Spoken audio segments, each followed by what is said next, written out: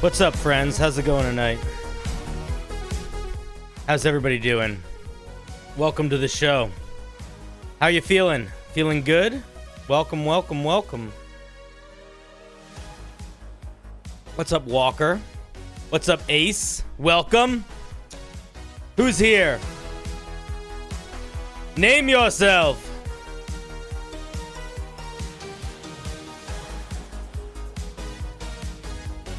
What's up, Luis? What's up, Henrik?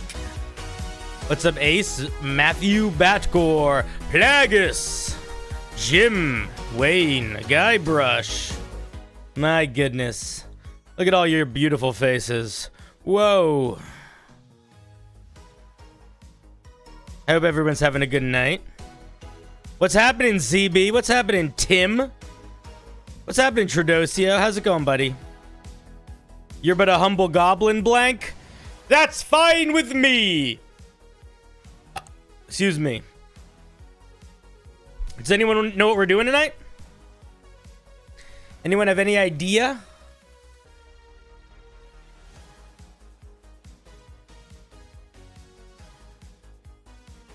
How's it going, Cage? What's up, Francisco? What's up, Brent? Spooky stuff. Yeah, we can do some spooky stuff.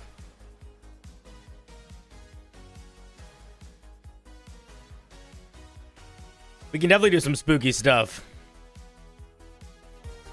You've been waiting for this for days? For days? You've been waiting for days.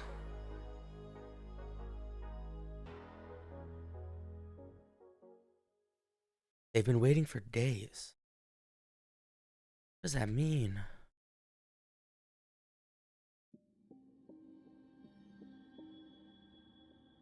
To wait for days. Could you imagine? That time. All that time you spend sitting, clicking, hitting refresh over and over again, hoping that sooner than later I will come to your call. I will heed you. My benevolence shall shine. My benevolence shall shine down upon you like a beacon of warmth amidst a cold and careless sea. It's a bold assumption to make there, friendo.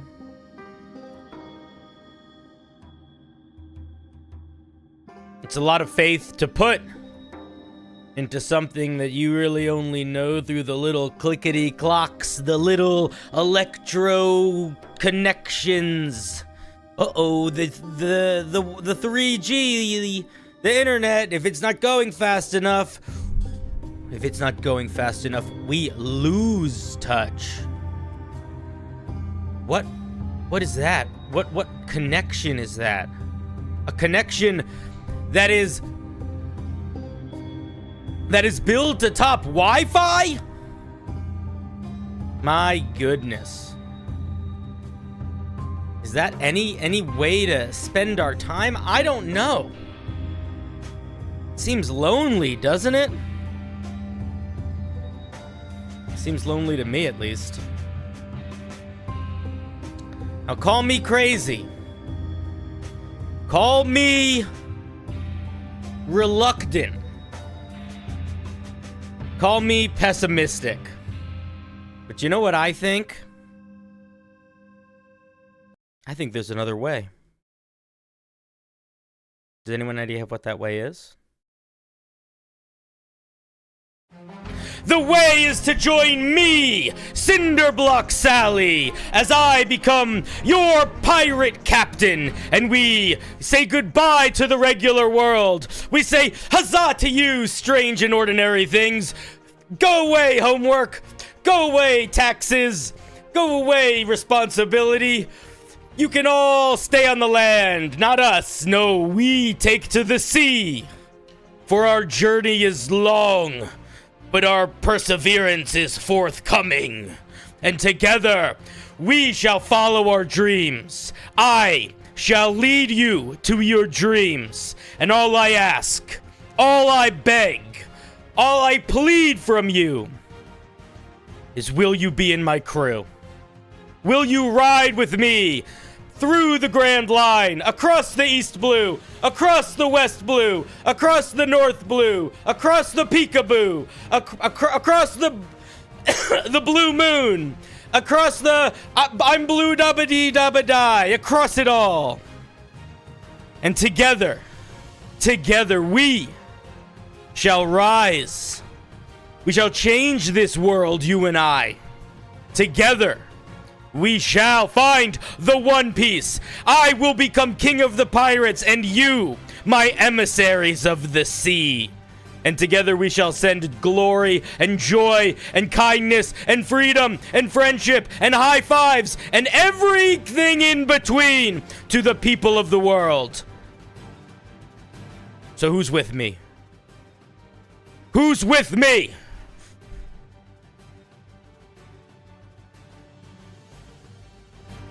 You know? You guys know what I'm talking about? How's everybody doing tonight? Pretty good? I hope so. Welcome to the show. Welcome to the show. Let's get not that. We don't have to be that spooky. Calm down. There we go. Hey, how's it going tonight, everybody? Welcome. My name is CinderBlocksally. If you haven't seen me before, hi. If you have seen me before, hi. Welcome. It's good to have you. Yo, Tradosio. Yo, man, I know. We're ride or die. That no question. Lone Alaskan, you got somebody... Wait a minute. I want to say this correctly. Somebody mentioned you to me.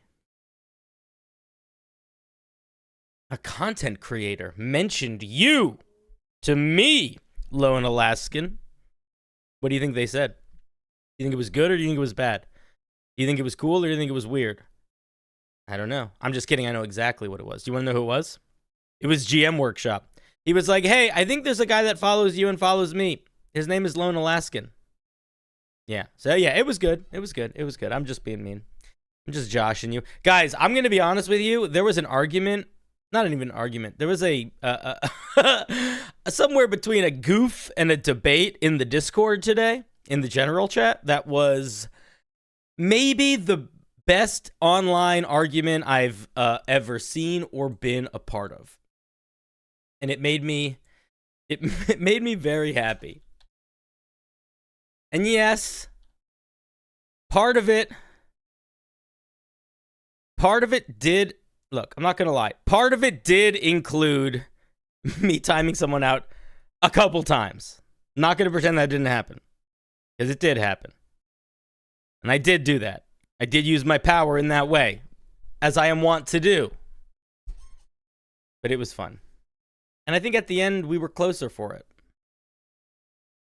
Do I know Monkey DM? I do not, but I like his content. I follow him, I believe. The thing is, I don't know anybody. I know about 4 people, and they're all pretty cool, but that's the only people I know. Outside of that, I live in a small and strange world of mystery and mosaics. That doesn't make it. I have a question regarding the Halloween monster stuff. How would I go about doing that? That is a vague question, roly-poly 123, but if you clarify what your question is, I will surely answer it. I would say the best way to go about doing Halloween monster stuff in a vague way would be to think about if you're trying to make a monster that is themed around Halloween ideas, like a jack-o'-lantern monster, or a pumpkin monster, or a Halloween costume magic item that makes you take on the physical attributes of the creature that you disguised yourself as, or something like that. But if you're thinking about something else, then I have no answer for you. My answer for you might be, I don't know. I live in a world of uncertainties. There needs to be a bag that produces infinite crabs. I don't know how it would work and figure it out. I think a bag that produced infinite crabs is pretty reasonable. There's a magic item called, what's it called? There's the, what's that bag with the scraps in it? What's it called? It's a common item. What's the common item that lets you summon animals you can't control? Chat, what's the common item that lets you summon magic items? That creatures you can't control. It's a common magic item. It's a hat. It's like Hat of Rodents or something. No, it's not. No. Bag of Tricks lets you summon big animals. It can summon like elks and stuff. I'm talking about there's one that can only summon like a bat, Hat of Vermin. Hat of Vermin. Yes. No, the Bag of Tricks is actually a very useful magic item. The Hat of Vermin is this. This is the Hat of Vermin. We're doing a different format tonight, by the way, for our split screen. I hope you guys are cool with that, because tonight on stream, we're going to be looking at a lot of stuff on websites. And I figured it would be better to have more website showing. So, ta-da, behold. But this is the Hat of Vermin. It has 3 charges. While holding it, you can use an action to expend a charge, speak a command word, and summon a bat, a frog, or a rat. And it's just that creature. You have no control over it. It's not friendly to you. It just tries to escape. The end. Baba Booey. That being said, I think if you were going to make it a bag of infinite crabs, you would probably need some mechanic to avoid the infinite. You know what I mean?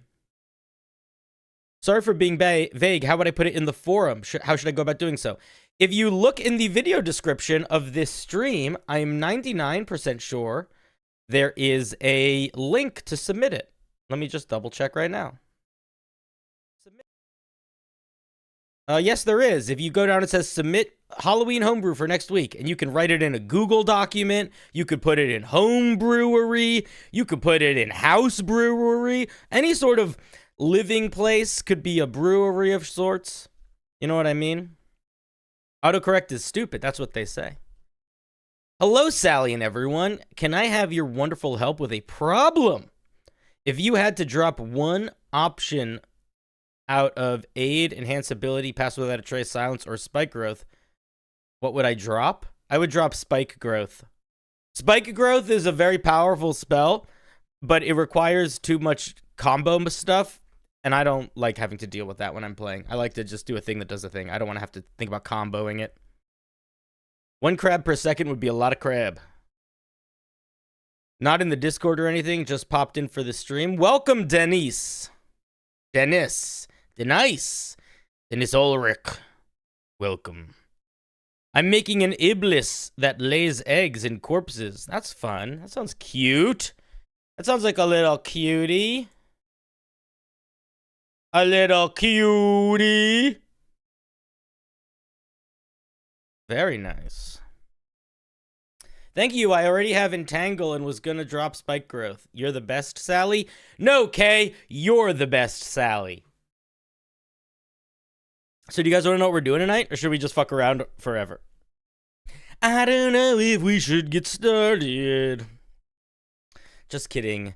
We probably should. How many people are here? Are enough people here? Yeah, enough people are here. They're watching me do stupid stuff. They're watching me do stupid stuff. Why do they waste their time? Hey, why do they waste their time? Hey, why do they waste their time? You know?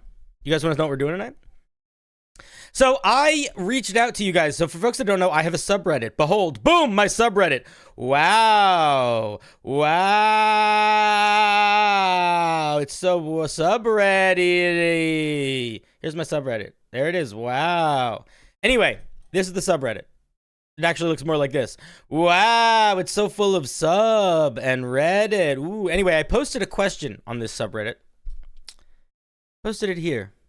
Behold the question. Title, Homebrewing Horror in D&D. And I said, what are some monsters, items, events from a horror fiction that would be cool to translate into D&D mechanics? Something from the SCP Foundation, something from a movie or a video game or a book, etc. etc. etc. You know? Calm down. That was the question that I posed. And then you guys, in your glory, you gave a bunch of responses. So what we're going to do tonight on stream is we're going to kind of do 2 things. One, we're going to look through some of the responses. I saw somebody, I think Bildo, posted a whole SCP compendium that we might look at. Where is it? It's somewhere in here. This thing. Look at this. Look at this. Look at this thing that somebody made. Isn't that wild? But we're going to go through the suggestions, and we're going to, first of all, we're going to see how we feel about it. We're going to talk about it. And then we're also going to see if those things already exist. Some of these things surely have been homebrewed by people out there. So we're going to see if we can find them. And then maybe, just maybe, if we can't find them, or we don't want to find them, we'll make them of our own. You know what that meant? Does that make sense? Does that sound good? I hope that sounds good. You don't know what the SCP Foundation is? That's okay. We'll talk about it.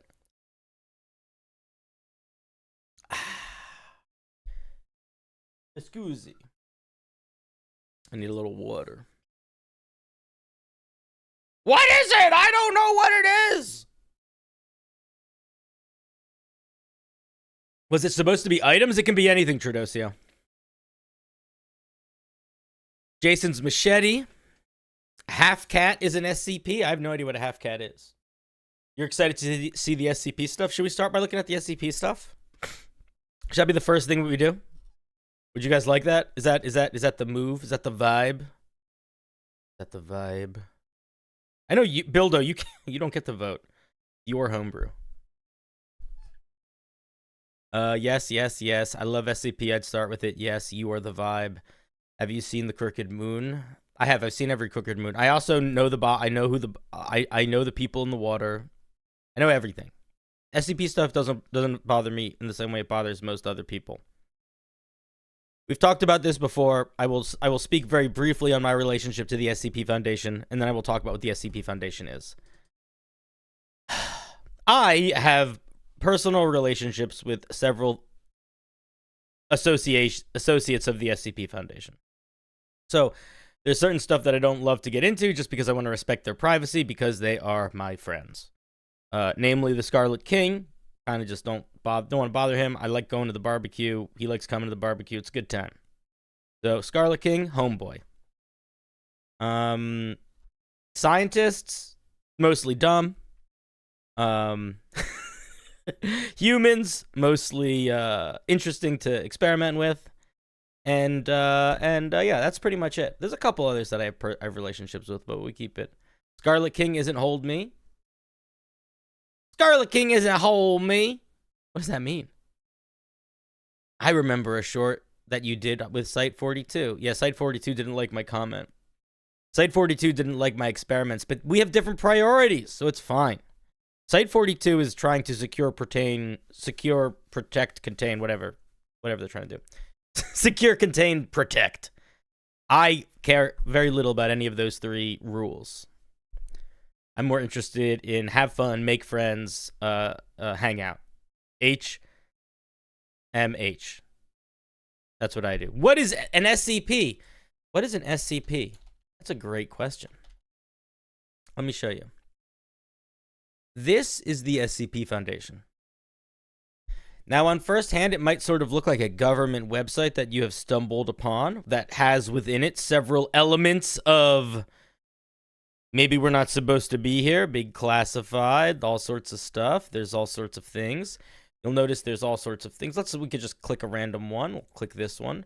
Let's see, let's pick one. Ooh, the long winding road. We find ourselves with a transcript. This is a little different than an ordinary. Here we go. So this is what most of them end up being. Let's find a more let's start with a more traditional one. We're not going to read it. We're not going to dive too deep into them. Let's just do a traditional one. Where is 179? This is one of the original SCPs. Or 176? Wait. Are they different now? Did they change numbers? Am I mixing my numbers up? All right, doesn't matter. This is SCP. No, it's 173. Thank you. The sculpture. There we go. So this is one of the original SCPs. It's not a terribly long one. But essentially, the way that SCPs are written is they come with a type, they have special containment procedures, which is sort of an odd thing, and then they have a description.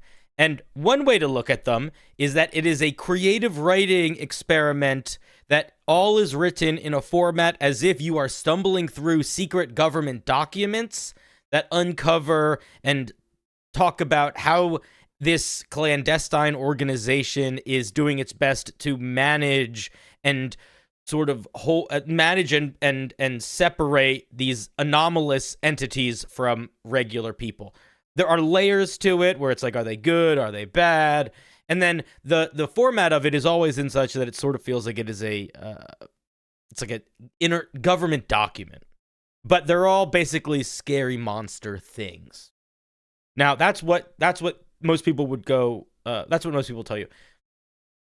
What it mostly is in real life is a very poorly run organization that is trying to get a stranglehold on wonder and beauty, and it is doing everything it can to subjugate both your people and mine. It's kind of a bad organization, but it is a good archive of things that are out there, and it is sort of like a almost like a self like they're incriminating themselves. So it's good to pay attention to what they say, because they spend a lot of time talking about basically stuff they do that's kind of messed up to the good creatures of the realm. But it's weird, and it's largely very philosophical. A lot of the things you're going to encounter in the SCP Foundation are not traditional monsters, so they wouldn't have traditional hit points in the same sort of way. So trying to capture them in something like D&D is a little tricky. It's not always going to be the easiest thing to do. SCP equals XCOM in a dungeon crawl? Maybe. What is 592? Probably an SCP. We're not gonna read a million SCPs right now, because there's a million and you can look at them yourself. What did you say? 592? 592 is inaccurate history book. Marauder, leave. You said goodbye a while ago. It's this. There you go. It's an inaccurate history book. But no, 529. 529 is Josie the Half Cat. I guess it's some sort of Josie the Half with a cat associated to it. It's a very interesting sounding creature. Oh, you silly gooses. Watch Fallout at 1 intro. We're entering a new... Have you guys noticed that we're entering a new era in the stream chat? We have a lot more like people that just yell random stuff. I guess I have to get used to that. I guess that's like a thing now. Weird. I don't know how I feel about it.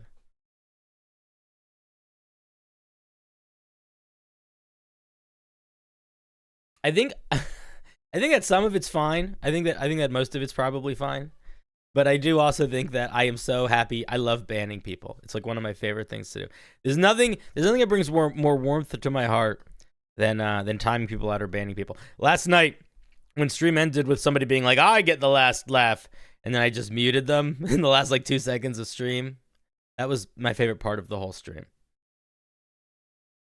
If I had power, I could make it stop. Do you want to be a mod, Tradosio? Is that what you're saying?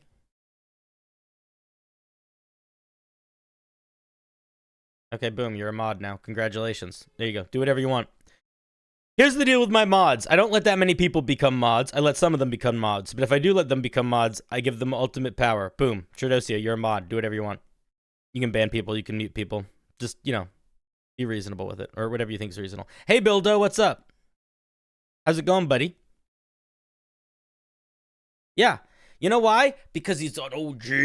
This is fun. You're fun. You're fun, Bildo.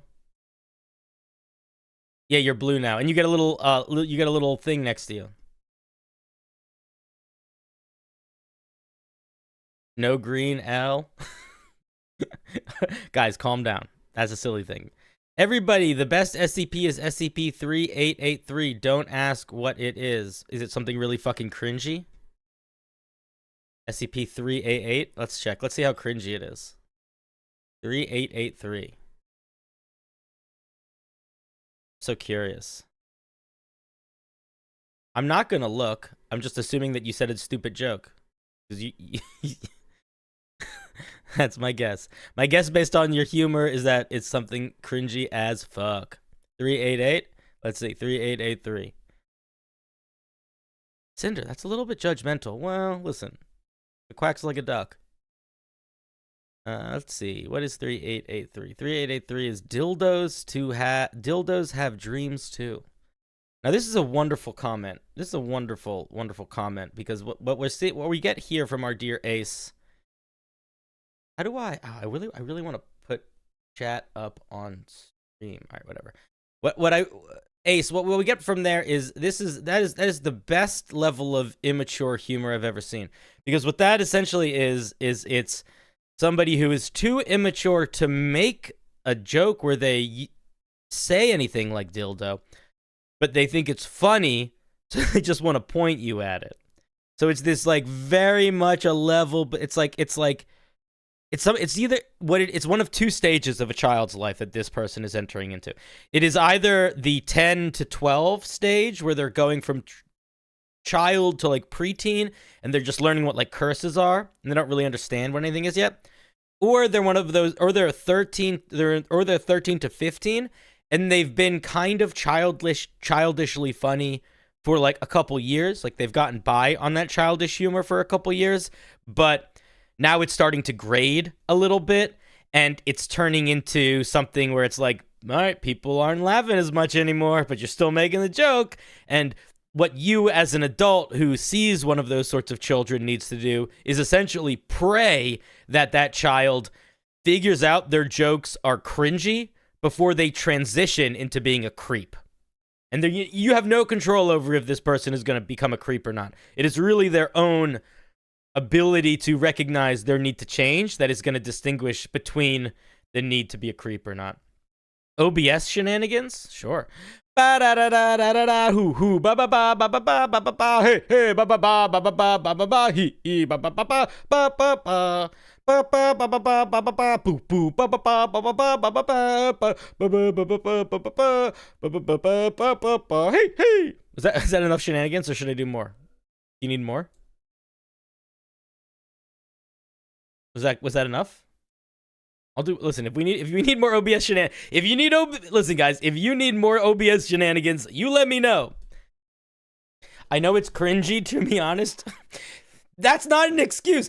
Oh my God, Ace, go back in the Discord. Go in the Discord right now and look at the guy I got into an argument with about how he was complaining about something, and then he knew he shouldn't be complaining about it, and then I kept banning him because he just wouldn't stop complaining about it. I didn't ban him. I timed him out like 4 times. But don't do that. Just acknowledge. Just say, you're right, that was cringy. Because if you know it's fucking cringy, why do you send it? What's your goal? What you trying to do? What's your goal to get out of this? Is it attention? Is it lack of attention? Is it one of those things where sometimes people... Oh my God. I'm in a weird mood tonight, guys. I'm sorry. We're going to look at some stuff in a second. I want to fuck around for a couple more minutes.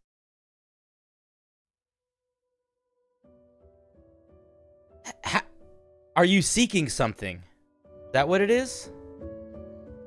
Is it maybe that, you spend your life, your days in a school with teachers that don't respect you, classmates that you feel like don't see you, parents that try but just miss the mark, and then you come to a place online like this, like one of these sorts of streams, and you say, I like this streamer.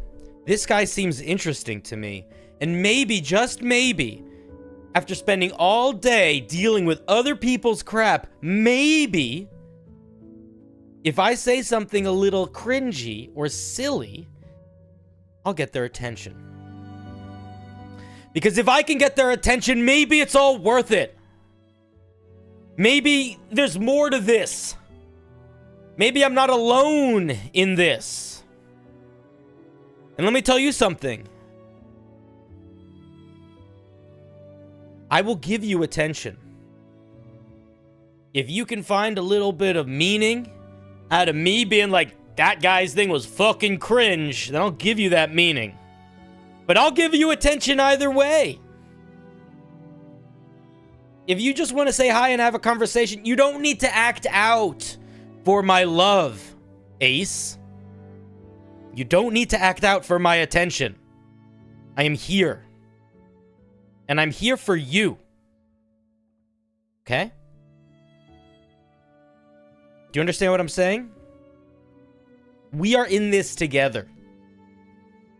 If you want to say what you're feeling, what you're really feeling, what's in your heart, what is bothering you, what's exciting you, if you just want to say hi, If you just want to be seen for a moment, I will see you. But know that if you act out and say some cringy shit, then I see the cringy shit. Which I guess is fun if that's what you like. But you don't need it. You don't need to rely on it. Because you can rely on me. Just give me your soul. just demand, give me your servitude, your undying love, and pledge yourself infinitely to me. And that's all you need to do. Okay? Anyway, that's why sometimes I feel like it's not always the best to be cringy, even if especially when you know it's cringy. You know what I'm talking about? Another cult? Man, I was the... See, here's the thing, Bombi. I was the head of the last one, too. I'm all over the place. Cinder is the roper in the Cavern of Being. I'm something. Cinder's eyes have seen millennia? Yeah, I've seen a couple millennia. You want me to check out SCP 1762? All right. We're probably not going to read a whole SCP right now, but I'll look at what its name is and I'll tell you if I know what it is. I think that realistically, more likely what we'll do is we might skim one, or we might like watch a quick recap of one if we need to. Which one did you say? What number? 1762. 1762. 1762. Oh, Where the Dragons Want is a sad one. This one is about a wonderful make-believe world that's sort of not make-believe, that slowly fades. This is a really good SCP. If you guys want to do an SCP that's almost not existential horror, it's just sad. That's a good one. Cinder, quick question. Since you're an eldritch being, why hang out with you mortals? Because I like you guys. You're cool. You're fun. Listen, you are... I used to think you were entertaining, and I have gone on to find you fulfilling. There you go. There's a slice of genuine emotion from an eldritch being. I know what you are, Sally, offering love in exchange for souls, offering us amazing streams to tempt us, assuming false identity with the SCP Foundation to deceive us. You're a devil. I'm not a devil. At all. Although I have hung out with Osmodeus once or twice. He hates when people call him Osmodeus. But that being said, I've also hung out with Gratz more than a couple times. That guy knows how to throw a party. I feel like I sit more in the realm of an endless than a devil, but I don't know. I feel like it's like comparing like soccer to badminton to boat racing. Like these are just different things. You know what I mean? Can I roll a persuasion check? I don't know how. I don't know what my charisma score is. So I wouldn't know what what modifier to add. You have school tomorrow? High school tomorrow. I have Cinder. I am Cinder. Do you do soul time shares? No. You shouldn't do time shares of any sort. That's bad business. You're searching the YouTube comments? I'm not searching the YouTube comments. I'm searching the Reddit. Where is the Reddit? I have it up somewhere. Here it is. Boop. This Reddit. Go here. You can also say ideas in the chat, but this is the place that we're looking for stuff. But also, I'm gonna be honest, I'm feeling very distractible tonight. So, you know, if you guys start yelling stuff to me, I'll probably start talking to you as we read, as we explore. Does that sound good? Does that sound reasonable? Who has to stay awake all night to watch the stream? I have 30 charisma? I don't know about that, my guy. At the very least, I'm quite limited by the flesh vessel. You know what I mean? Maybe in my true form, I'd have 30 charisma. But this guy is a mess. This guy is a fucking mess. Can we be honest? Can we please be honest? Chat? Dog? Exactly. He's a fucking dog. You mean in the void of YouTube comments? Yes. I am not mortal, but I am fulfilling. There you go. Isn't SCP an archive of monsters things in every universe? Not specifically things in every universe. It's an archive things of monster anomaly. It's like a good way to think of it is anomalous things. So some of them are monsters, some of them are just weird objects, some of them are places. They're all sorts of stuff. You have a bad core? He's a commoner? What are you talking about? Who are you talking about? All his modifiers are 10? Who are you talking about? You talking about me? You crazy. Oh, Ace Donut, I will give you attention because you need it. Okay, let's take a look at one of some of these things. So the first thing that look. If we're sorting by, let's sort by top. Let's just see. Let's see what got the biggest looky-loos. It's a it's community storytelling. How would you homebrew a monster that is technically two near identical monsters, but with ever slightly different stats? Would you just make two separate ones? Or one that you tweak? I would probably, if they were supposed to be kind of the same, like it was two different types of zombies, I would probably just make one. That sort of makes me think of the Yuan Ti. So there's a Yuan Ti monster that is written that way. Yuan Ti. Let me show you it. It is the Malison. So the Yuan Ti Malison is this guy. Hey, look at me. I'm a Yuan Ti. I got a sword. I got big muscles. But if you look at the monster stat block, it's one monster stat block, but it has different vibes. It has all of these different crazy moves. And if you read down, wait, is this? Yeah, see, look. Different types. There's type 1 with a human body and a snake head, type 2, type 3, and depending on the type that they have like different moves. See, these are the type 1 actions, type 2 actions, type 3 actions. So you could do it like that if you wanted to. Totally could.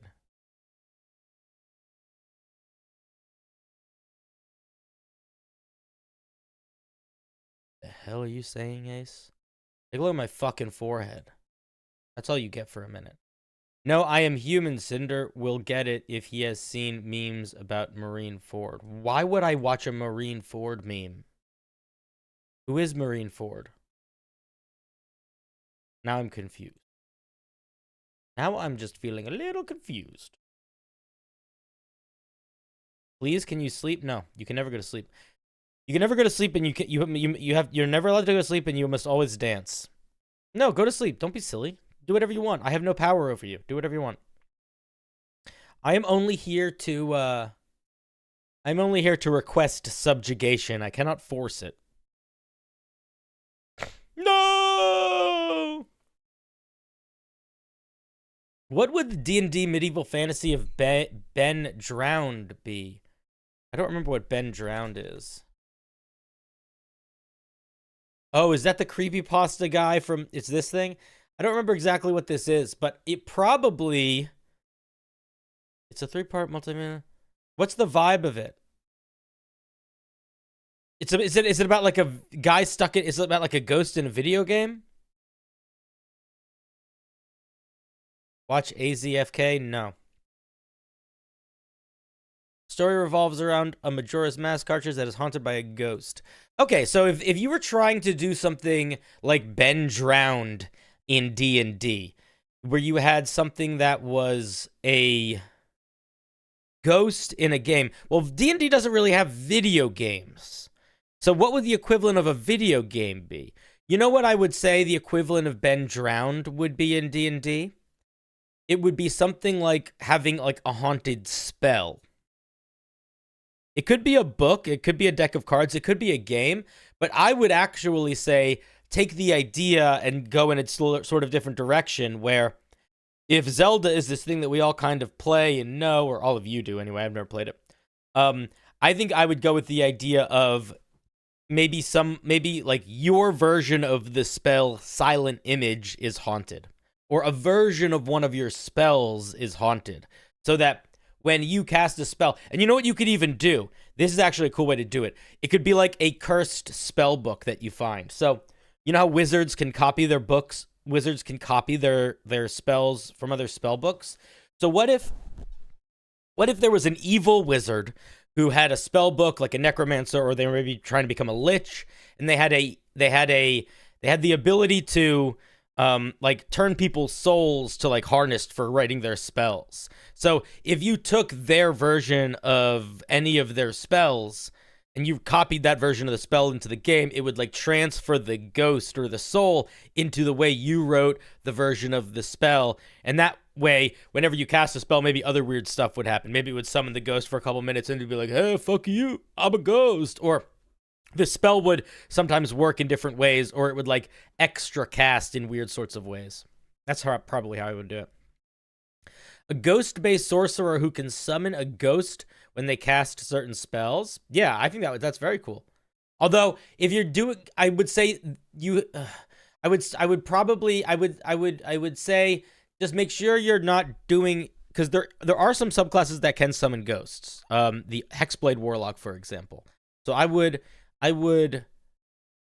guess there aren't really any undead sorcerers, are there? There's like 3 undead warlocks at this point. But no, there aren't any undead sorcerers. Yeah, I think that's a cool idea. Like other companion classes where the stat block goes up. Yeah, I like that idea. Cinder, how was your weekend? My weekend was good. I streamed on Friday, which I don't normally do. And then on Saturday, I spent almost the whole day helping out my friends who have a baby because they have another child. And they are always tired and covered in throw up, and their kitchen is dirty. So I went to their house, and I hung out with their older kid, and together we cleaned their kitchen, and then we ate food, and then after their kids went to bed, we watched episode 3 of Loki together, which I will continue to say is pretty disappointing this season. I am very, very, very disappointed in Loki this season. It is not good, as they say. Not good. Anyway, that's how I would do Ben Drowned. But I don't really know what Ben Drowned is, so maybe that's a bad idea. This was brought to us by D&D Nerd. Right, I have to make my head a little smaller. Oh, man. I had a nickel for every time I had to say that. How old are you? I can't tell. I don't know exactly how old I am. Where I was born, there was not really like birth certificates in the same sort of way, so it's sort of a guesstimate. But I know that I celebrated my 10th birthday like around the same era, around the same like historical time frame or like political time frame of the first time the oceans crashed against the beaches. So around then is when I did a 10th birthday, but I'm going to be honest, I don't know, because again, birth certificates weren't really a thing that were kept track of where I come from. My crew, my fam. A cursed spellbook that has a spirit that absorbs a bit of magic every time you cast a spell, and after an amount of magic stored, the ghost is summoned and just attacks indiscriminately. That is literally a magic item that somebody sent on stream the other night. That was pretty. That is almost word for word a magic item that somebody sent us the other night. Isn't the Shadow Sorcerer an undead sorcerer? Not really. The Shadow Sorcerer, I would argue, is a Shadowfell sorcerer, and the Shadowfell is not necessarily the realm of the undead. It's more like here's what I'll say. There is a difference in D&D between the idea of death-related things and the idea of the undead. And I would argue the Shadow Sorcerer is more death-related than undead-related. Most of their features don't really have anything to do with the undead. The thing that they summon is like a magical shadow wolf. It's not a zombie. They get a spooky teleport, and they get like an umbral form. It's not like an ethereal form or a ghostly form. It's umbral. And umbral to me means more like eldritch darkness and less necessarily like undead darkness. But I don't know. Call me crazy. Is this a really story? Yeah, this is a really story. Hey, Cinder, can you see me? I can see you. Put a bag of holding in a bag of holding. Yeah, that's not really scary. That's like more of a, oh, I guess the campaign's over. What about, or I guess the campaign's dramatically changing. What about a magic ring that heals you but slowly turns you into a goblin and can't be removed once placed on a finger? I would not give someone a curse that there was no way to remove.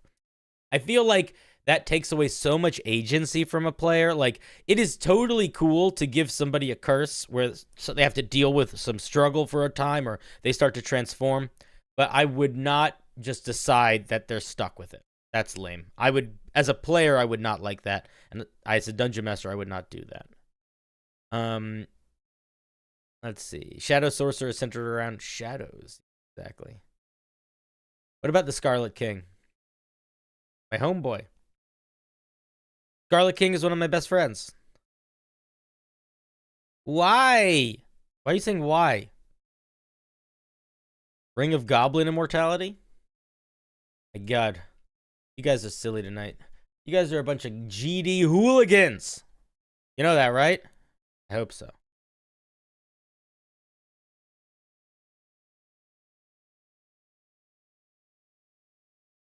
Shadow Sorcerer Money Gang? Yeah, exactly. Ring of Goblin Immortality?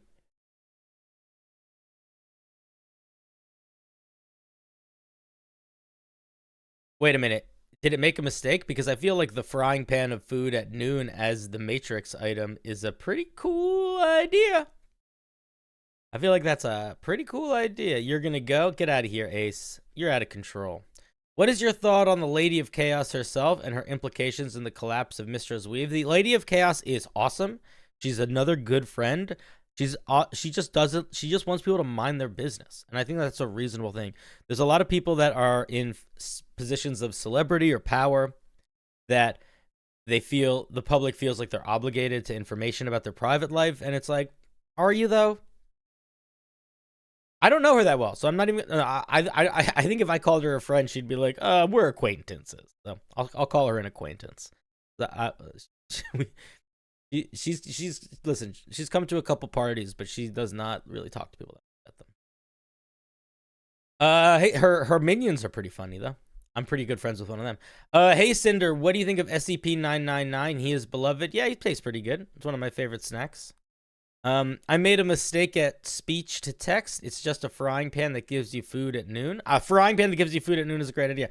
Guys, she's in my server. There's a lot of people in my server. I found out about mishap items a couple days ago. This is an idea from D&D Nerd. Death Angel from A Quiet Place. They said, the extraterrestrial creatures are hypersensitive to sound. They have impenetrable armor. They're very strong. It would be terrifying if any noise at all that you made meant near death. Hypersensitivity, insane strength, none of your attacks penetrate. So I'm curious. I wanted to see if anybody had already made the monster from A Quiet Place. Because I feel like the monster from A Quiet Place is a pretty popular idea. So I wanted to check if anybody made that. Aha, look, we got a bunch. Look at all these people that made the monster from A Quiet Place. So let's see, which one seemed to pop off the most? This one seemed to pop off a good deal. This one has some art. Let's see, any of them recent? Let's just take a look. So this is a monster from The Quiet Place that somebody made. Let's see if we feel like they accomplished the goal.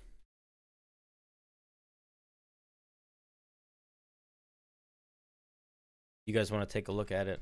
There it is. How are we sorting these? I'm just going through the subreddit. We have the crazy name that they gave them. It's got very high armor. It's got a bunch of hit points, 50-foot movement speed, 30-foot climb speed. I would just give them 50-foot climb speed too, right? It's low res because I made it too big here. Is that better? That you prefer the better res, but different?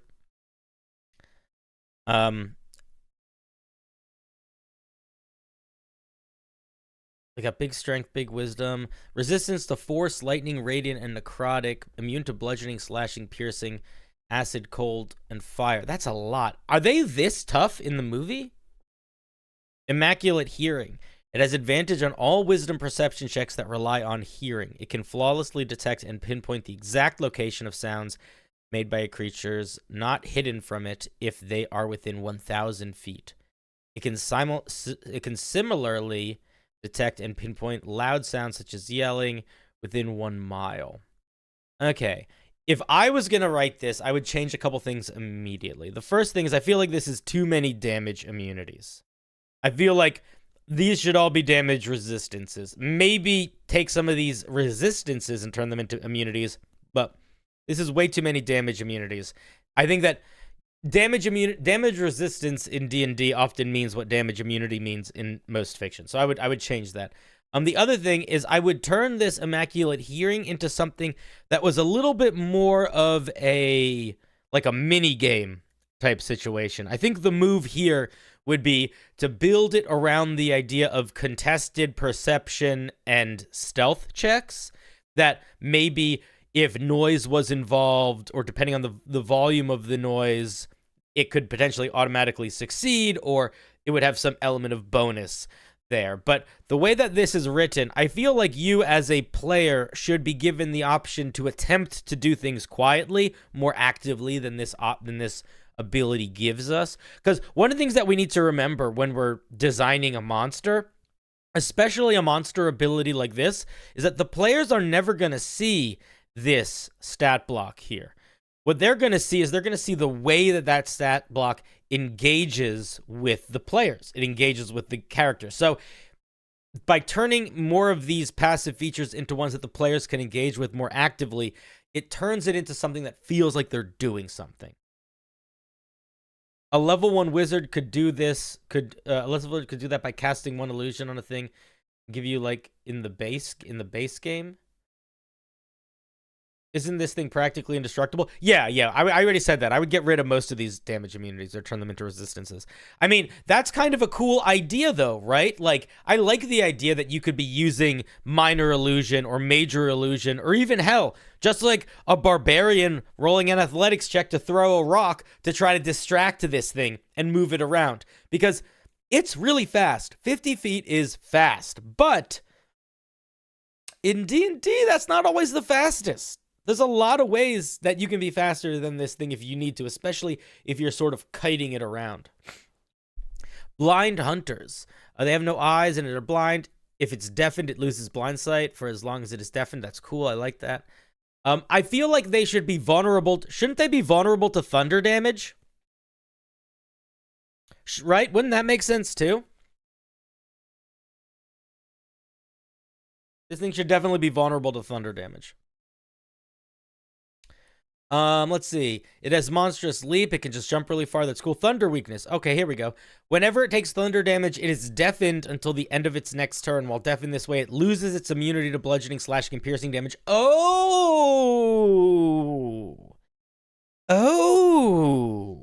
Now that is interesting.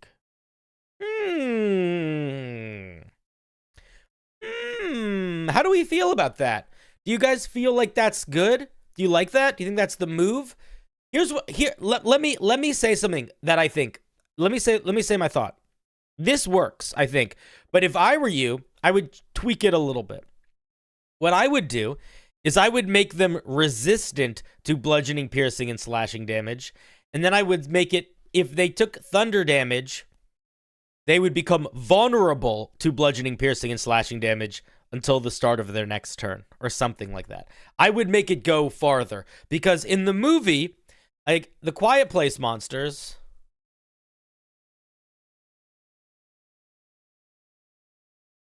like, when their head is opened, they're really vulnerable, you know? You pop it up inside there, it's gonna get smushed. You know what I mean? So I feel like it would be okay to make this do, I feel like it would, where is it? I think it would be okay to make them vulnerable for that time. That would actually make Thunderclap a fun option. Yeah, I mean, listen, Thunder's an awesome type of damage in the game in general. The more power we can get with it, the better, I say.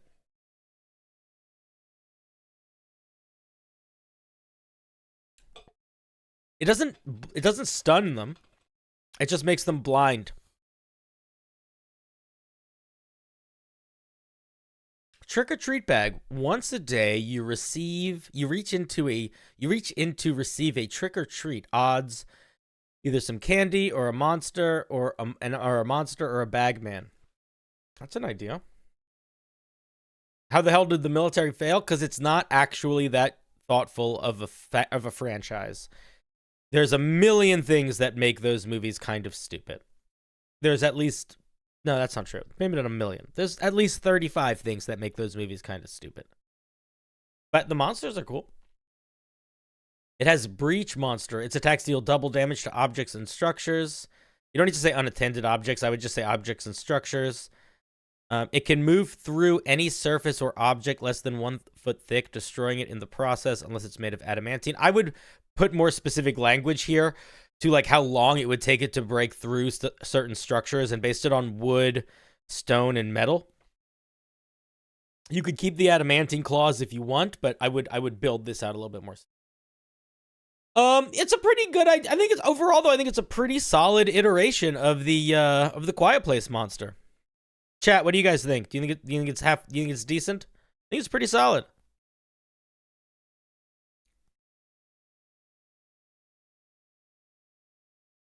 Yeah, I think it's pretty solid. Overtuned but flavorful. Yeah, there's a couple tweaks. I mean, listen, this is one of those things where I feel like they are trying to make it exactly the thing, and maybe not quite translated into D&D because of specifically like the invincibility part. But overall, I think it's pretty solid. Yeah, I like the thunder weakness thing. I think it's good. Yeah. Pretty cool little piece. SCP 176.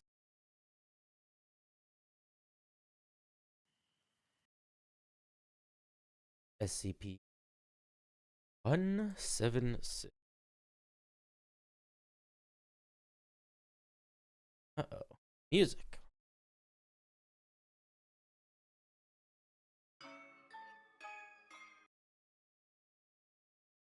That was weird.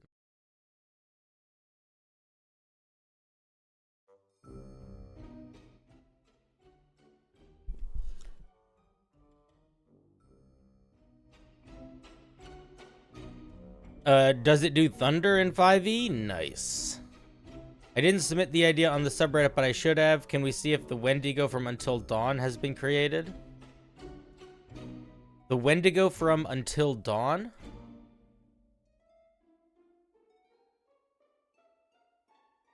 What is Until Dawn? It's a game?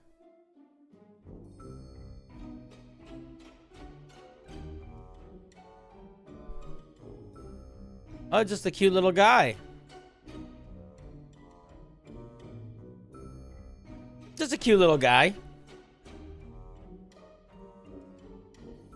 We can look that up in a bit, sure. Rolled a hit? You rolled a hit. I'm sweaty.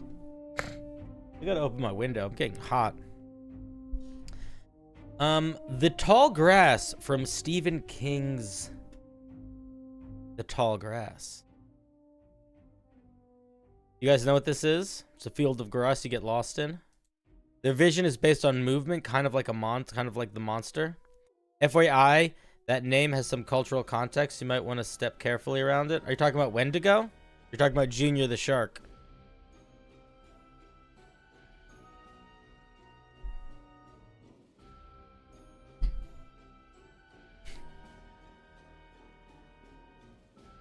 Wendigo is not a bad word.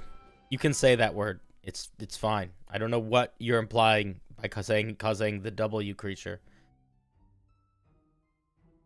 Classic folklore of Wendigo is basically what happens to people if they start to be cannibals. Anything beyond that is sort of more modern. But definitely not offensive. Just like a folklore monster.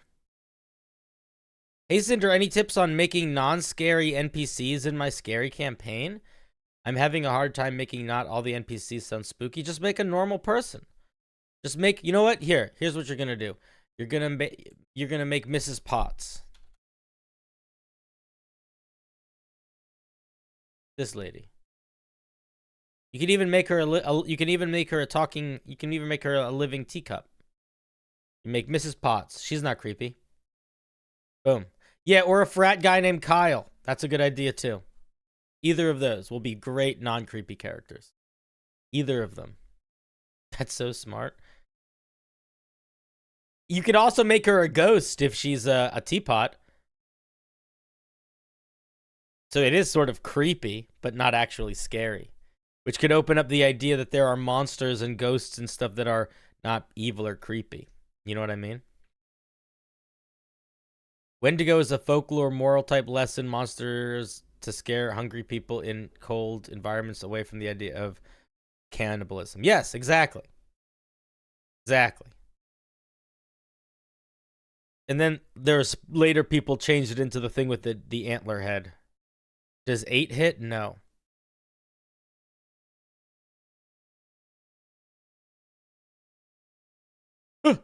So the tall grass. You guys familiar what this is?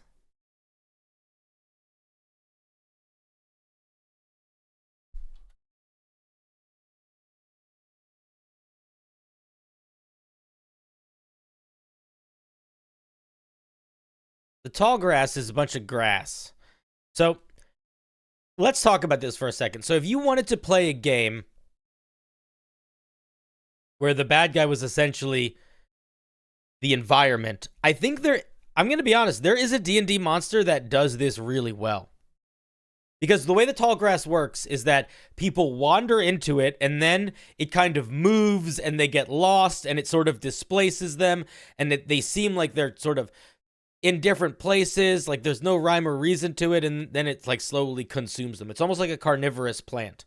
The shambling mound is an idea. I mean, the shambling mound is a big plant that eats people, but there is a monster. We talked about this monster on stream. The what's it called? The Banaloth. Can never remember what it's called, but I'm pretty good at guessing it's CR, so I'm gonna find it quickly. I think it's CR 11. Let's see. Yeah, this guy. Oh my god, the Banaloth. So this monster is essentially the monster from the Tallgrass series. Oh, you know what I realized was missing here? We need to be doing more like round of applause stuff. That's what I felt like I was missing. I knew something was missing. Let's get some zombies out here. We need to say thank you to people for sharing their ideas. I don't like looking at people's ideas without saying thank you. It feels weird. Feels weird. Nope, that's not what I'm looking for. I believe I can fly. Do do do. This is what I'm looking for. So this idea, this is the Banaloth. So check out this guy. So this essentially is the creature that is the tall grass from the tall grass movie. This stuff. Because basically what this monster does is all of these things are like basic attacks. The most important thing from this is that it can teleport and that it can vanish. It can become invisible and it can teleport basically at will. So that's one thing. But the more important thing is its lair. With its lair, it can warp the terrain and reality to look like anything it wants to. It can totally reshape it. It can turn hallways into new directions. It can close off rooms. It can open up new rooms. It can also become invisible to creatures. It also can teleport around and teleport those creatures.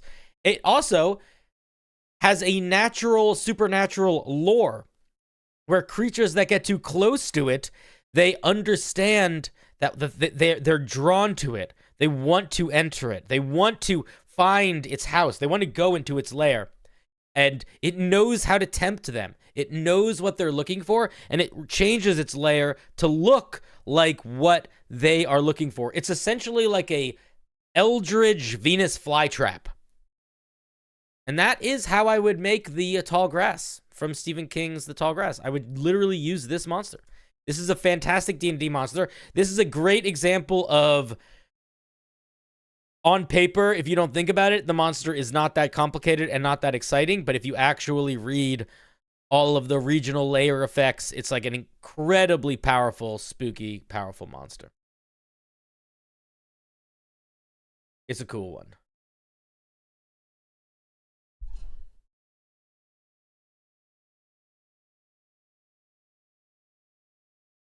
the hell are you guys talking about in the chat? Are you're just chanting bullshit? Guys, help, the grass is offering you candy. If you want more SCP ideas, something towards the bottom. We're going through them. Calm down, Sammy boy. Touch grass. Some of the most terrifying encounter for D&D players. Yeah, so that's how I would make the tall grass from Stephen King. Necromorphs from Dead Space. I'm sure that these things have been made by other people before, but if you guys don't know what the necromorphs are, they are basically monsters that are made out of people. Oh my god, look at all of the not safe for work stuff. I must have safe search on. But basically, it's like if you took a human body and sort of rebuilt it and turned it into a monster. And that's the necromorphs. They're pretty cool. Look at that cutie. Look at that little cutie. Just living its best life. Making its way downtown. Living life. Doing stuff like it likes to. So you can see how like part of it probably used to be a human. You got little fingers. You got the little nose, the little feetsies. And then you got these lovely parts that come out that are like, oh, those look different. But they're still all made of people. Like even these kind of look like human bones and stuff. I bet you we find some necromorphs in here.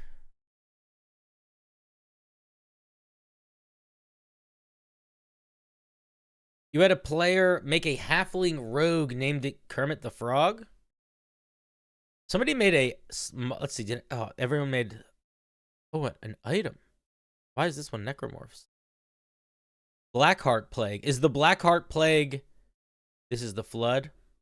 Dead Space? Necromorph Slasher? Let's see what this is. I'm not gonna read all this. There's a shit ton. See, this is why I like when people put art and stuff. I immediately don't want to read any of that. Let's see if this person put art. This person put art. I'm going to look at theirs.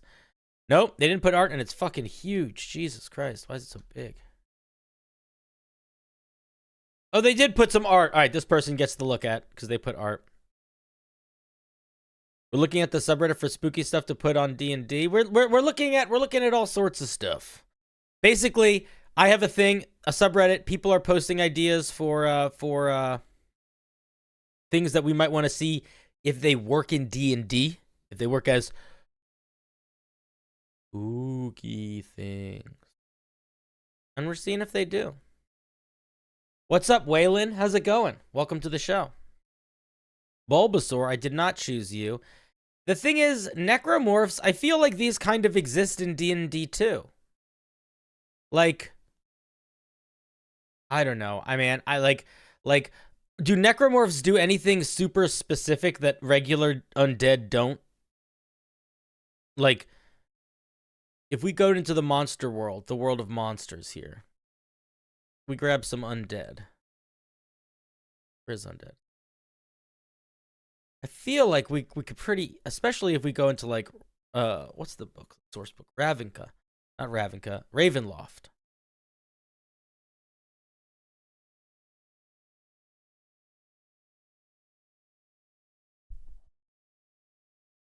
Feel like we probably, maybe we don't have a lot of different undead mixed up creatures. Just, I don't know. To me, I'm gonna be honest, to me with this one, with the necromorphs, I sort of feel like if you wanted to build a disease, I think that would be the more interesting thing here. I feel like, I don't know, it's just not that exciting to me, I guess. Like, I feel like it's just, you know. Like, there's a million monsters. I mean, there's a million undead already.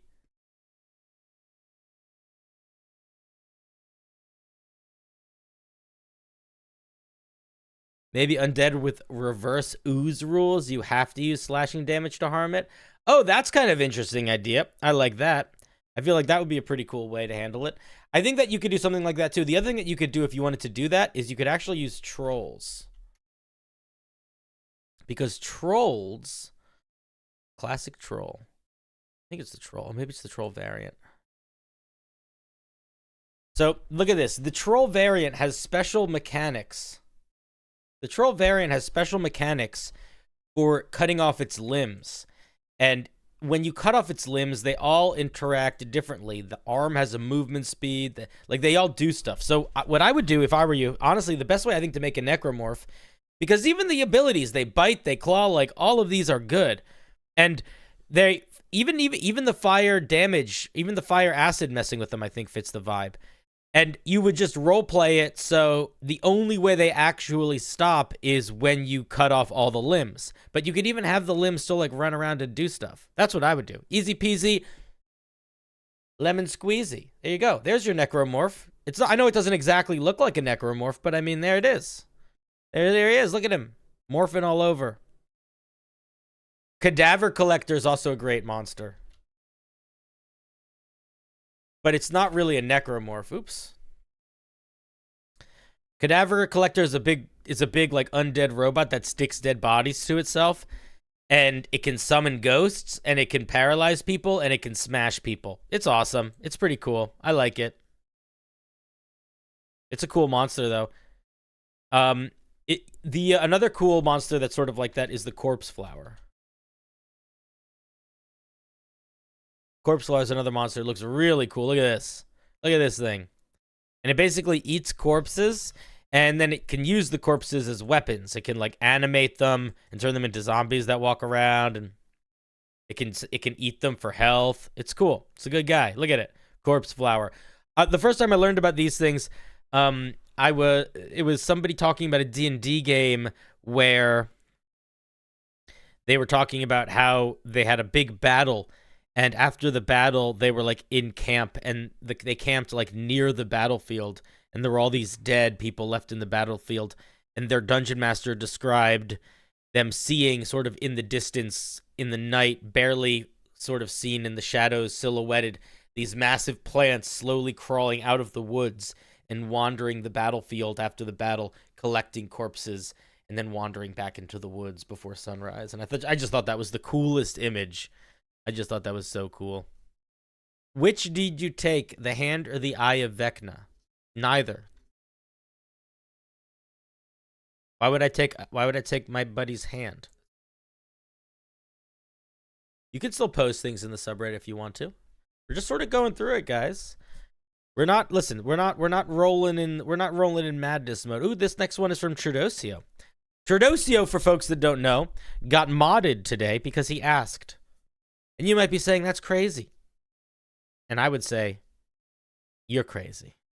I can't really watch stream as I'm busy these days, but I really wanted to drop by and say hi to everyone. I hope you're having a great stream. I hope you're having a great stream, Kelka Handu, today. I miss you. I will, anytime you're busy, I'm happy that you're busy, and I hope you're busy being well, but I miss you. And it's nice when you're here. There's a arm on every... You guys know that song? That, here, how does it go? It's,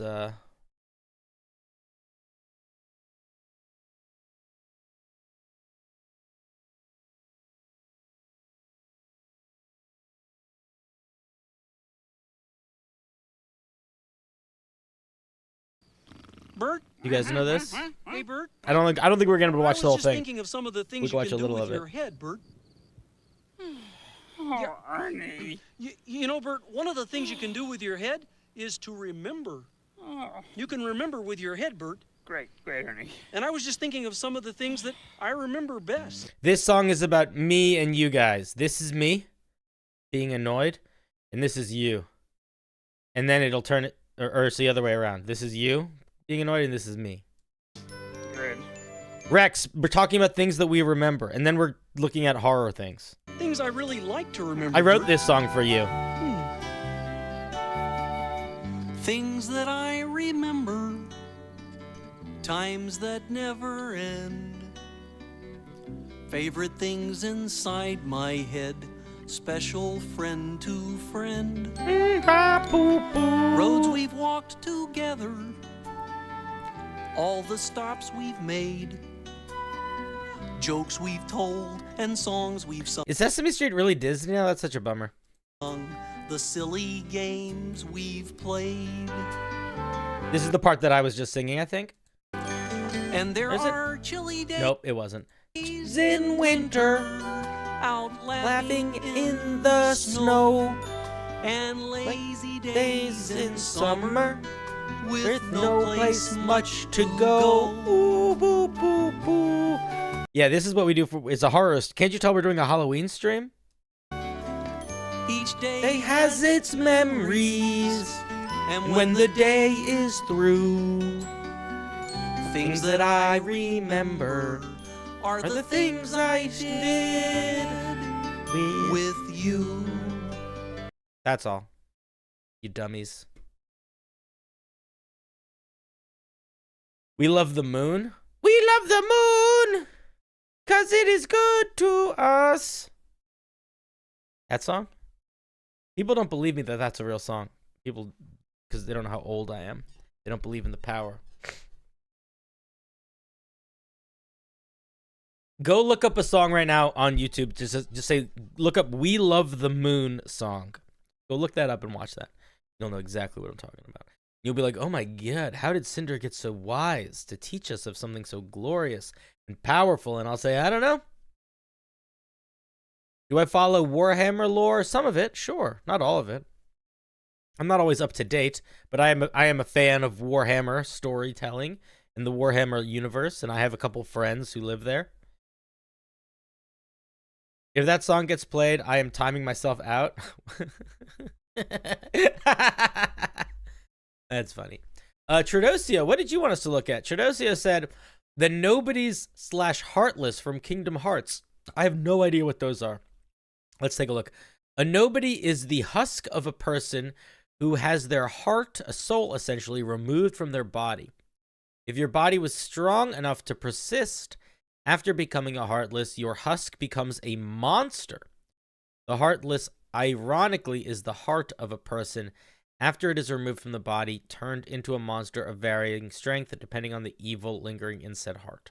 What? So wait, what becomes the monster? The heart that gets pulled out or the husk that remains? I think it would be interesting to have a spell, monster, or conditional circumstance where a player character or other creature is turned into a monster or two, depending on their charisma stat. Closest thing in my mind to someone's soul strength as portrayed in Kingdom's Hearts.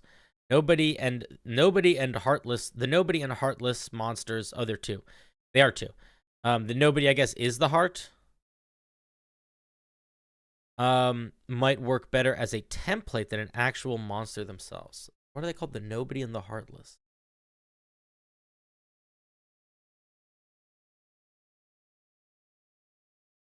Is one of them just like a zombie?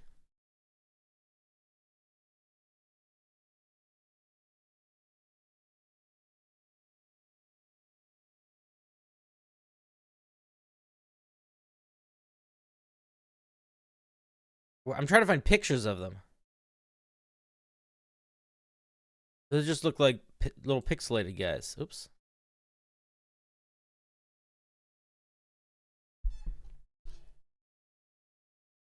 These things? Are these the Nobodies or are these the Heartless?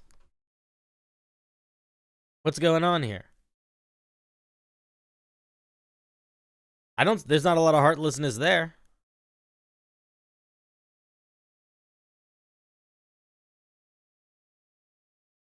These are the Heartless, and these are the Nobodies?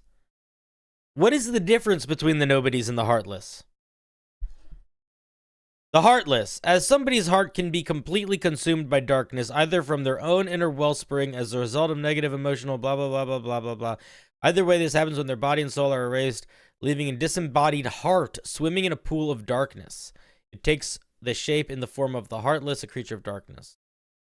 A creature driven by darkness, the Heartless are instinctively subservient to those powerful wellsprings of darkness in their hearts.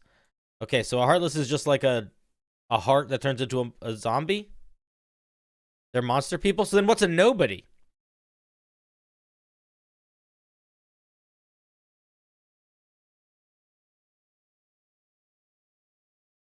What's the difference between a heart? I don't understand what the difference is.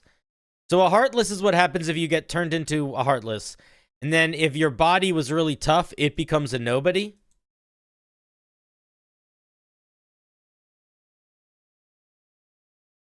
I think if I was going to do something like that in a D&D mechanic, I probably would...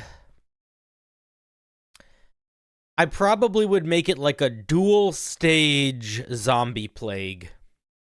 I think what I would probably do is make it something like whatever it is to become the Heartless. I guess you get your heart consumed by darkness, whatever that means. So some element of, saving, some element of some disease or something, it hits you.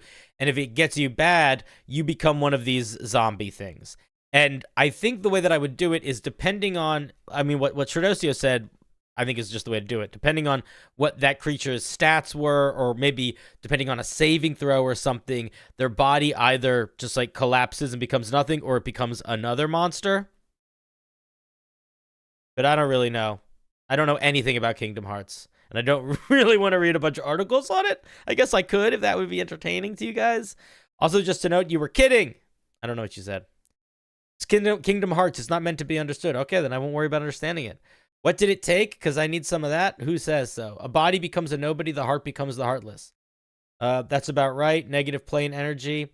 You're heading off. Get out of here. You like the template route? I mean, yeah, you could do a template route. Again, it's like, is it just a zombie? Like, if it's just a zombie, there already are undead templates. So I'd probably just use an undead template. Thanks for hanging out, Roly Poly. Don't read into Kingdom Hearts lore. Okay, I won't. I promise I won't. Kingdom Hearts is a rabbit hole. I like the idea of the Shadowfell leaking over into the material plane and turning strong hearts into shadow monsters.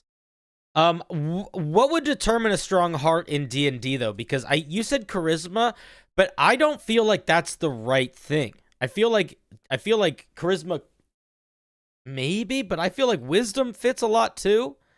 I feel like wisdom and charisma are both arguable. So if I was going to do something like this and you wanted it to make it based on heart, I probably would create a situation where it was either a thing where it was based on wisdom or charisma, and it was almost like grappling, where the person who it was being used against could decide what to roll. Constitution would not be willpower. Willpower is not Constitution in D&D. Willpower is most of the time wisdom, some of the time charisma. Willpower and able to resist things, rather. Willpower in terms of like roleplay charisma, but willpower in terms of mental fortitude, that is wisdom.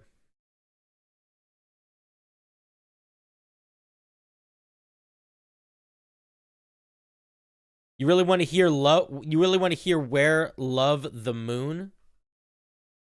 Where love the moon? But where would we love this moon? Where would we love it? I want to hear we love the moon. Well, I don't want to hear that anymore. I want to hear where love the moon. This is your last warning. Please stop trying to backseat stream. Who's trying to backseat stream? Uh-oh, Tradosio's getting mad. Oh, he's got power. All I ask, Tradosio, is you just time people out. You don't need to ban them unless they're being dummy. Or if you have to time someone out 2 or 3 times for doing the same thing, then you can mute them forever. Here, I'll mute them. All right, I got it. I got this one. Ready, set. Hey, here's the song. I'll time you out for 10 minutes. You can go listen to We Love the Moon for a while, and then you can come back when you're done. I feel like that sounds pretty reasonable. What did Tradosio say? A template? Is that what you said? Oh, where are we? I think that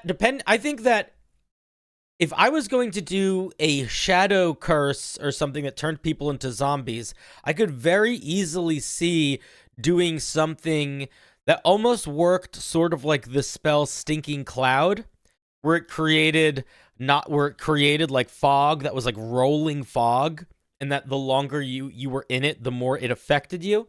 You could do something like that pretty easily, I think, and I think that could be kind of fun.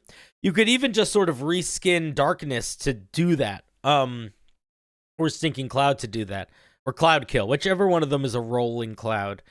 I think that what I would say, and this is definitely going to be just coming from you, is how do you determine like what a heart gets versus what whatever the fuck the other thing is? I don't know. I don't know anything about Kingdom Hearts. I don't have much more to say about it. You were thinking something like negative energy flood? Yeah, that could work too. The reason why I said that is because you mentioned it's like the shadows and the darkness consume. So I feel like stuff that adds more shadows and darkness might help with that. Cinder, use the state of the creature who was made into whatever. Use the stats of the creature who... What are you talking about, Rupee? What stats? What creature? What are you talking about? You crazy. You crazy, man. I'd split the stats of the creature in two. Half for the body and the... Oh, that's kind of an interesting idea, Kelkaan do today. What if you took the idea, and I don't know if this fits Kingdom Hearts or not, but if these things are the hearts and these things are the bodies, what if the hearts were all essentially, what if neither one was like a, what if neither one was truly a creature? What if they were more like mechanics that you interacted with, almost like Echo Knights, where some of them had mental stats and some of them had physical stats, but they didn't have the other stats? I don't know how you would do that exactly, but that would make for a very strange combat encounter. That would make for I would still want to give them like AC and stuff, but it would be very interesting to be in a situation where there's a monster that like it just doesn't have dexterity. I don't know how you would handle that, but it's an interesting thing to think about. Maybe they would auto succeed on all dex things or auto fail, either way. Maybe auto succeed. Like what if like magic and abilities that tapped into messing with the physical of the mental creatures didn't do anything? Sort of like that creature, sort of like that guy from there's a unit in Warcraft 3, an orc unit that can shift between the ethereal and the material. In my philosophy, the stats reflect each other. What if the stat goes split then mirrored? Oh yeah, that could make sense too, doing something like that. The Heartless is basically the heart consumed by darkness, and the nobody is what's left in a nutshell. Yeah, we've half established that. I was told not to dig too deep into the lore, but yeah, I think that's a neat idea. I think that's a neat idea for sure. Kingdom Hearts is not a realm that I have any interest in diving into, but if you like it, cool. Let's see. Suspicious Cricket says, I was wondering, how could one make a cabin in the woods a D&D adventure? Ooh. I feel like there's a so cabin in the woods, if you don't know what cabin in the woods is. First of all, Cabin in the Woods is one of my favorite movies of all time. If you haven't seen this movie, you should go see it, and I almost don't want you to watch the rest of this if you haven't seen it before. But if you haven't seen Cabins in the Woods before, spoilers for Cabin in the Woods. Here's how I would run a Cabin in the Woods adventure. I would have the adventurers, I would basically run it exactly the same as the movie, actually. The adventurers would be waylaid by something, maybe heavy storms. They would need to find a place to stay for the night. So there would be some reason for them to go to a cabin. They go to the cabin, and then they have this full of strange, creepy artifacts or whatever. None of them really have any value, but whichever ones they interact with awakens some creature that they have to start battling. And as they are dealing with that situation, you sort of wink and nod at there being some other things going on here. And what I would do is, instead of it being some secret government organization that is like running this sort of reality horror TV show for Eldritch forces, I would make it like a cult of wizards that were using arcana and magic to essentially make sacrifices to some great old one. But I would basically make it exactly the same. I would do it exactly the same. You could even copy things from the movie. You could make it so there are secret elevators in the basement or hidden throughout the place. You could make it so they are able to find invisible barriers keeping them in, or things like that. Or maybe there are magical effects that are impacting them in the same way that they have like pheromones and stuff pumped into the house. You could have like certain areas of the place that they are do magical effects to them. And what I would do if I were you is, instead of just being like, hey, you roll a wisdom saving throw, I would probably tell everyone that this is what I would do that. Let's say you wanted to mind control people a little bit, but you didn't want them to know you were mind controlling them, or you didn't want everyone to know you were mind controlling them. This is what I would do. And you would have to do a lot of prep work for this, but it's fine. I think it would be worth it. whenever somebody would be in a situation where like, oh, they're not doing the right thing, so the wizard's secretly running the stuff, do a mind control thing on your characters, have everyone roll a d20. And then just take note of it, but only really pay attention to whoever you cared what they rolled. And then give them each a folded piece of paper that says, you're fine, you're out of control, whatever. Most of them should say, most of them say, nothing strange happens for now, ... But whoever gets the weird one, whoever tricks, say, your character, like, you feel like you need to, you're going to go now? Good. Or stay, whatever you want. You're going to say, you're going to say, I lost my thought because I thought it was, I got caught up in the jibber jabber.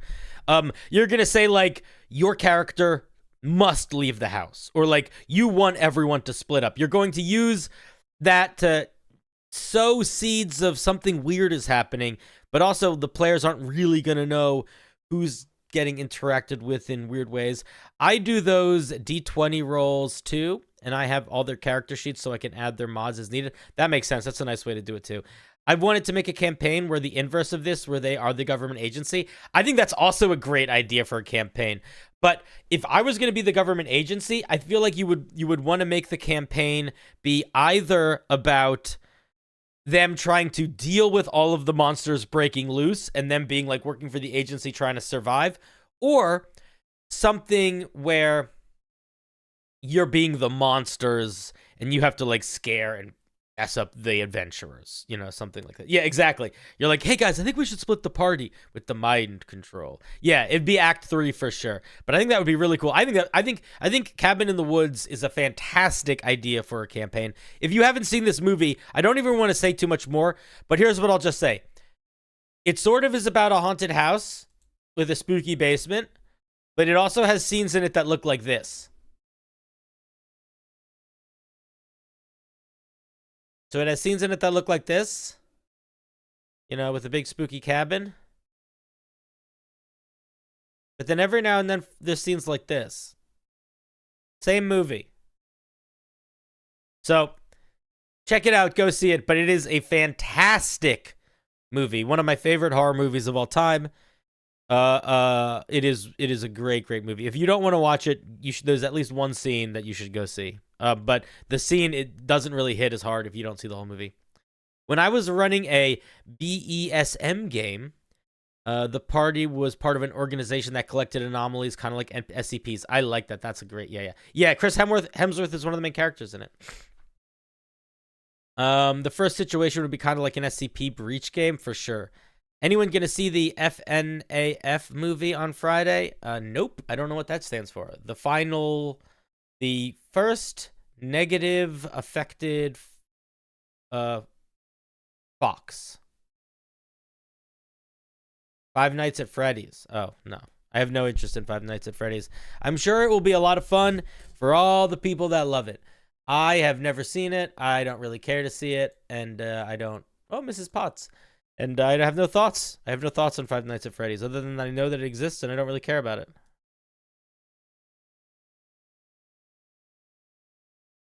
Oh, Freddy, what have you been up to for the past couple nights? Oh, Freddy, what have you been up to for the past couple nights? Oh, Freddy, I want to spend some nights with you. Let's sing a song. Let's do a dance. Let's meet this person. Let's meet this creature. Look at them sparkle. Look at them smile. Look at them. Five Nights. Is that kind of what the movie is like? Is that what it's like? Is that what the movie's about? Can we make Five Nights at Freddy work in D&D? I don't care.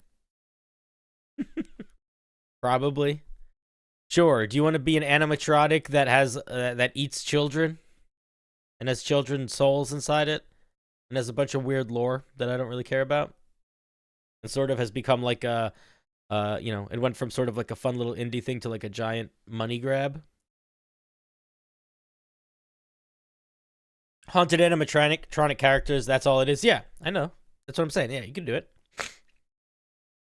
Tradosio, if I can tell you one thing, if you ever want to combat things you don't care about, it's best to know enough to seem like you know things about it so you can sound informed when you say that something is stupid. There's nothing better than knowing a lot about something that you think is stupid. I spend a lot of my time learning about things that I think are stupid. Most of what I do with my life. The undead zombies and their method of being created from the zombie and samurai Netflix series Kingdom. The zombies in Kingdom are awesome. Have you guys seen Kingdom? The zombies in Kingdom are basically just regular zombies. So, all these things here. Look at these little cuties. Look at these little cuties. But what's cool is how they sleep. Why is this all not safe for work? I want to see them sleeping.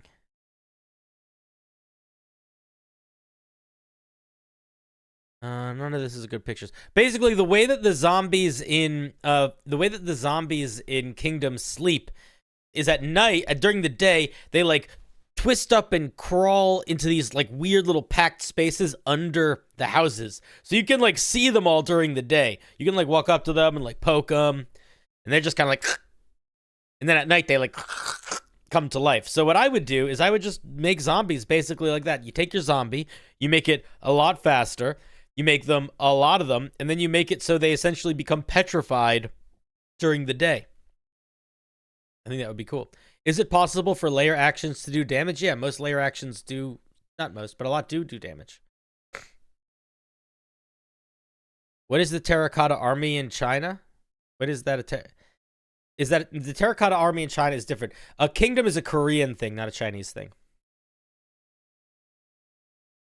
Terracotta statue parlor where the statues take children and perpetuate their existence. What do you mean? Why you gotta get children involved? I feel like whenever somebody's like, and then children got hurt. See how dark that is? I feel like that's low-hanging fruit, personally. Skibbity toilet, that's too frightening. I don't think I could make that.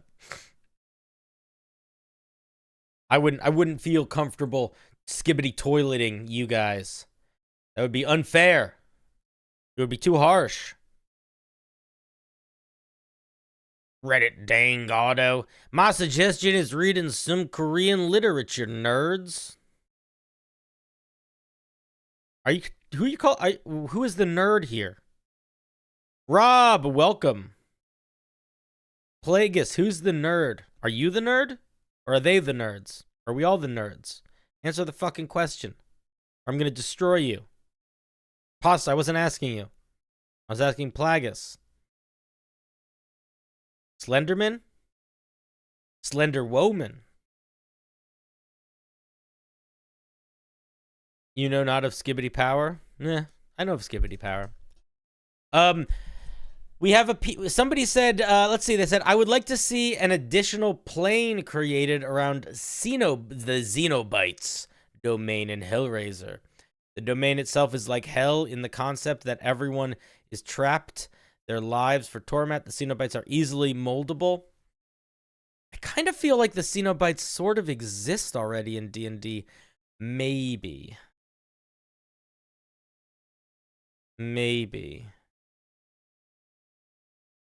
Wait, where did I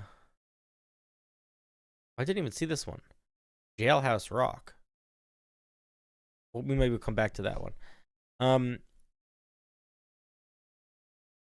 Someone asked for Five Nights at Freddy's. Nerds are the Project Moon. They huge celestial literature nerds and use them as interesting source material for their great game world. Oh my god, you guys are getting fucking weird. You guys are getting weird. You guys know what the Cenobites are?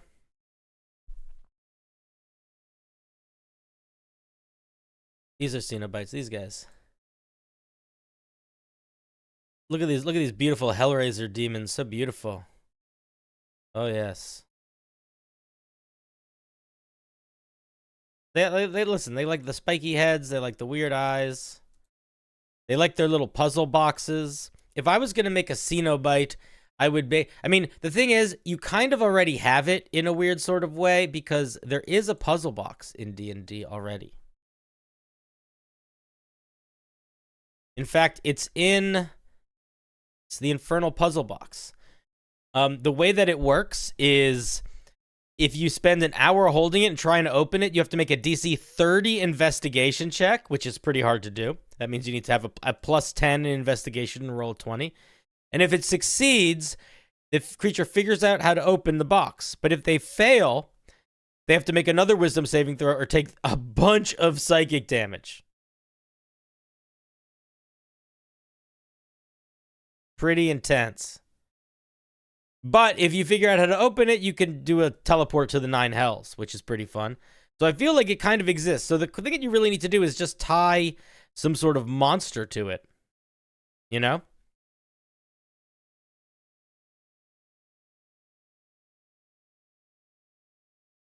What infernal do we think would be the closest to a Cenobite? It's definitely going to be a fiend. Take a look.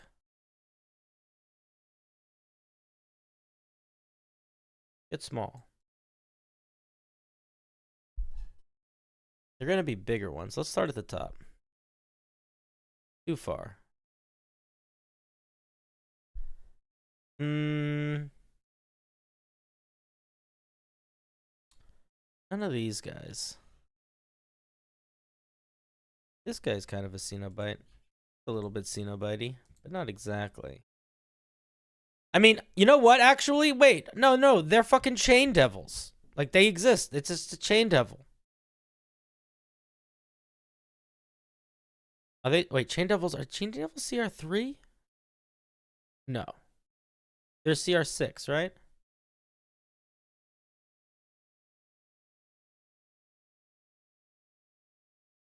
I think so. What CR is a chain devil? Am I losing my mind? CR8. Oh, I was so close. But look at that. There we go. There's your Cenobite right there. Boom. Yeah, these guys. Not only, this guy's actually the perfect one because not only do they like fight with chains, they literally like animate chains. And I don't know, that like that's what these guys do. These guys just make chains come and like tear you up. So there you go. You don't, this is another thing. It just exists in the game. You got the Infernal Puzzle Box. That's part 1. You got the Chain Devils. That's part 2. Boom. You're done, baby. A Pale Cambion can work too. For sure. For sure. Just a Tentacle. You're at work. Bone Devil. Bone Devils could work too.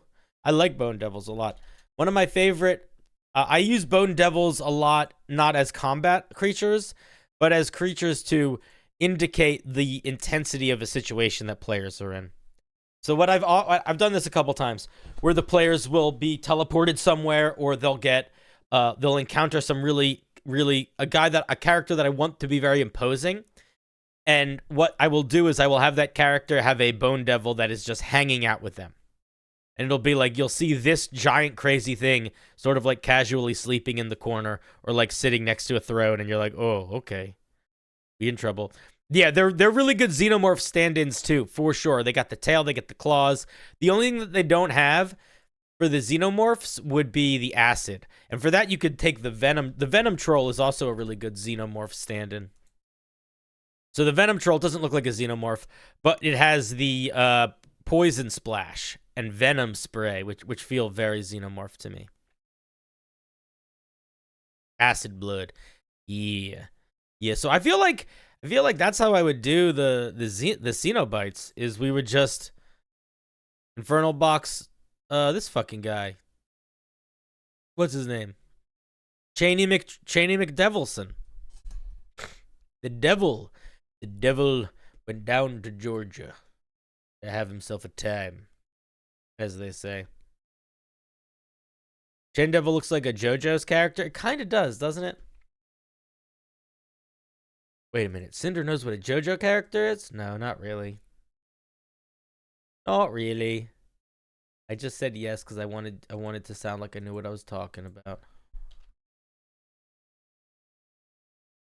Jojo is like, listen, I never thought I was gonna get into One Piece. I watched a little One Piece. I feel like that's the end. I feel like that's the beginning and the end of my weird anime. I think that realistically, I am never gonna watch JoJo. Is that madness?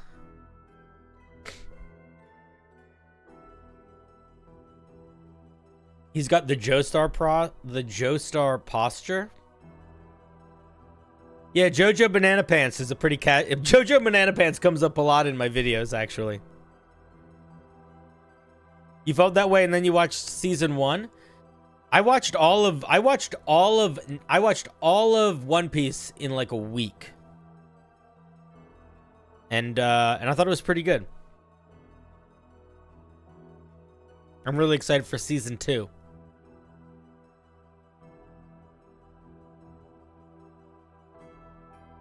The Hound of the Tindalos, this is one that I think is an interesting one, too. You refuse to watch JoJo out of principle for how much your friends talk about it? Do your friends talk about it a lot? I watched Draco fight Zoro with a knife, and it was pretty hype, not gonna lie. Yeah, that was in one of the episodes. I saw that part. Listen, if there's one thing I've learned,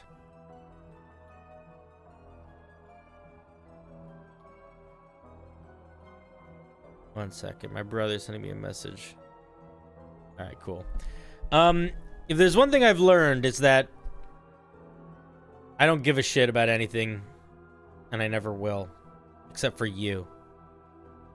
One of my friends only talks about 3 things: Work, 40K, and JoJo's. I don't know what Work is. World of Orcs? Is it World of Orcs, maybe? Might be World of Orcs. The Hound of the Tindalos is an interesting thing. So there is actually a pretty big gaming company has made a version of it.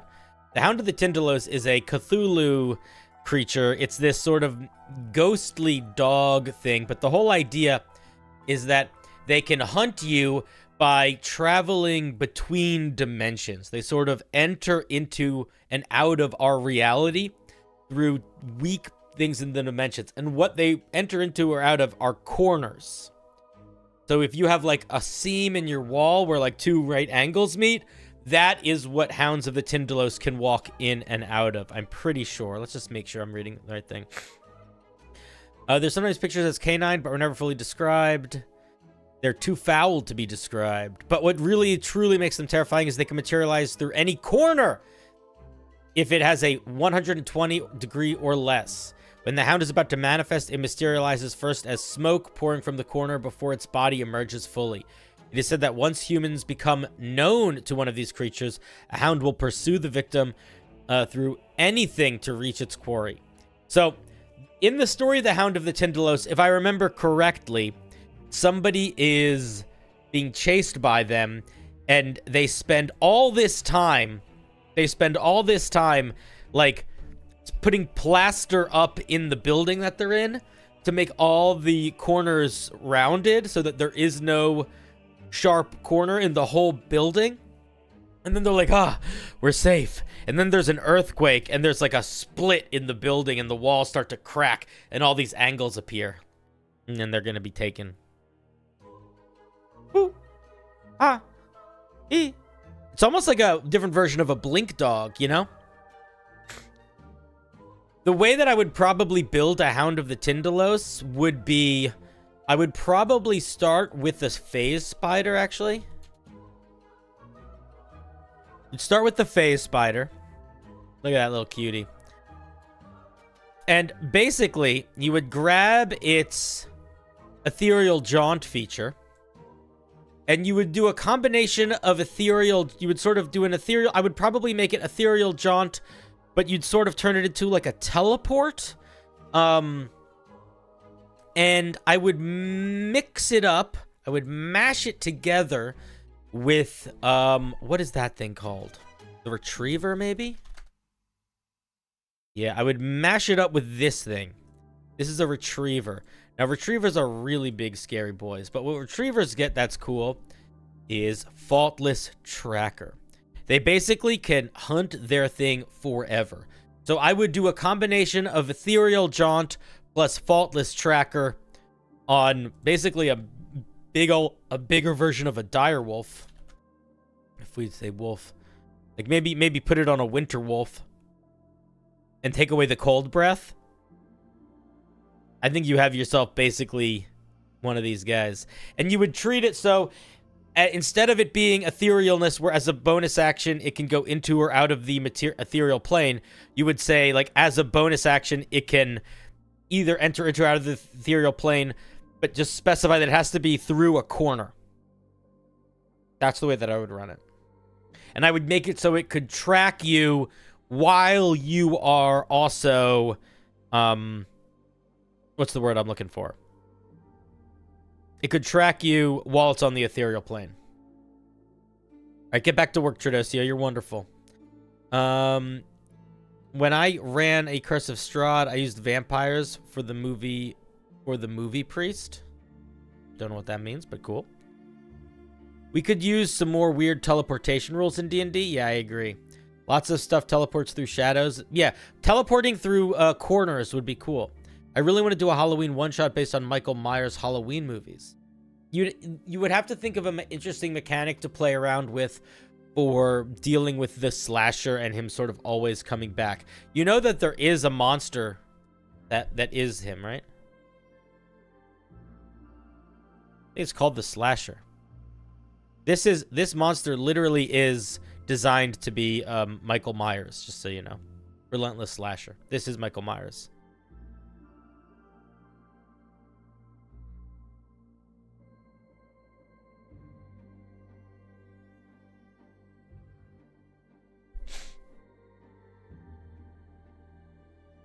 Any chance of seeing magical candy or similar magical effects, magical effect items tonight? Mate, I don't know. I'm curious where you come from with that idea. Wasn't planning on looking at magical candy. My favorite spooky monster is the Weeping Angel. We don't have ways to make the angels work well since monsters don't do stuff during player turns. The way that I would do a Weeping Angel. So the Weeping Angels are... These are Weeping Angels. Weeping Angels are statues that look like a statue until you close your eyes, and then they move. And they only move when you are when you're not looking. The way that I would do a Weeping Angel is I would turn it more into a mini game that would be less of a fight with a creature and more of like a thing that you had to deal with during a larger encounter.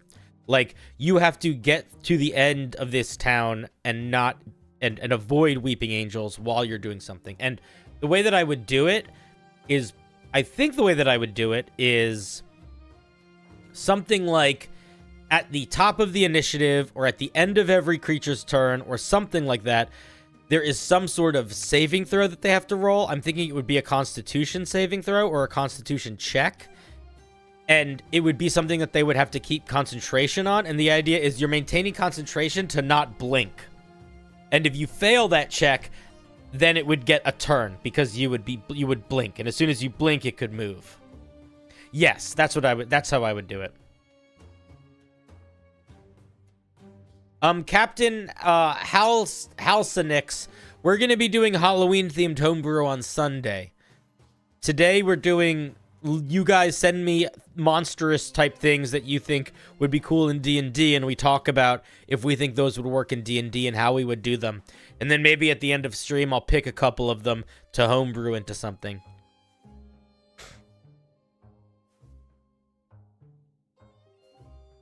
Do a basilisk? Basilisks just exist in D&D. What's the theme for Sunday? The theme is Halloween on Sunday. Member Brew never has a theme. The member homebrew review is always open-ended. You can always do whatever you want with it. Carry on. I'll carry on and I'll carry up. Hold action. Thank you for the 5. What's your favorite Cthulhu Mythos Lovecraft Circle story or premise monster? Did you inspire any? I don't know if I inspired any. I have not read very many Cthulhu stories. You know what my favorite? This is a weird one. But my favorite Cthulhu story... Okay, there's a movie called The Endless, which is very good. This movie's quite good. The Endless. I recommend this. But before you watch The Endless, you need to watch another movie that these guys made. Whatever the movie they made before The Endless was. I would see that first. Another good movie that's not really Cthulhu movie, but it does feel sort of eldritch to me is Coherence. This is another one that I absolutely love. Coherence is an amazing movie. Weirdly good. Really fantastic movie. A little eldritch. I don't know if I have a favorite. The Lighthouse is very good. I don't know if you guys have seen The Lighthouse, but The Lighthouse is friggin' awesome. And it gets a little weird at parts, not gonna lie. Thank you, Hold Action, for the 5. That is very generous. Could there be, or is there, a creature that takes advantage of PC's flaws? The closest thing that I could think of, which actually is pretty eldritch, is the Aboleth. So the Aboleth, this is an Aboleth. Aboleth is a famous D&D monster. They are old. They're some of the oldest monsters in the universe. Now, the main thing that they have going on for them is that they're underwater creatures, right? And they enslave things. They mind control stuff. So they have like an army of creatures that work for them. And they have this mucus cloud around them that makes it so things can breathe underwater. So in their entourage, they could have like dragons or giants or all sorts of stuff like that that normally can't exist underwater, but can because of the Aboleth. But this is what I want to point out to you. Where is it? Probing telepathy. If a creature communicates telepathically with the Aboleth, which it can do because the Aboleth can speak telepathically, and the Aboleth can also speak telepathically through any of its mind-controlled minions if they're within a mile of it. So, if you are swimming through the ocean and you see a fish that's mind-controlled by the Aboleth, even if it's a mile away, it can start talking to you psychically. And if it does, if you respond in any way, it learns your greatest desire immediately. Now, you might say if it can see the creature, but again, it can see through all of its mind-controlled creature's eyes. So this thing from quite a distance can figure out not just who you are, but like what you want, and then can wield that against you pretty well. So I don't think it is like inherently like, oh, this monster affects your negative feature, but it can learn your greatest desire, which I would also argue is often a big weakness. So this is what comes to mind for that perspective. I love Dagon over and the Shadow over Innsmouth. I like In the Mouth of Madness is a great. I haven't thought about that in a while. In the Mouth of Madness is a pretty great, sort of Lovecraftian movie. It's pretty nuts. This is the thing that shows up in. Look at this thing. Come on, you don't want to see that guy in a movie? Like, let's go. You know what I mean? Look at these little cuties. Come on, look how nuts this guy gets. Here, check this part out. The world, look how upset he is that everything's blue. He's so upset that everything's, oh, you can't see it. Look how upset he is that everything's blue.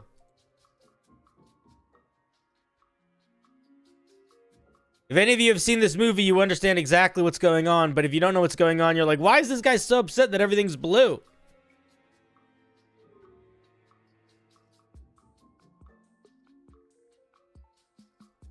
You know? Unskippable ads. Why do you have unskippable ads? I do not have ads set to being unskippable.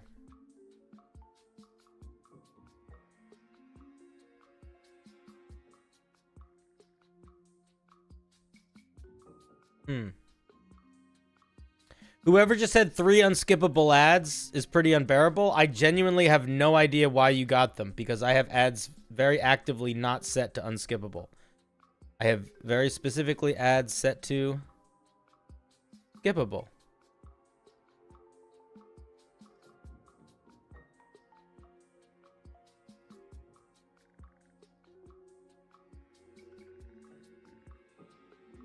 Yeah, I don't know what's going on there. You just got one too? Well, listen, I apologize. Deal with it. You think that would be cool? I just got one too. You think it's just a new thing with YouTube, to be honest? I think what it probably is that all of your ad blockers aren't working anymore.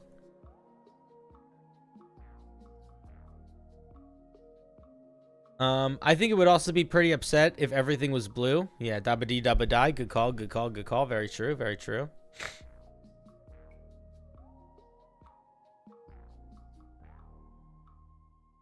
So I have a horror thing. Shocking, I know.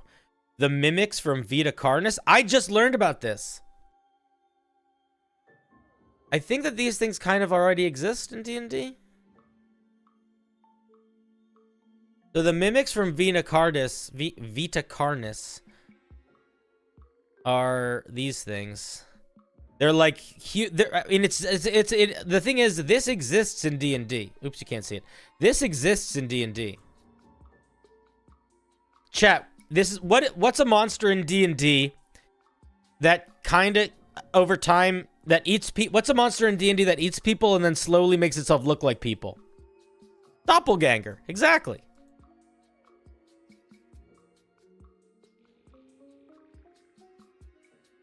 These guys. There, boom, right there. No, this is. It's a classic old D&D monster. It's a great, they're a really fun D&D monster. But yeah, they're super good. They're really good at deception. They're pretty good at insight. They get a powerful surprise attack and they get ambush. And they can just make themselves look like anybody. And because of their read thoughts ability, they constantly just kind of always know how to be people and then pretend to be people. The Bodoc? I don't think the Bodoc, no. Yeah, just make this guy red. And you're there. Boom. I did the teleporting thing with elves. It made for some confusion. What teleporting thing? The Nothic is also a cool monster that steals secrets. Yeah, the Nothic is really cool. The Nothic has a thing called Weird Sight. Although I don't think this is like the Vita Carnis. These guys, look at them, look at the little cutie. Ah! And they have weird insight. Which basically they pick a creature, they have to make a deception versus insight check, and if they win, it learns a secret about them. It's pretty cool. Pretty cool little guy. But yeah, a doppelganger. A doppelganger is how you do these guys. They're tall, they're humanoid-ish. You could even reflavor it. So, like, the way that I run doppelgangers in my game a lot of the time is basically like this, where they're something that's, they seem like they're grown, where they're not like an animal in a sort of a traditional sense. They start as like a weird sort of larva thing, and when they're close to people, they start to make themselves look like people. I ran a whole campaign where there was a spooky, evil Fey guy who basically had a doppelganger farm, and he was like planting doppelgangers in people's gardens, and they were like these weird plants that were growing that people didn't know what they were until they started to like, until people were disappearing, and they would like bloom and take over the bodies of the people that they were blooming into. And that was pretty cool.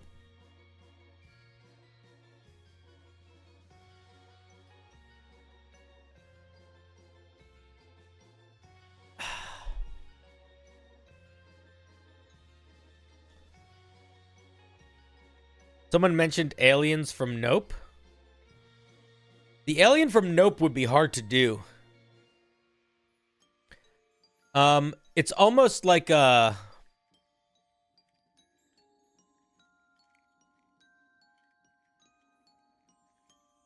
It's almost an astral dreadnought. It's not an astral dreadnought, but it kind of makes me think of this. This guy, look at him.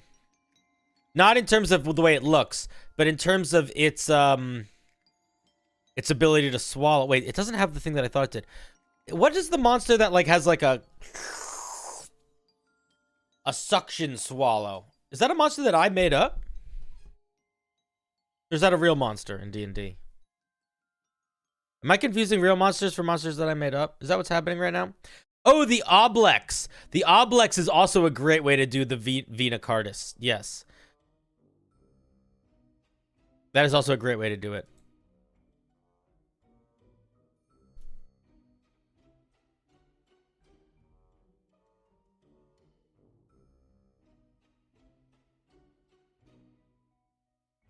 Is it this thing? This is a monster that I made up a long time ago. And they have a baleen vortex where they can make a vortex where they suck creatures in. It's a monster I made a long time ago. Probably on Reddit somewhere. There it is. 4 years ago. Oh my god. 4 years ago? Jeez Louise. You know what's really spooky for if you hype it up enough? The Revenant. Revenants are okay. Yeah, Revenant, sure. Any monster can be pretty spooky if you hype it up. I mean, to be fair, a bear could be spooky if you hype it up, you know? I always talk about your mom. Something that would be cool would be a knuckle of what? It's a Scottish folklore. Look it up quick. It's pretty simple and horrific. What the hell is this word? It's a horse-like demon. From Orcadian folklore that combines equine and human elements. Is it just like a dead person plus dead horse? Oh, it's like a weird... Oh, that's cool. It's like not exactly a centaur. That's dumb art. This is better art. It's like a weird centaur. It's like a double centaur. I like that. Froghemoths are cool. Yeah, froghemoths are cool. I think it's hilarious how the Revenant knows where their target is, full stop. I like it. I don't know if it's hilarious. Yeah, I don't remember why we were talking about the swallowing thing. Why were we talking about that? Forehead. 2 heads are better than 1. True, true, true. Let's see. It's not much. It's from a manga. I don't remember the name. Sorry. Then how am I going to look it up? But I thought it'd be fun for D&D. A sentient demonic mimic that pretends to be a cursed weapon to get others to empower it, but casts buffs to trick the wheel. Oh, this exists in D&D. This is a thing in D&D. You can just do this right now. You just need a little bit of reflavoring. Chat, if you can tell me the thing I'm going to look up before I look it up, you win the prize. I'm going to count to 10. We're going to see if you can tell me what it is.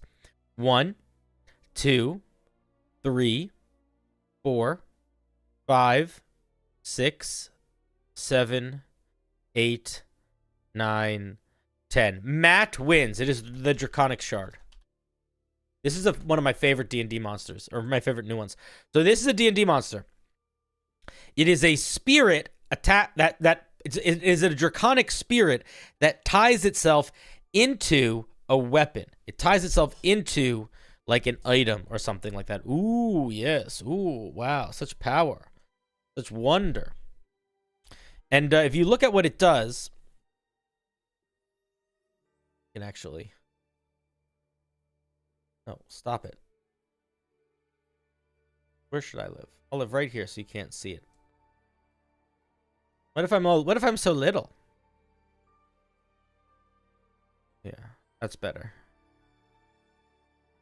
So the Draconic Shard here, I'll just be up here for a second. So the Draconic Shard is this big crazy monster stat block, right? But what it also is it can put itself into a sword or an item. And if it puts itself into an item, a creature wielding that item gets to do extra damage and resistance to psychic damage. But the creature, this thing, it can still cast detect thoughts at will, invisibility at will, and telekinesis at will. So it can constantly do things to help or mess with the person wielding it. So if you want to do some sort of like possessed demon item, I would base it off of this, but instead of making it neutral, just make it straight up evil. I did make a short about one of these. Yes, I did.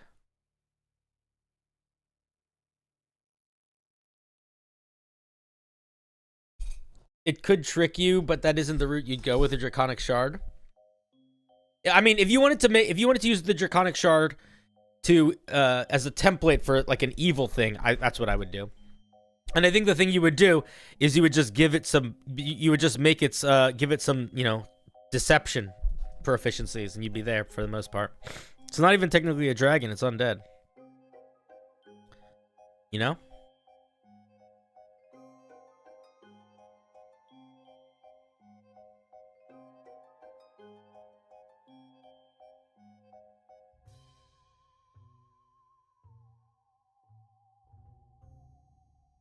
I like the deflection attribute. It's interesting.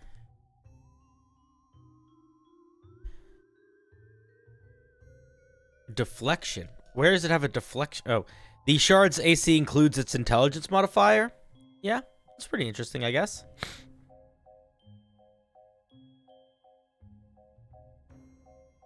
Let's see what we're working with here.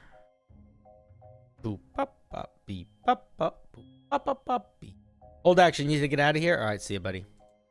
Captain Cinder, imagine Draconic Sword who doesn't make your life easier but hard. Or hard, but just whenever the party takes a long rest goes invisible. That doesn't seem like it's doing anything. It just seems like it's going invisible. Sure, you can do that. I looked at this. The Golden Tweezers. I'm going to be honest. I feel like this is not something I would put into a normal D&D campaign. A magic item that slowly makes you like tear yourself apart. I feel like the way that I would do something like that would probably be like a hag curse. I don't think I would make it a...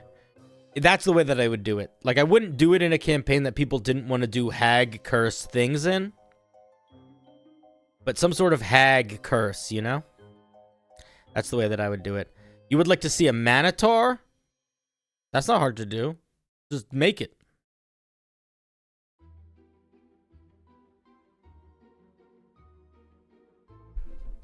It's memeing? Well, how is it memeing if everybody's asleep? Then it's just invisible? What's the point? I guess it's fine. I don't know. I'm going to be pretty honest. I find memeing in general to be pretty cringy and almost never funny. It's almost always very cringy to me. Sometimes it's funny, but the only times that I ever really think memes are funny are like from a distance. If anybody is ever memeing in real life at me, I find it to be just about as annoying as a thing can be. I think these little tweezers that would tear you apart slowly and give you impulses to slowly like pick at yourself until you go crazy. I think that's very haggy, and I think that would work really well for a hag magic item. I think you would want to think about something else that these items would do if you were going to give it to a player. Like, there should be a reason for the players to want to wield it, you know? But as a cursed magic item, I think it could work pretty well. A hag gives out candy under the guise of being a kind old woman. Each piece of candy turns people into goblins. You could, I mean, that's a pretty powerful piece of candy, but yeah, you could do something like that. Yeah, Ace, that, I mean, would that be funny? Like, whenever somebody suggests something like that, when everybody says, like, it's funny because they're trolling the party, why is that? Is it, I don't know, man. I genuinely don't think it's funny to, as a dungeon master, to be like, haha, I tricked you. I feel like that's just annoying. Like, if I had a dungeon master that was doing that, I would probably leave that game pretty quickly. Because as a dungeon master, you can control the universe. So, like, any sort of trolling you do feels very obnoxious. Memes are funny if you're there when the in-joke was created. Sometimes. Fun at other people's expense isn't cool. It's bullying. There. What's memeing? Memeing is an excuse for not being funny. and trying to hope that you were being funny. Memeing is the quiet desperation felt in all young teenage boys when they get someone to laugh and they don't understand that they need to diversify laughter, so they do the same thing over and over and over again, and they desperately try to cling to the hope of that being something that means that they're funny.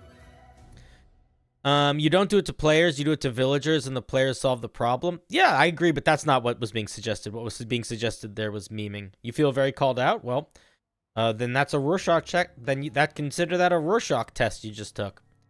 How about the tarot card, the Tower? It could be an interesting construct, aberration, or something like that. How would it... I mean... I don't know anything about tarot cards, but isn't it like just a picture? I dig the Thoreau reference. Cool idea for a villager quest? Maybe. Yeah, this just screams hag item, though. Super hag item, for sure. What are you apologizing for? The tower represents destruction and disaster. Magic tarot cards are sort of a thing in-game already. The deck of many things. That's true. Although I don't think they're... I mean, is it split up in that way? I wonder if they are. It might be. I'm curious what the tower does if it is split up that way. It's done by... let's see. No, there is no tower card.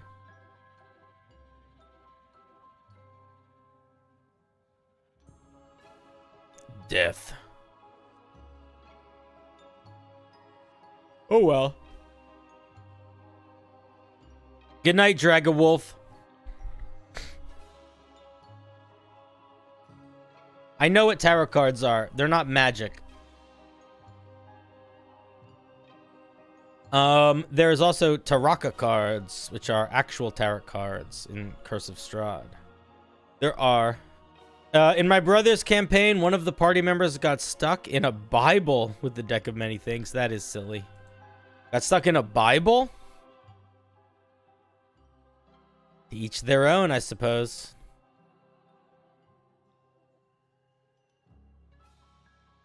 Boop, boop, boop. Beep, beep, beep.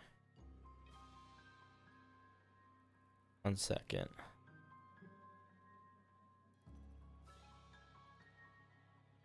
Oh man, they just changed the way that YouTube is formatted on your phone. And it's driving me I fucking hate it. I hate it so much. The new form is no bueno.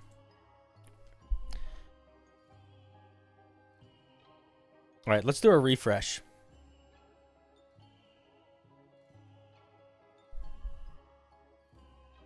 Let's see. We look at that one. We look at that one. I don't care about JoJo's Adventure right now. Sorry, Fract. I love you. I don't want to look at I don't want to learn about a JoJo's Monster. Reading about the JoJo's Monster kind of gave me I feel like will give me the same pain as like needing to look at Kingdom Hearts lore. It's like this is so far away from something I care about.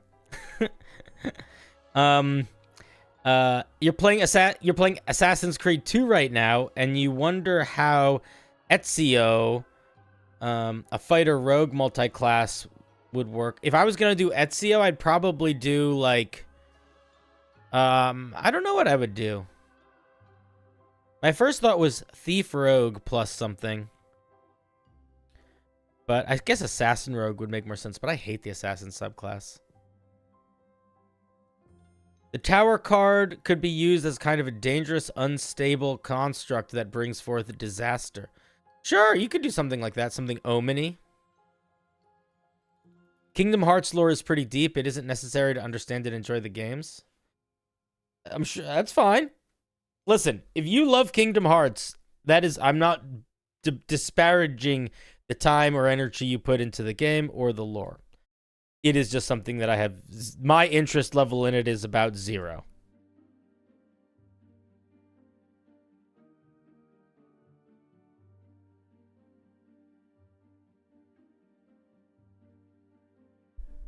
Let's see.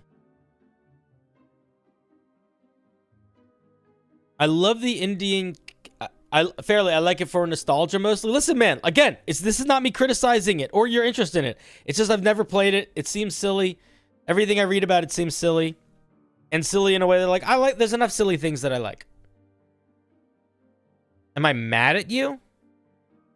Oh my god, are you really gonna be this needy? Are you like, if I don't respond to every single fucking thing you say, you're gonna be needy? That's annoying. I'll tell you what, if you make comments worth responding to, I'll respond to them. But in the meantime, I'm gonna I want to time you out so badly, but I'm not going to. I'll give you a chance to become less annoying.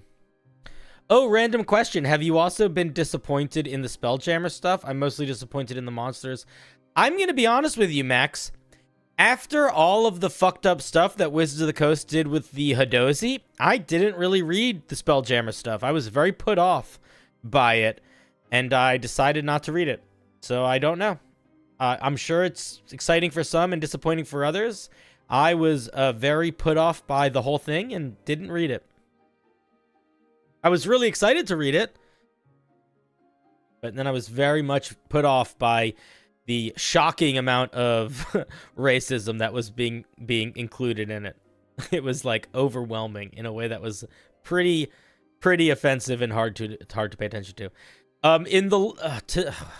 We don't need to get into the meat of this, but basically what happened with the Hadozi was that not only was their lore weirdly reflective of the lore of slavery in a way that was like sort of like positive to the slave owners, but the art that they used was shockingly similar to minstrel art, like very racist depictions of black people in like very old Jim Crow style art. It was so blatantly racist that one must hope and pray that it was just done through utter idiocy. Like somebody saw one of these pictures and didn't understand the context of it, and then they made the monkey people look like minstrel art.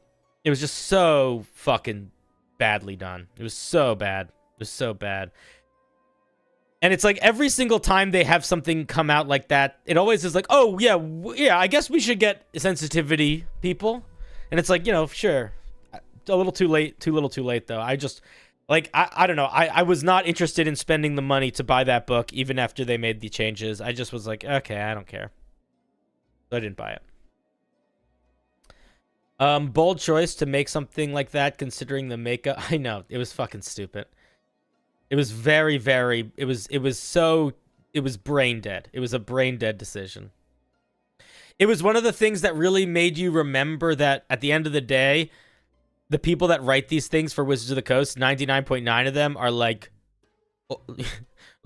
very much old white people who like don't have any sense of like, cultural racism, cultural racism or systematic racism or anything like that. They just like very dumb people.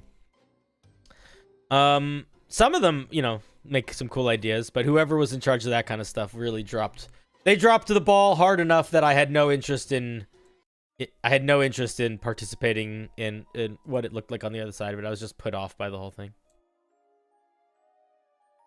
Yeah, they hired the Pinkertons, which is so ridiculous. Radiant Citadel was the last good one. I didn't read that one either, but hey, Sarah. Red Dead Redemption 2. I like Red Dead Redemption 2. I never played it, but people say it's good. Fizzbands was great. I like Fizzbands a lot. A bunch of really cool dragons. We sent you the wrong cards. Rather than asking for them back, we're sending a private corp. Yeah. Yeah, it was ridiculous.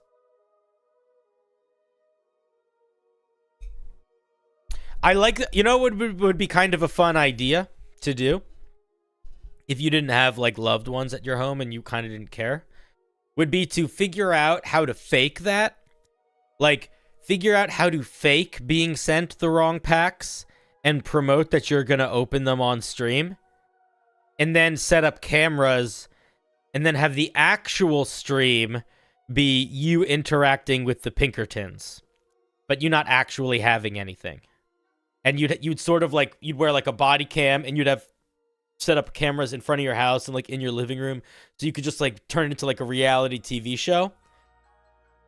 And it could be called what's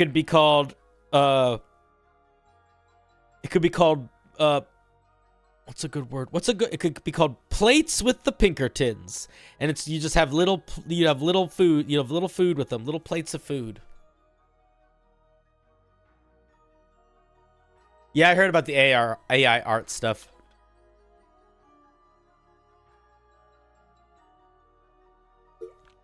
The thing that's the most fucked up about the AI art stuff is that the artists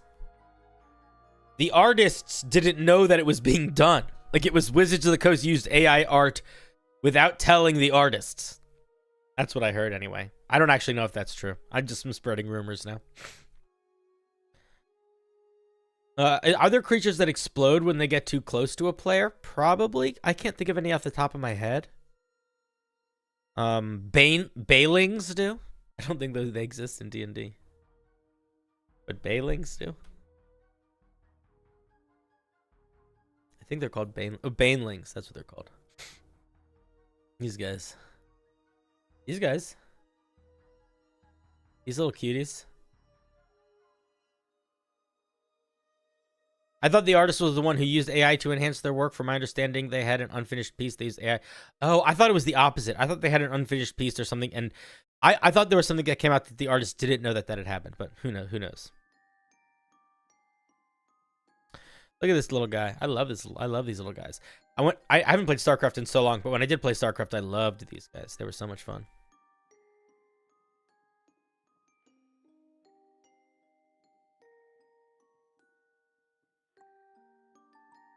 I love the indie horror game Carrion, and I tried homebrewing a monster that stalked characters through the dungeon. It would test them and toy with them. It also had different stat blocks based on how many hit points it had remaining, and thus different advantages. It really kept the players guessing what they were facing and made made for a tense dungeon. I think a monster that changes as it gets different hit points is pretty cool. What's Carrion? I'm curious. Is this the pixel game? Oh, this game looks really cool. Have you guys seen this game before? You play as this thing and you like run around eating people. It actually looks like a really cool game. I feel like this thing sort of exists in D&D. I feel like it's sort of an ooze, maybe, but it's a cool monster. I like it. It's sort of like ooze plus roper, you know? But the idea of having a monster have like different effects as you hit different hit points, that's the idea behind like mythic actions. It essentially creates tiers of play and allows for pretty dynamic combat shifts and is a very, very good idea. I'm a big fan of it. Gibbering Mouther, it's kind of a Gibbering Mouther, I guess. Gibbering Mouthers don't really have tendrils. They just kind of roll and warp reality. The other thing that Gibbering Mouthers have, which is, I think, of note here, the main thing that Gibbering Mouthers do is the main things that they have is the gibbering. It's this haunting cacophony of noise coming out of the mouths, and it's the turning the ground into dough. But they don't really like lash out. Like they have a reach of 5 feet, and they only have a 10-foot movement speed. They're really slow. Look at that little guy. Look at that cutie. Mythic bosses are fun. I don't even think you need to take the idea... Like, you could take the idea of mythic monsters, mythic actions, or activated legendary actions, or whatever you want to call them, and put them on just about any sort of monster. It doesn't need to be a giant, crazy one. And you don't need to even do the thing where it's like, their hit points go back to full. You could just do it like, once this creature loses 50 or more hit points, it gets access to these features. Totally reasonable to do. Given ooze a fast speed, it becomes 100 times more scary. Yes, this is true. I agree. Many things I say may seem kind of random. Okay. Listen, everything you fuckers say sounds random to me. But I want to, what do you think about certain topics? What do you think about Homebrew Monster Hunter subclass for Artificer? I think that the Artificer in D&D is designed in such a way that all of the subclasses should be built around an object that the Artificer is very powerful with. If you look at the Artificers, subclasses, the Alchemist gets a special alchemy bag. The Armorer gets special armor. The Artillerist gets a little robot crab. And the Battlesmith gets a puppy dog. So if you want to make a what did you say? A Monster Hunter type Artificer, I think the question to ask is, what is the thing that your Artificer is building that gets better over time? Is it a giant weapon? Is it like a big cannon? Is it like a bullet hammer or something? That's the way that I would build it if I were you. I'm so hyped for you to see the Artificer in Project Cosmic. Good. Rex, thank you for the gifted sub. Very kind, very kind. Lee was gifted a membership. That would be so cool if they added Monster Hunter in D&D. I mean, they have a monster. It exists. There's a Monster Hunter in D&D. It's called, it's a Ranger subclass. Monster Slayer. Boom. There it is. Got it. Got it. Done. Yes, you can also find lots of homebrew for Monster Slayer stuff that is more, I think, the Monster Slayer that you are implying. No, he's talking about the game. I know what he's talking about, Kevin King, you silly goose. I'm saying that this Monster Hunter accomplishes those goals, too. Oh, no, I'm wrong. I know. We all know. You don't, listen, you don't need to apologize. I just yell at people. It doesn't mean that you did anything wrong. I might be lying. I might be making stuff up. You don't know. Head Taker from Vampire Hunter D. What is this? The Head Taker, the remains of a primate abused by science of nobility. There's words missing from this sentence. The creature will behead a creature, then place its own head on its victim's body. Does its body become the victim's body? What happens to its body? It's quite smart and might run or trick its victims. What? So people that know what Vampire Hunter D is this a monster that takes its head off and puts it on your body and steals your body? Is that what it does? Or does it, like, what are they talking about here? Somebody explain this to me.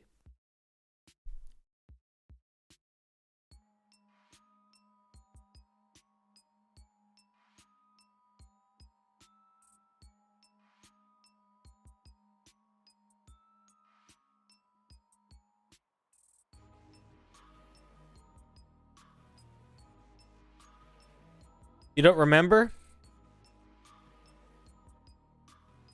Head Takers. A creature that dwells in the Shambhala forest. It's like a large ape with a sloping brow. By putting its own head in place of that of a human or other creature, it replaces its own body, meaning it can live nearly forever. Okay, so yeah, so it fights people by... It takes it... You know what that's kind... I mean, that's kind of a Vargule. It's kind of like an alternative version of a Vargule. But it's basically like a big undead gorilla, I guess, that puts its head on creatures' bodies. Do their bodies become gorilla bodies?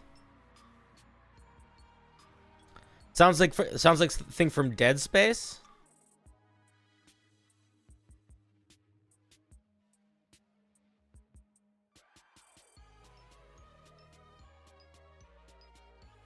What about D&D monsters groups based on board games or gambling, like chess or checkers or dice? You could do something like that if you wanted to. I wouldn't make it... whenever you're going to make something based off of like a board... whenever you're making something based on something that's not D&D, and you're trying to make it in D&D, you sort of have to just make sure that you are... You just have to make sure that you are... still making it work for D&D first and foremost, and that's what you're caring about more than how accurately it accomplishes whatever it's supposed to copy. Like, you don't want it to be so accurate that it doesn't work in D&D. Yo, what's up, Mighty Clarence? How's it going? Do you know the monster from Jeepers Creepers? Yeah, so it's basically the monster from Jeepers Creepers is the head taker. Okay. I got you. It is kind of like an intellect devourer. What spell, class, feature, some other thing would be the reflavor perhaps work for a comfort hug? What? What is a comfort hug? The spell Calm Emotion, perhaps.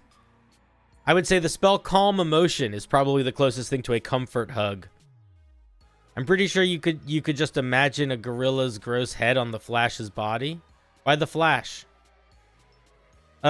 You know what would be fun, a D&D boss? That criminal penguin from Walter and Gromit? S. Obelisk, Did you really just say from Walter and Gromit? Did you really just say from Walter and Gromit? Yeah, Wallace. Wallace and Gromit. It's not Walter. Walter and Gromit.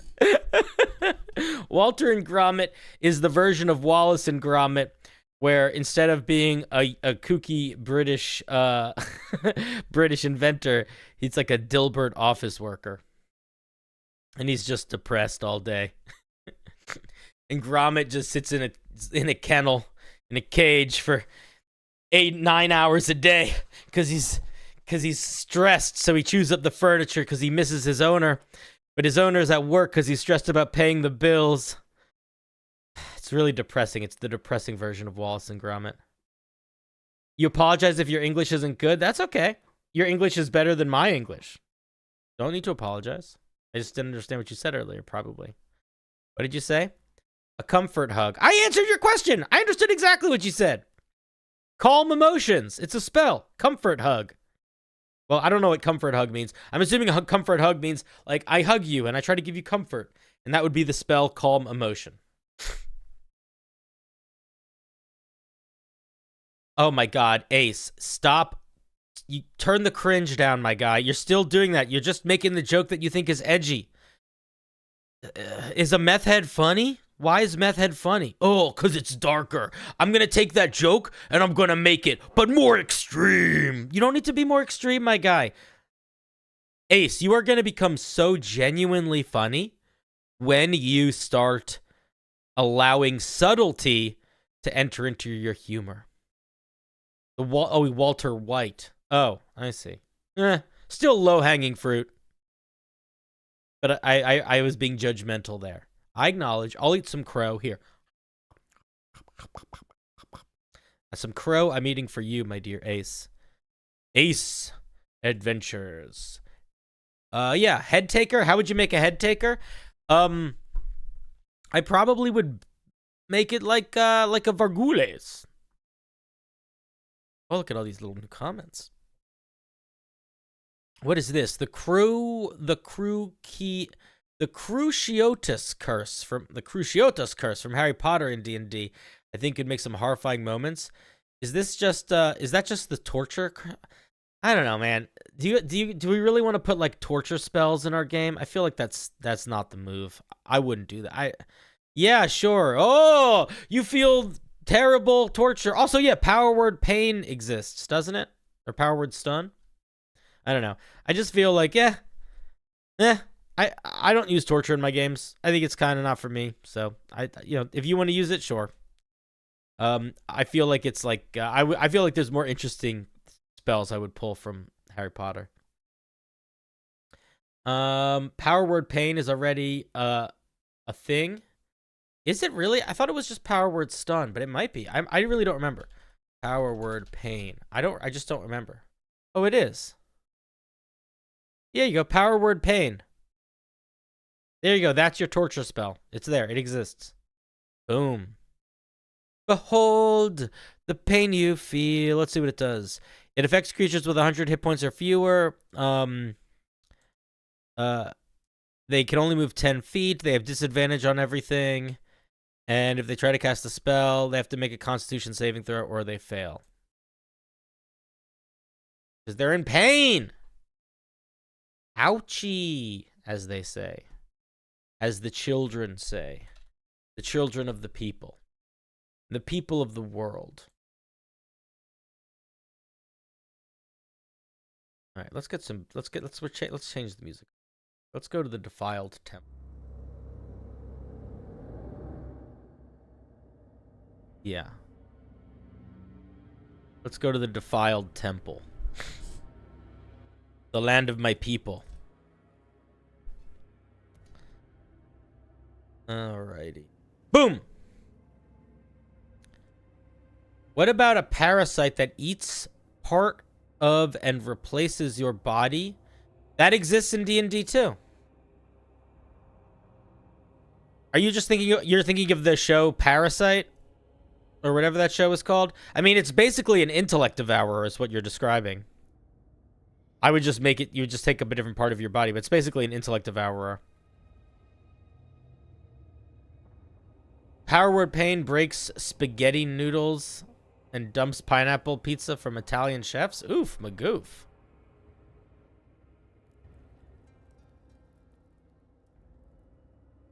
You don't want to go anywhere near that? Why not?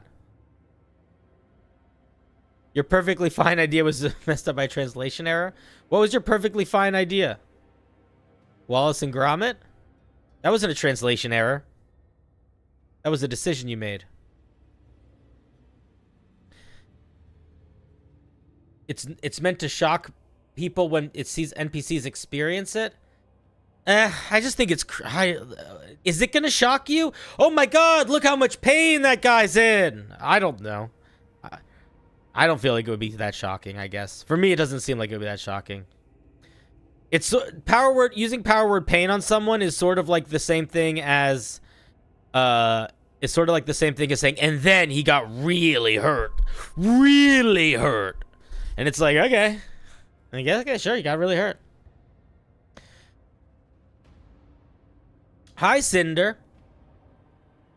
I'm DMing a one-shot for my friends. I need advice on making a monster, but a angel type such as a basic angel, cupid, etc. And I don't know what best stat block would be good for an angel type monster. Just use an angel type monster. Just here, grab a celestial. Look. Let's grab one. Boom. Boom. Let's look up some celestials. Look at all these celestials. A Coatl's a good one. A Coatl is not an angel. It sort of looks like a dragon. This is what a Coatl looks like. But you could just flavor it to be you could just flavor it to look like an angel. And it has very angelic abilities.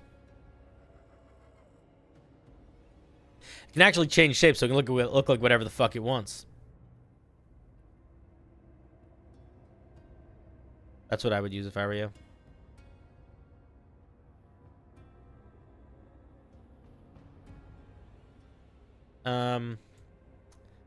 Let's see. Defiled Temple. My corrupted mind created an image of BDSM club ruined by some bard. I wouldn't call that defiled. I might just call it filed. Depends on what you're into. Hey, have you seen the Labyrinth movie? I have. It's good. It's one of my favorite movies. If not, it's really good. Yes, I agree. It's one of my favorite movies. But if you have, how about a boss based on the Goblin King? Oh, I was thinking of a different Labyrinth movie. The Goblin King is just like, he's just like a powerful sorcerer. Like, I would just make an NPC sorcerer.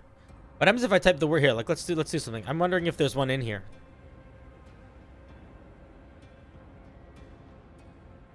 Sorcerer. But like, if I were you, I probably would like. I wouldn't do one of these. Here, I'd probably do this. I'd go, I guess, they're like humanoids. And we'd pick some high-ranking humanoids. We'd go up here. Start with CR, like, I don't know, 7.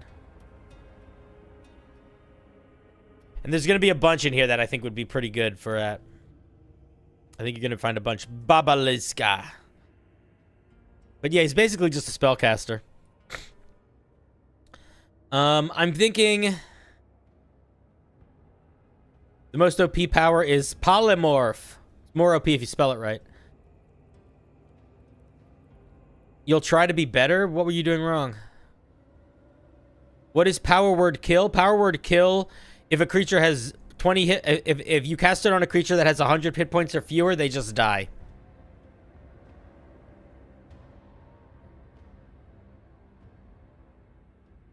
You just went back and watched your entry?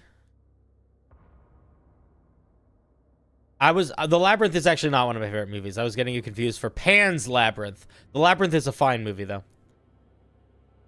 The Goblin King is a sorcerer, but you resurrect Bowie to be your co-DM? Sure, yes, I agree. That makes sense.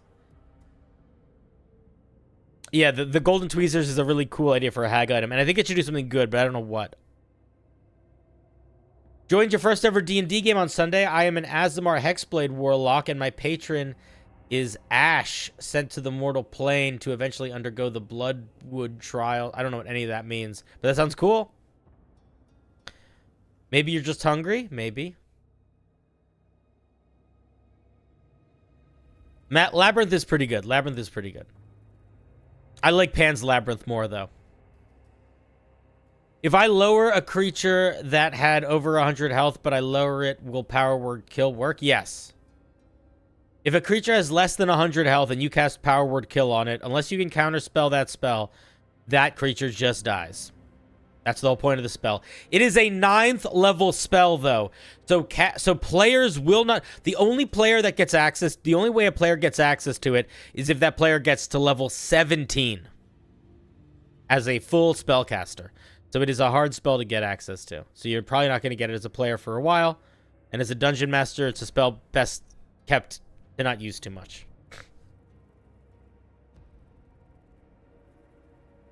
So it's pretty good. It's okay. It's definitely not the best 9th level spell at all. It's one of... I would say it's one of the least fun 9th level spells. I think the best 9th level spells are like True Polymorph.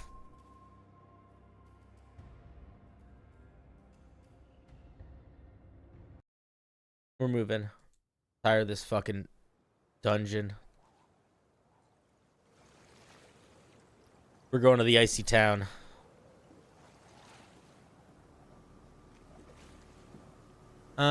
Page Master would be good in Candlekeep, sure. I've only cast it one time as a player. I feel like there are times where it would work really well as a player, but I don't know. Even then, it's like it's a hard spell to make land well. I think the best way to cast it is to have one NPC cast it on another NPC.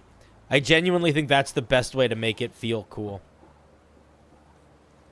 No, it's not very versatile at all. Cinder, any ideas for a spooky one-shot? Yeah. Base it off of the movie, Batman Begins. And have the bad guy be a creature that is putting fear toxin into the reservoir, so a whole town is going mad and hallucinating everyone as monsters. So the adventurers come to the town thinking they're going to be fighting all these monsters, but really what they're contending with is a town that has gone mad.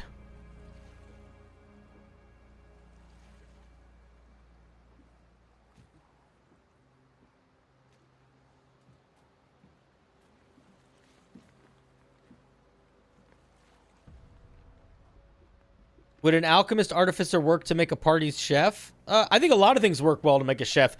I really like a chef as a forge cleric. I think a forge cleric is a great way to make a chef. Where are you getting your ambience from? My house. What about the horror stuff again? Yeah, what about horror stuff again? We're looking at horror stuff. We're just listen. We're making our way downtown. But we're not rushing. But here's a subreddit where people are suggesting horror things that we're looking at. What's up, Andrew? What's up, Krishna? I had a similar idea back in the day. A town convinced that they were all zombies and needed to eat brains. Yeah, that could... Yeah, similar idea. How would you think of an immortal character? Like, not that they can't go unconscious, but that they can't die. Like, they respawn or regenerate or revive. There are monsters that work like that in D&D. That's essentially how all devils work when they're not in the 9 hells. Whenever you kill a devil and it's not in the 9 hells, it returns to life. It returns to life in the 9 hells, and then it's just like comes back. But there's a couple monsters like that.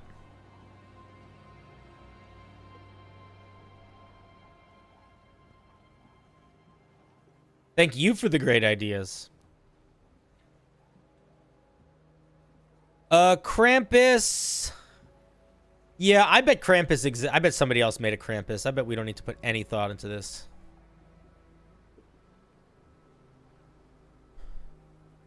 Yeah, here's like a million Krampuses. Did any of them get a lot of upvotes? Here's a mall Santa.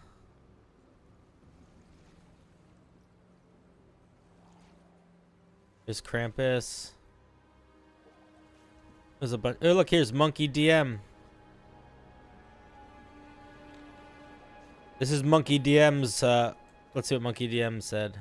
It's a whole little winter adventure. Look at that. There's their Krampus stat block.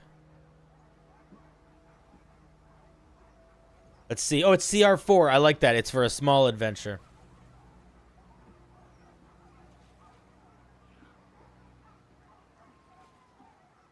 For a player character, I wouldn't make a player character immortal. Unless I was making all of the player characters immortal. This is like the person who kept sending me comments asking me how I would make a character that was a dragon. And I was like, I wouldn't. I don't think that works. Unless you want to be a dragon trapped in the body of a person, I don't think it makes sense for one person to get the ability to be a dragon. It just doesn't work. I think one person to get the ability to come back to life and not have everybody get that ability doesn't work. What about a magic spoon that makes anything you stir with it taste amazing? So there's a chance it will poison. Sure. Why does it need to poison? Why can't it just make everything taste amazing? I like the idea. I saw a magic item once that I really loved that reminds me of. Where the magic item was a fork, and anything you stabbed the fork with would become edible. And I thought that was a very funny magic item. Because it's an evil spoon! Oh. Then if it's an evil spoon, then how come it only poisons people in a 1 in 10 chance? Why doesn't it try to poison people every time? The dungeon dude has a character turning immortal, but immortality means losing humanity, so like you slowly turn into an NPC. That could work, but it's one of those things where it's like I wouldn't do that unless I was running a game where everybody was down with it. Like if all the players were like, I think that's cool for that character to do that, I would be okay with it. But I wouldn't do that unless everyone was. Would an all dragon party work if you could balance it that? I mean, it would be kind of boring, but I think it could work. The thing about it is, if you were using dragon stat blocks, all of your dragon powers are so much stronger than any class powers you got other than spellcasting that everyone would basically feel the same. In one of my shorter run games, I let my players choose a powerful monster. Their choice became trapped inside them, sealed with magic, and then they slowly developed powers from those monsters. That could work. Again, if you let everybody do it, it works. And I think Tradosio, I think that idea really works because everyone can pick different monsters. Also, yeah, people are saying in the chat, I saw it like 100 times, there's something called Dragonflight for 5e, which is all about being a dragon, being draconic. Because it doesn't want you to know it's evil. It wants you to think it's a normal magic spoon. Why? Who cares? Who's in charge of it? Is it alive now? Is it a magic spoon that thinks? Is it a conscious creature? Or is it a magic item that you wield? What's the point of it? Who made it? What's its goal? Its goal is evil, Cinder. That's not a goal. That's an attitude.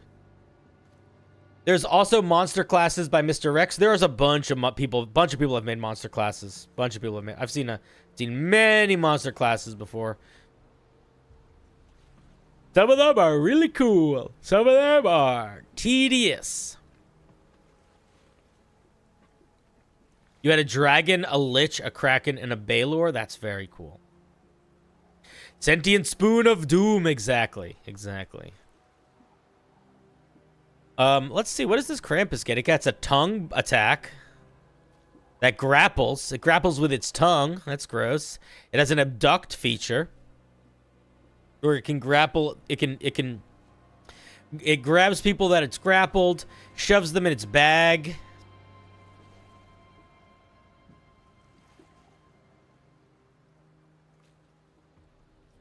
They take damage over time. That's pretty cool. And feast. As a reaction to falling to 0 hit points or below. You can't fall below 0 hit points, monkey DM, you silly. Krampus can quickly use his tongue to devour a creature inside the bag. The creature takes that much damage and falls out prone. And Krampus chews it and regains that many hit points. That's kind of fun. So it's like a monster that runs around grabbing people, putting them in bags, and then taking bites out of them. I like it. Little cutie. What's in your opinion, what's the scariest monster in D&D? I don't know. I think I've talked about this before. I think most monsters can be scary. It sort of depends on what you're seeking in terms of fear. Like, is it scary in terms of the impact it can have on a player character, or is it scary in terms of like the flavor? Because I think like you can do a lot of really scary stuff with ghosts or with night hags or things that can be invisible or ethereal. But I think in terms of like scary to a player character, it's stuff that messes with your character long term. Stuff like I think this like any, for example, any monster that can cast the spell Feeble Mind is gonna scare the hell out of player characters. Was our winner the Carrionet for CR1 monsters? It was up there. The Carrionet is a pretty creepy monster.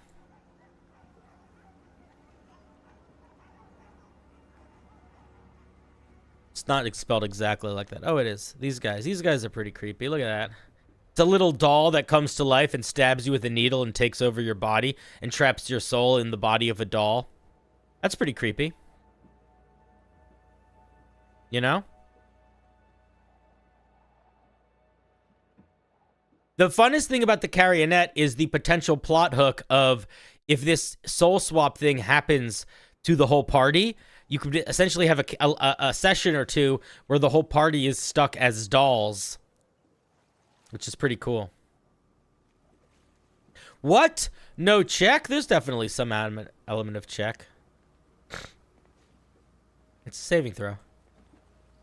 But it's a pretty cool feature. And I love the idea of doing like having almost like a mini thing in the middle of a campaign where suddenly you have to put the campaign on hold because all the characters wake up and they're trapped in the bodies of dolls, and they don't have like half their stuff anymore, and then they have to go on an adventure to get their bodies back and be spooky little dolls. I think that would be a lot of fun. I think it'd be a really fun little one-shot.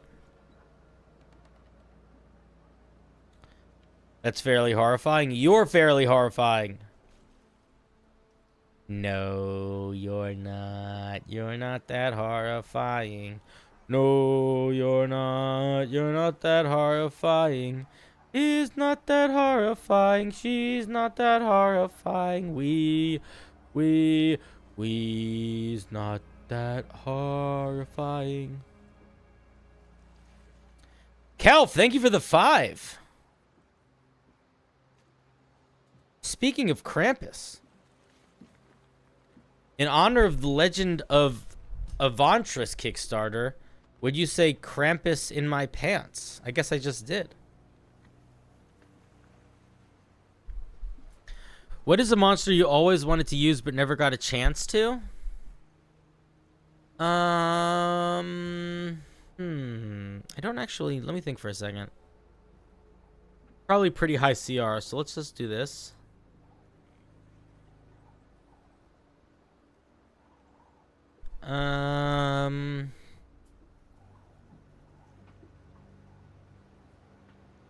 You know what it might be? I think I know what it is. I think it's the What is it called? It's the I'll find it really quickly. I forget what it's called. It's these guys. Marut. Never got to use a Marut. I really want to. You don't know what a Marut is? Check out this stat block. Their attacks automatically hit and do 60 damage a hit. Their Blazing Edict automatically hits and does 45 radiant damage. All of their abilities just automatically hit. They're immutable. They're resistant to magic. They have legendary resistances. They're very powerful creatures. They seem really fun. I don't really know how my players would handle fighting it. They'd have to think very outside of the box. Do I know about Gotham Chess? I am Gotham Chess. How would you feel about the immortal snail problem? You haven't heard, you become immortal, but there's an immortal and a very intelligent snail that can instantly kill you if it touches you. That would not work for a D&D game. That might work for a short story. I've wanted to use... That's my opinion. I mean, you could make it work for your D&D game, but there you go. Did you just say I'm not Gotham Chess? All right, Marauder. You better apologize in the next 8 seconds. Don't tell me what I am or what I'm not. I wanted to use a willow. I think if you were going to do that thing... Okay, I think if you were going to do I think if you were going to do something with an intelligent... With an immortal snail... I think you would have to turn it into something different than your character is immortal. But I think there's space for a mini game that does like an It Follows thing where there is a creature that is constantly stalking you and never stops. But I wouldn't let one character be immortal. That's silly. Give me a real apology, Marauders. Say, I'm sorry. You are Gotham whatever you told me I am. I'm not. Gotham Chess. Tell me, I'm sorry, Cinder. I was wrong. You are Gotham Chess. Say that. See how much power I have over you. If tweaked to fit, which Warhammer 40k Primarch would make a nice BBEG? They all would be equally good or bad, I think. I don't think there's one that would work better than another. I want to use that monster I drew. It's so brutal. Everything. Yeah, use the monster you drew. You do it. You're thinking Mortarion? I don't know who that is, so sure. Yes. There are no good guys in 40k. That's not true. There's a couple good guys. No, you're not? Okay. I accept. You don't need to be sorry. I won't hold any grudges, I promise. Come back in 10 minutes. Yeah, the salamanders are kind of the good guys. Also, I think there's an argument for the Tyranids being the good guys. The Marauders, listen, the Marauder is going to come back in 10 minutes. He's more than welcome back. But the thing is, the Marauder knows that he's annoying. He unquestionably knows. The Marauder is either so oblivious that he doesn't realize he's annoying and that we have to do this until he learns to stop being annoying, or the Marauder understands that he's annoying sometimes and likes the extra attention and kind of thinks it's funny. One of those two is happening. So either he thinks it's funny and he's getting extra attention, which is good, or he doesn't understand that sometimes he's being a little tedious and maybe he'll think about it. But I'll also say this. Here's what I'll say to everyone else that's like, oh my goodness, Cinder. Inevitably, the Marauder is going to be the person I remember from this in a weird sort of way. You know? Sort of like when I was a teacher and there's like that one kid that's super obnoxious, but you remember them more than the kid that was less obnoxious because your brain works backwards. Temporary Shadow Sun. The Tyranids I don't think are evil, and I would argue that there's a good case for the orcs not being evil also. Is Russian roulette with a deck of many things a bad idea? That's just called deck of many things. How is it Russian roulette? A temporary shadow shunt? Exactly.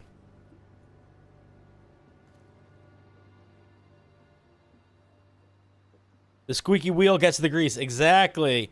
Yes. Not evil doesn't make them good guys. You don't think I think the orcs are good guys. Okay, let's talk about this for a second. Let's be real. So these are the Tyranids, okay? Giant, evil, space monsters. Doing evil monster space stuff. Look at them. But they're not really evil. You know what they're doing? They're trying to survive. They're trying to feed their people. They're trying to grow to be strong. And they're trying to sustain. That's not evil. None of that is evil. That's just trying to survive. So, not evil. I would, in fact, argue good. Because they are just doing what they need to make it to the next day. They're just living their lives. They're just hanging out. Yeah, they literally are farming. Like, is a farmer evil for collecting the vegetables? No, they're not. They're just a farmer. These guys are just farming. Except the thing that Tyranids farm is like bio stuff.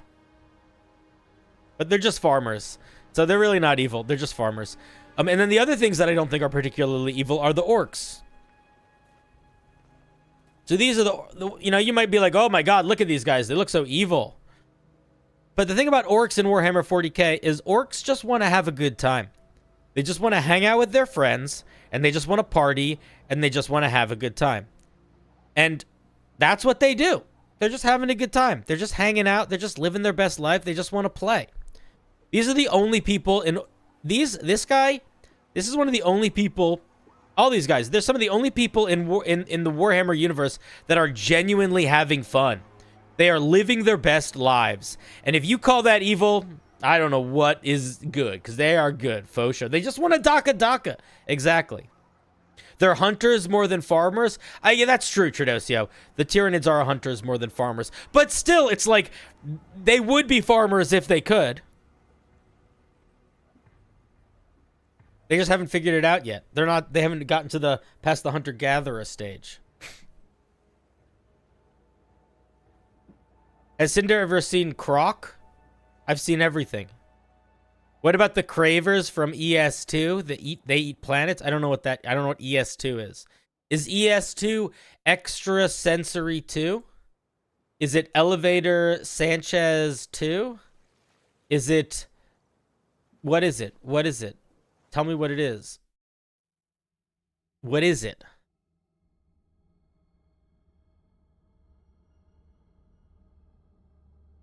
Yeah, okay. Elder Scrolls 2, Endless Space 2, what the fuck is that word, Dragonus? I'm sure egregious? Oh my god, my brain. Holy shit. Egregious. Yeah, I know. I figured it out after I had to look dumb for a second. Egregious slipperiness 2. I think that's probably what it stands for. But anyway, yeah, definitely not bad guys. Definitely good guys. Definitely good guys. And the goodest guys. The goodest guys. The bestest boys, as they say.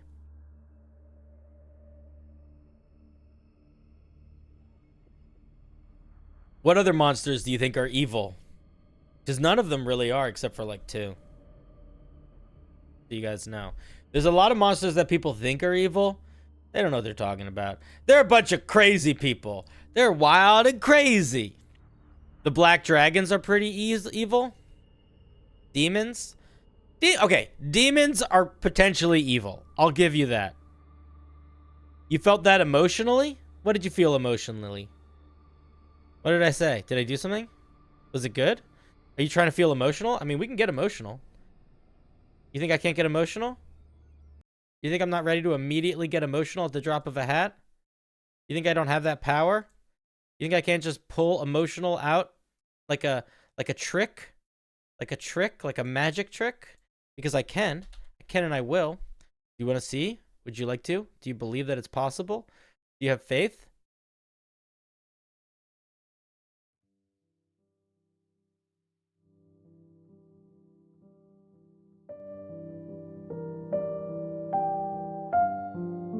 Watch this.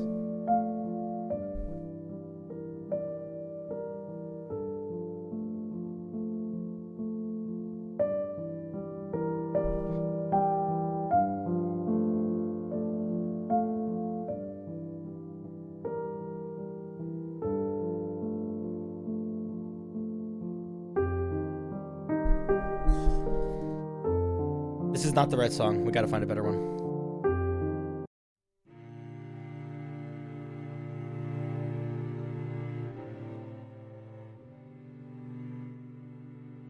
Hi.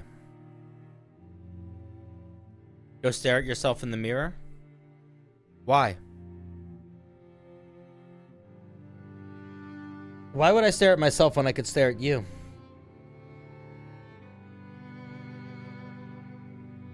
You know? What do you see when you see yourself in the mirror? What do you see when I look at you? Other than me, what do you see in these eyes? Because let's be real with ourselves. I'm not looking at you. I'm looking at a little camera. So whatever you think you're seeing here might be a reflection of something that you are dealing with. This music isn't the right mood. This is not it. This is not it. This is not it. This is not it. This is not it. Let's find a better one. Cinder, you said you could do it so quickly. Actually, Cinder, it's taking you kind of a long time to find the right music. You're kind of not doing a good job at it.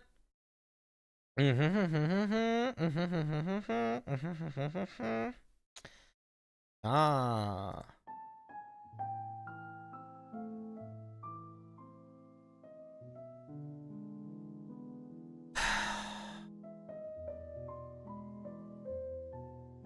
What are you doing with your life? Really? Why are you here? What are you watching? Are you learning anything? Is this social?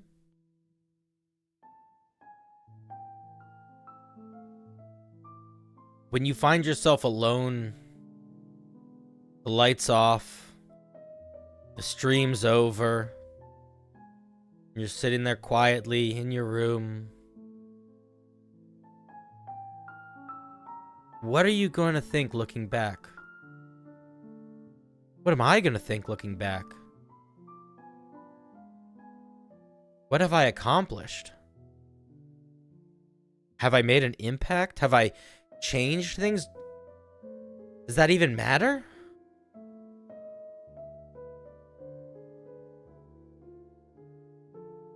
What do people think of me?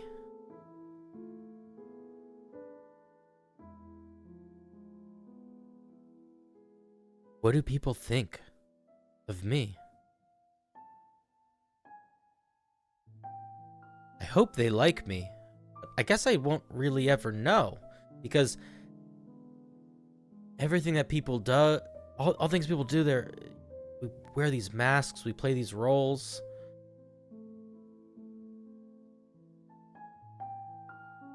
We put so much effort into the way we look, the way we talk, the things we put out into the world, but at the end of the day,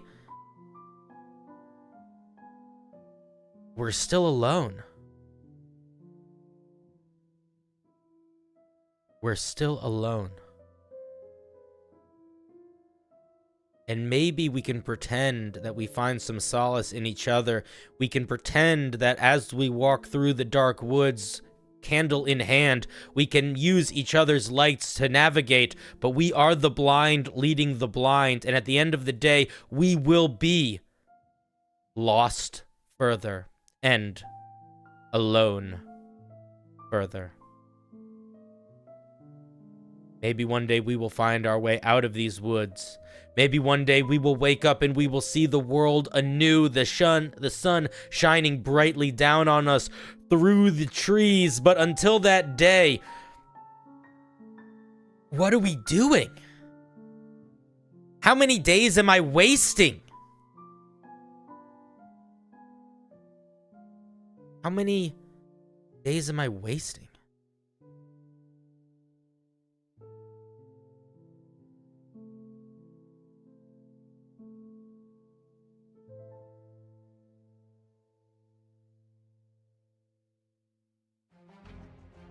I'm not wasting any days! No! I am going to be king of the pirates, and you are my crew, and together we are gonna sail the seas. And you might feel alone, but you're not alone, because it's me. I'm with you. I'm here. We're here, together, forever. Look into my eyes, look into my soul, and know this: I shall never leave you alone. I shall never make you wander aimlessly. I shall never leave you thinking alone quietly and like, why do I exist? I'll tell you why you exist. I'll tell you what you need. You need a path. You need a dream. You need a captain. You need a crew. So join me. Join us. Join we, etc. Okay? Cool. Oh, God. What are we doing on stream tonight? You know?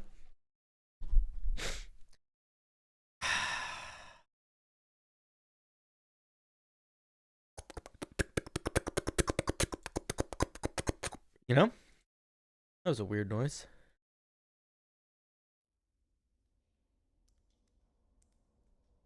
Excuse me. We need some better music. Music has been lackluster.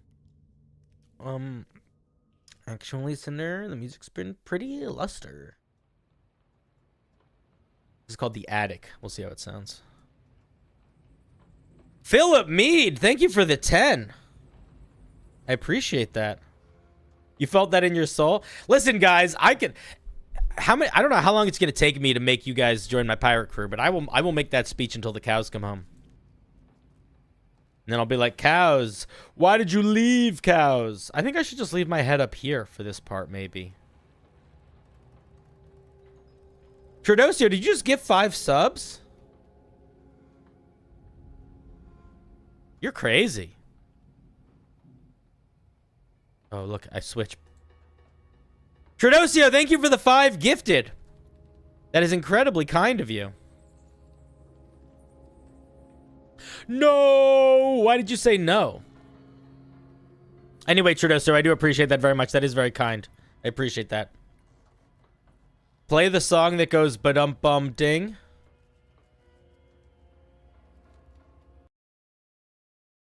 The song that goes ba-dum-bum-ding. I think I have that song.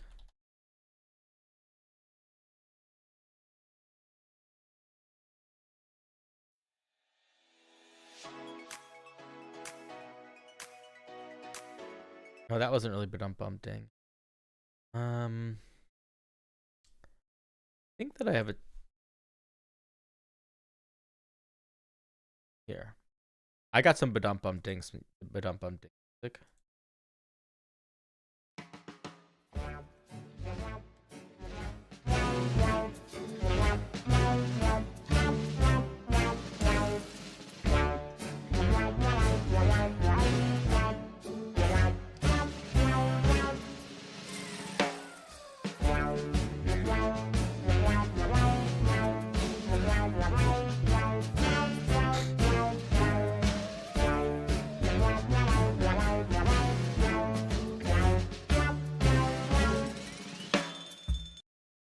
Who is Rick from Rick and Morty? Marauder, why do you just keep repeating the same sentence over and over again? Are you saying I'm Rick from Rick and Morty?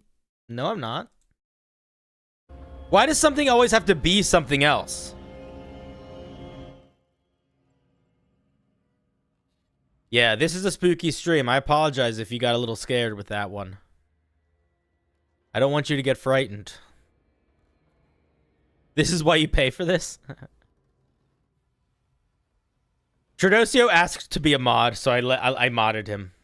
Dylan, you could probably be a mod too if you want. No pressure. Exactly what Rick would say. Oh my god. That is so... We have reached next levels of cringe. It is, I will say. There are... Not gonna name any names. Not gonna name any names. There has been a level of cringe elevation recently in the stream, and I don't know where it came from, but suddenly we are getting way more cringe in the chat, which I think is kind of fine. I don't mind engaging with it because it's funny. I like pointing at it and being like, cringe. But man, there's a lot more of it. There's a lot more of it in the past like week or so.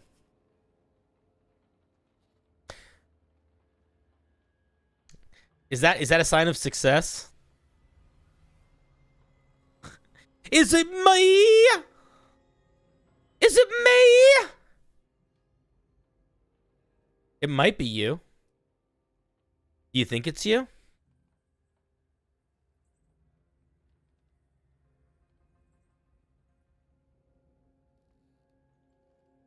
What do you think? Do you think it might be you? Who could it be? Who could it be? Who could it be? Who could it be? Who could it be? Marauder still got trauma for last night. Marauder, listen, Marauder tried to end a fight that they couldn't. Marauder was doing a mwahaha at the end of stream, and I had to shut them down.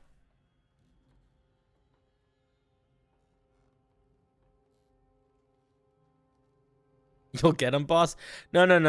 We don't need, nobody needs to get anybody. Nobody needs to get anybody. Everything's fine.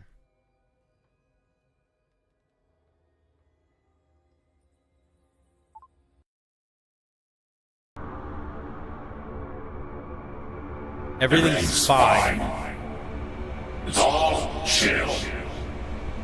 Everybody calm down. Just calm down. It's fine. You're fine. I'm fine. We're all fine. It's gonna be great. You're a funny little guy. You're a funny little guy. You're a funny little guy. You're a funny little guy. You think you're funny. You think you're funny.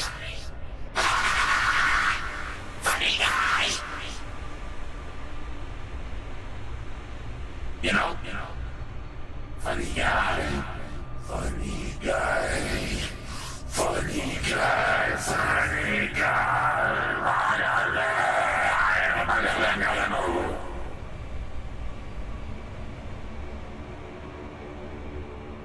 Oh, hello there.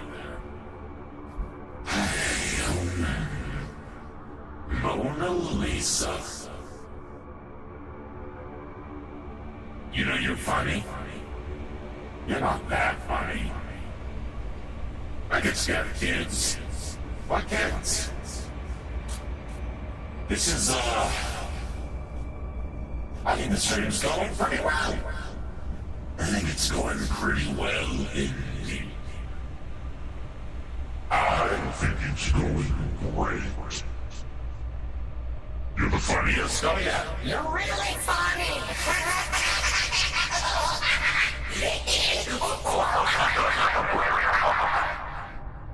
Very funny. Very, very, very funny. Just the funniest guy.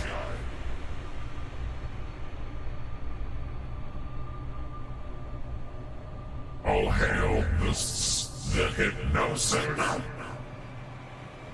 You guys wanna be hypno?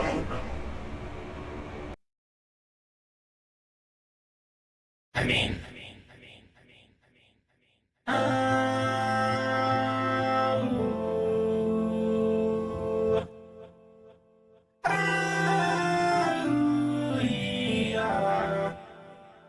You know.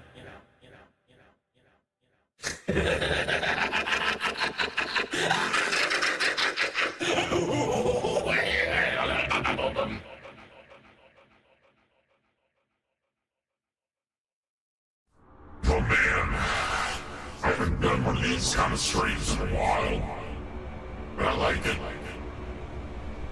Yeah. I usually keep a voice modulator on when I stream, because I feel like it makes you guys have a better time. You usually can understand me a bit better. Usually. But sometimes I like to turn it off. can speak to you with my regular voice. Yes. Oh, yes. So what's everybody gonna be for Halloween?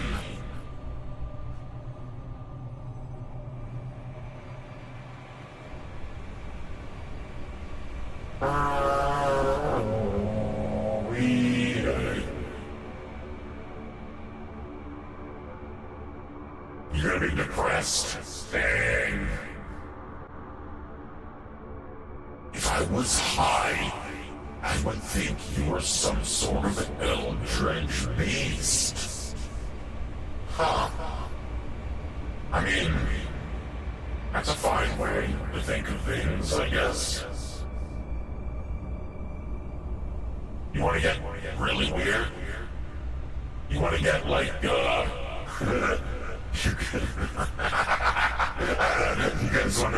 guys wanna get really weird? We can get really weird. It's a little bit different of a vibe. You ready? Are you sure? I don't think you are. But you can certainly try. You can certainly try.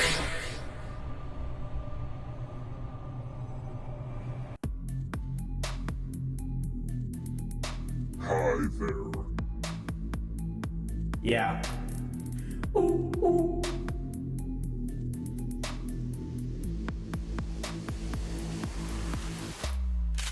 My name is Cinder. How is your day? My name is Cinder. Hope you're okay. Ooh, I love this when I do that. I haven't done this in a while. It's been a while since I did this stupid thing. It's been a while. It's been a while since I did this. How long has it been? I don't know. Maybe months. It's been a while. Bars. Man doesn't have bars at all. These aren't bars. This isn't anything clever. That's true. It's not. I have no power here. I'm just kind of fucking around. This used to be different. Why did this change?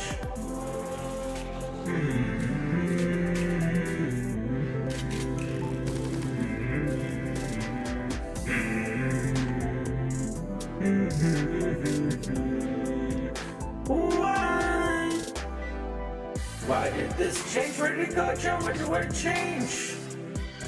You guys, this used to be a regular stream. I know it used to be one. I know it did. Shut the fuck up, you stupid. Okay, wait. Oh, is it this? Oh, did they all become different? Give me a sec. Oh, they did. Interesting. Yeah, they changed it up. It's weird. When did they do that? When did they change the system? I don't know when they changed the system. But they did. Okay, I guess that's fine. I guess. I don't know. I don't like this one. Oh, I like this one though.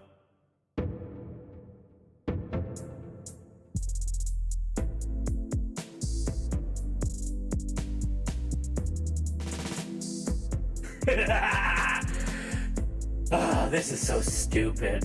It really is. Are you gonna get back to doing D&D stuff? Yeah, probably. I feel like I should, right? Like, I don't know, man. How long is this gonna be funny? Do people watch this? Are people still watching? How many people are even here? Yeah. I mean, we lost like 10 since we started doing this. So it must not be that funny. I don't know, we kept a bunch though. So maybe it is funny. It's not that funny. I don't know, it's pretty funny. No. It's pretty weird. You're not even like using the music. You're just kind of, I don't know, fucking around. I don't know, isn't that fine though? Isn't that what streaming is? Isn't that just what we're doing here? Just fucking around, just playing, just goofing and gaffing and living and laughing? But don't you want to do something more? Don't you want to build something? Don't you want to, I don't know, put on more of a show? My brother, how is this not a show? Come on now. This is as show as it gets. What? Are you telling me? Oh, okay, calm the fuck down. Are you saying this is a show? Oh, look, we're looking at some monster homebrew. That's not a show. I mean, it is a show. To be fair, like, it's the show people signed up for. It's the show that they wanted to see. And now you're doing this weird, stupid bit. I don't know.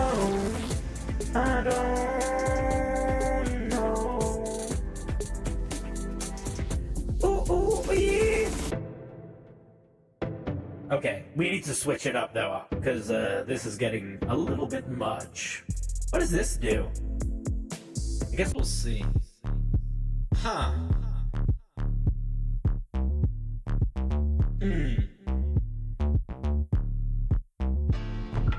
Ooh, ee.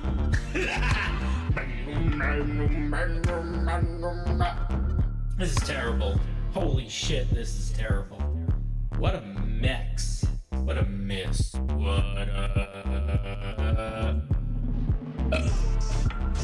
Yeah.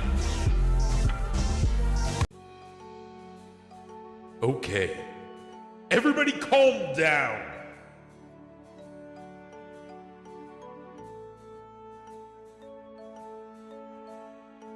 Listen. I know what you're thinking. They're thinking? That's not a word. I know what you're thinking. You're thinking, my God, what is this? What are we doing? What are we doing with our lives? What are we doing with our brains? Hey, Derek, what's up? How's it going? Are you ready for adventure? Because it's going to be a hard journey, a challenging journey. Yes. No, the stream has devolved at this point into, I don't know what it's devolved into. I'm sorry. I feel the need to apologize. But maybe that's wrong. Maybe this is what we all need. Maybe this is what we all yearn for. A chance to experience something new, something different, something powerful and bold, and unwieldy. Unwieldy, some might even say. You're making a spear? Derek is making a gravity spear. Man, the mods have it out for the Marauder. And the question is, will the Marauder take it? Looks like he won't. It looks like he's still spamming. See how long that lasts. I hope it lasts a while. It's a great trick. It gets better every time. It never gets old. It always just gets bold. What?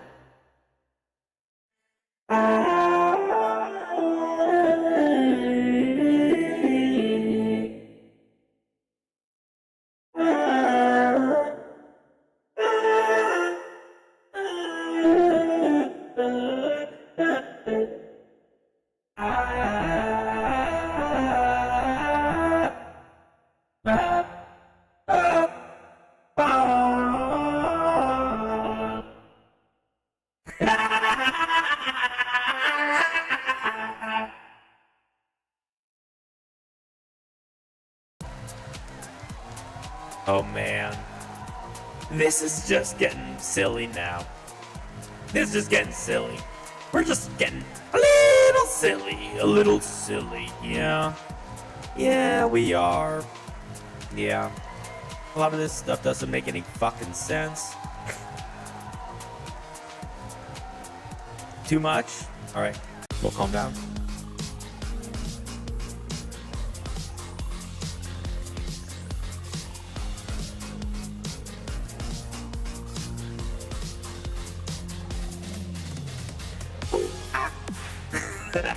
What the fuck? I don't like this one. This isn't my voice. Okay, I'm sorry. We'll stop. Sorry, I'm sorry. Jeez Louise, I'm sorry, guys. Anyway, you guys, you ready to get back to it? When you start doing stream again normal? Or do you want me to turn the voice modulator back on? What do you want? Crabs. You want crabs? Jeez Louise, this guy. Yeah, this guy. 5 more minutes. What's up, Tina? What's up, Tina? How are you?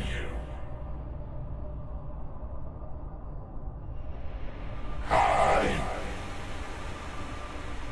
Wait, there we go. No.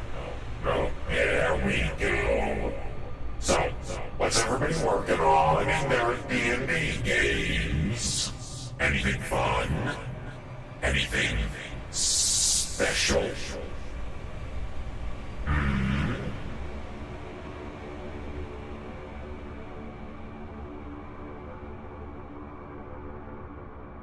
You know? Yeah, etc. Oh my god, he's just gonna do this for the rest of stream. I'm not gonna watch this fucking thing. Yeah, I should probably stop soon. Fine. Voice modulators back on. I'll put the voice modulator back, guys. I don't know where that came from. What are we doing tonight? I hope people don't mind.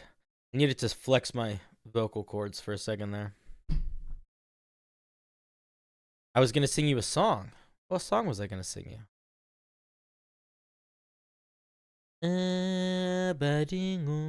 You're writing a novel about a goblin that throws rocks? That's pretty cool. That's pretty cool. We are all one. It's true, we are all one. Are you asking for a music moment? Is that what's happening right now? It must be tough holding that in all the time. It's not. I'm not holding it in at all. I just have a voice modulator on. It's very easy.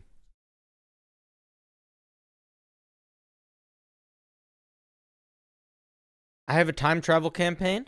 Okay, good for you. Love it. I love a good time travel campaign. If there's anything I love more than traveling time, it's traveling space and time.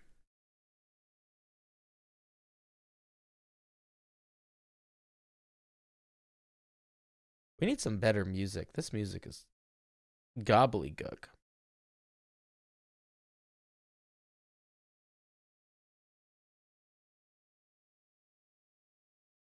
This might be the... Might have found a good one.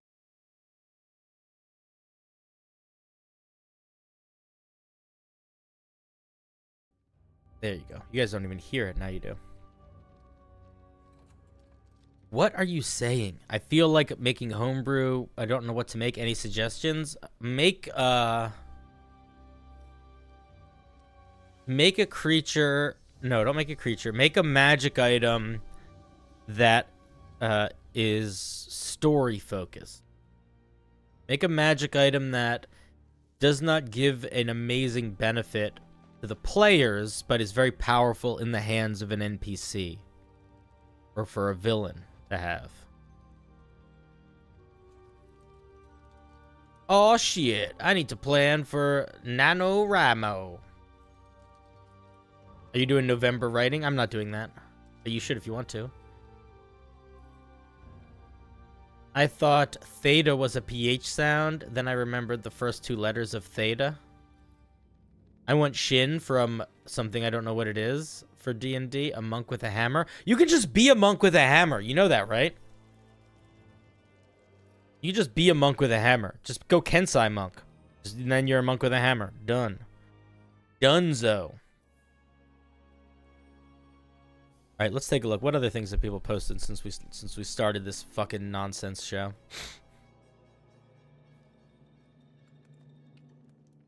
Let's see. We looked at tweezers. We looked at that. We looked at your head taker. I feel like magical tattoos already exist in D&D, and a lot of them can give you spells. Like, that's just a thing, right?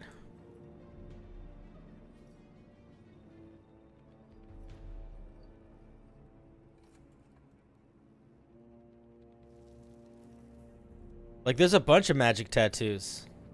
So you don't need to homebrew that. You can just use these. Look at all these magic tattoos. Look how many of them there are. That's not a tattoo. That's a book. But you know what I'm talking about. There's all sorts of magical tattoos.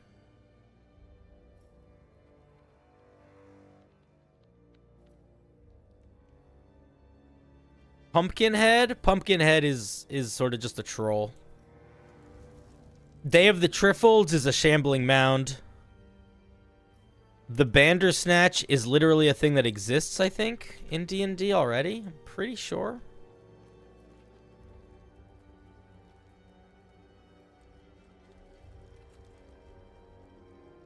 It might not, but there's a monster that is basically the Bandersnatch. It's a big frog. What is it called? What's the big frog that steals people in D&D? It's a monster. I know it's a monster. It's a big frog. It's CR10, I think.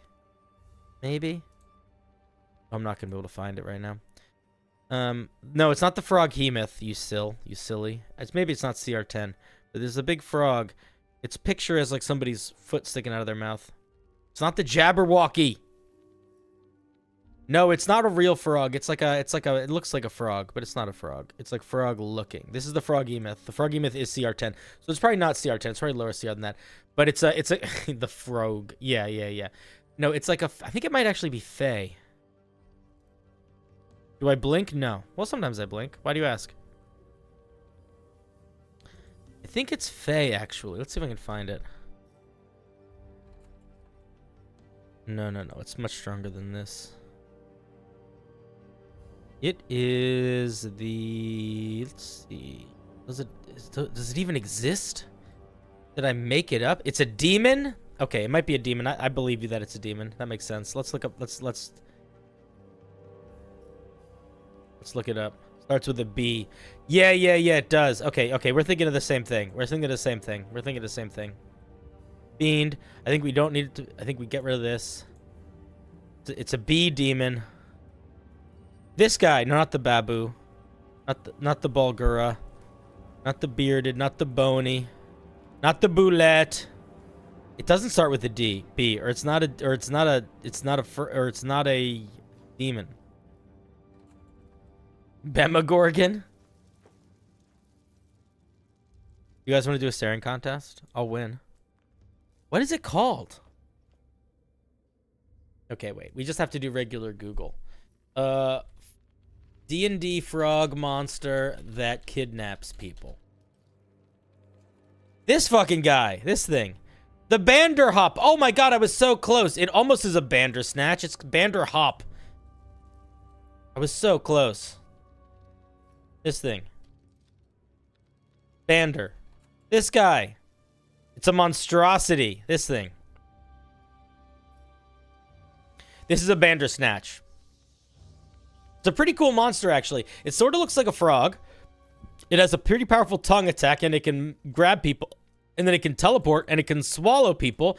But the thing that's cool is that when it swallows a creature, and that creature drops to 0 hit points, they don't die.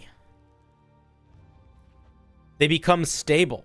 So the idea of this monster is that this guy chases, it hunts creatures on your behalf and brings them back to you, because it'll eat your buddy and then it'll teleport away, and then it's gone, And your buddy's just safe in its tummy until it throws them up. And it knows how to find you because it has this cool tracking ability. The banter hop. There you go. Boom. There's your banter snatch. But now it's hopping. Bildo, like a psychopath, made this thing, by the way. I don't know if you guys noticed this. This is psychopath energy. So if you want to take a look at this, you should. It's pretty cool. Yeah, no.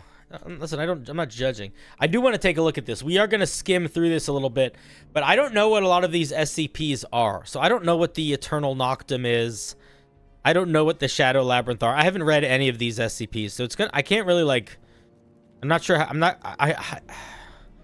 sure how to best navigate exploring these. Oh my God! Somebody made the golden tweezers. We literally were just talking about this. You made most of them?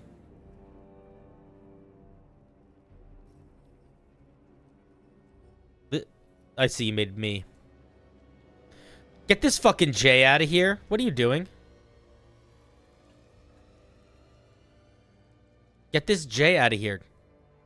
I know what it stands for. No joke to you. Why does it have shadow stealth? I think it has shadow stealth because it is a very shadowy creature. I think the idea is that it has like super camouflage. PP is the main lich.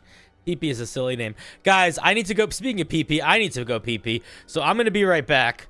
But then when I come back, we'll take a look at this. Take a look at some of these SCP homebrews until I don't have the energy to read them anymore. And then we won't. So I'll be right back. Listen, nobody... Ooh, calm down. Adventure begins. No. Be right back. All right, I'll be right back. You guys stay safe. I'll see you in a minute here. I'll give you something more interesting to listen to. Do you guys want to listen to something weird or something fun? What do you want to listen to? What do you want to listen to? Something creepy?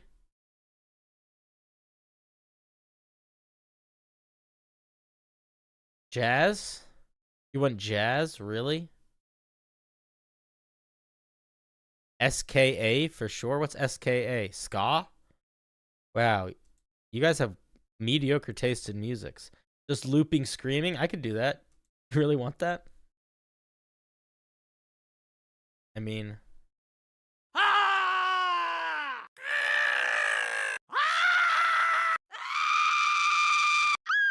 Is this what you want?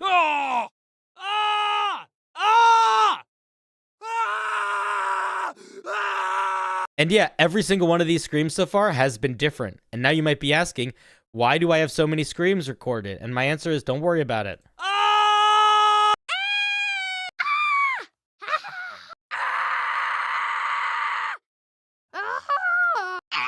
You don't want this? Why not? You don't love this? You don't love this? Oh, that was a monkey scream.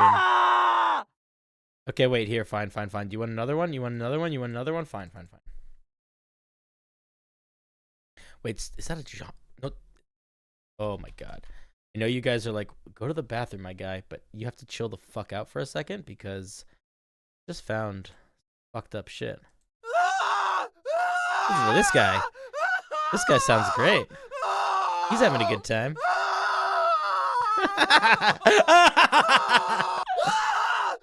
Oh my God. This is so fucked up. I should just play this more. Oh, I love it. Oh my God. Wait. Do we have any other ones? Let's see. Oh, there's crowds. Yes, all of you scream. Those are children screaming. Calm down. No. Oh, no, there's not enough terror. We need more terror. Oh, this is a good one.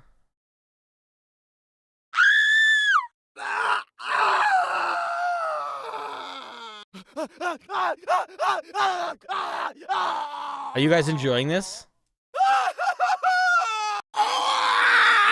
You're drunk? Hi, drunk. I'm Cinder. Okay, let's give you something. Let's give you something different to listen to than that. Somebody said jazz. Is that really what you want? Sure, have some jazz. I'll be right back.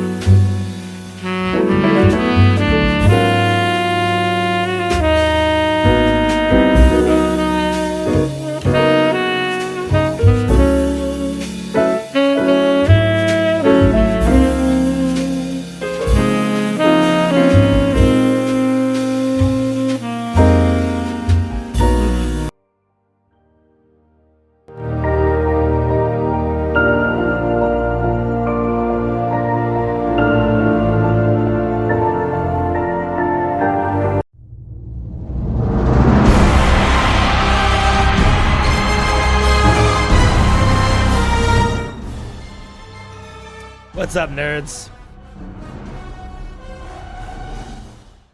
Calm down. Jeez Louise. Oh, how's it going? Did you have fun? Did you guys have a fun little dance party? I hope so. I have returned.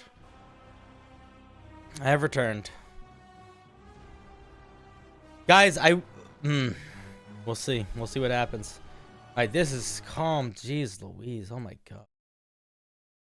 Okay, what we need to do is now we need a little bit bit weird, I think. I think we go here.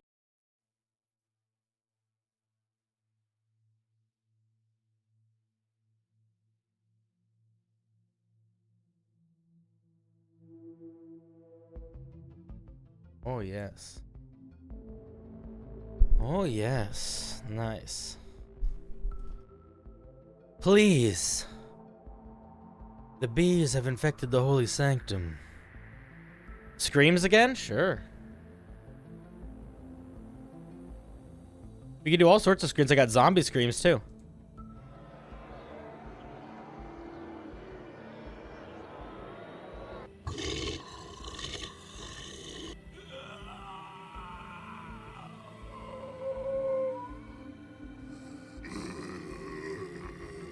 If you like all that stuff. I don't think we need it though. You know? You know what I'm talking about? Chat. Alright, so which one of these SCPs do we want to read about? Do we want to read about 5-0? Do we want to read about the Shadow Labyrinth? Do we want to read about the Eternal Nocturne? Do we want to read about the Mirrored Destinies? Or, yeah, do we want to read about which one of those three do we want to read about? Chat, let me know. I'll come back over here, so you're not all frightened.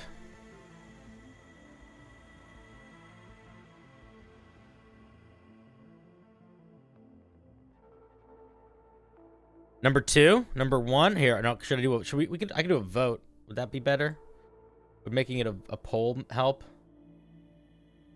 No, that's too much work. I don't want to do that. Is this Candela Obscura? No.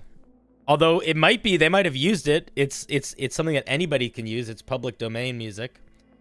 So there is a chance that Candela Obscura used some public domain music, which is fine. Good thing to do. Hey, do you know how to suggest the home? Do you know how you suggest the homebrew idea I made? Want to see it? What?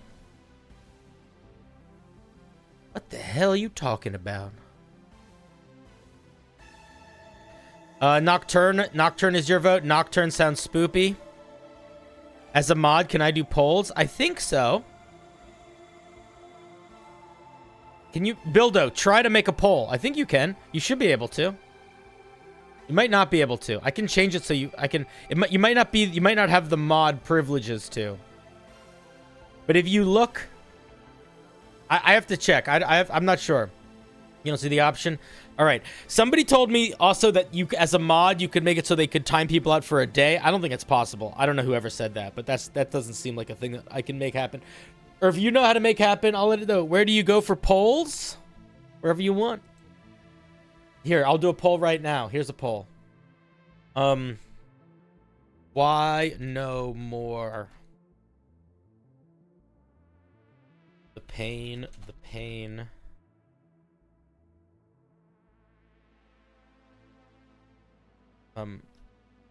Set me free.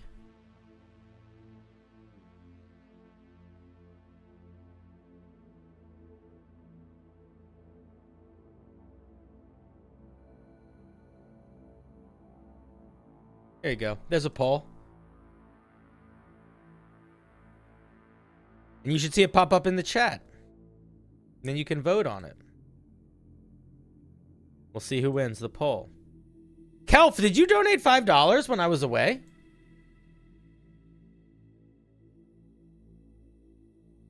No, you donated a while ago. Okay, did I say thank you? I hope so. Scuffed Bub, you became a new member. That's exciting. Thank you. I missed that. I apologize. I love new members. They give me power. They feed me.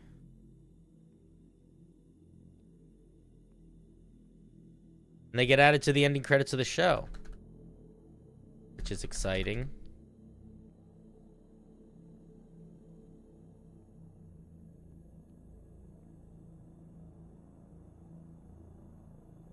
Okay, looks like Agony Eternal wins. Looks like the poll is over with Agony Eternal winning by 54%. Yesterday there was a little drop-down menu when you timed someone out. Nice.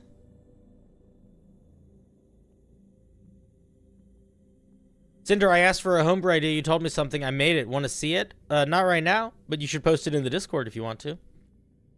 We're going to look at one of these pieces of homebrew. Which one are we looking at? Nocturne? People sound like people wanted to do the Eternal Nocturne. Let's see if we can understand. I don't know what this SCP is, so let's see if we can figure it out as we read the document.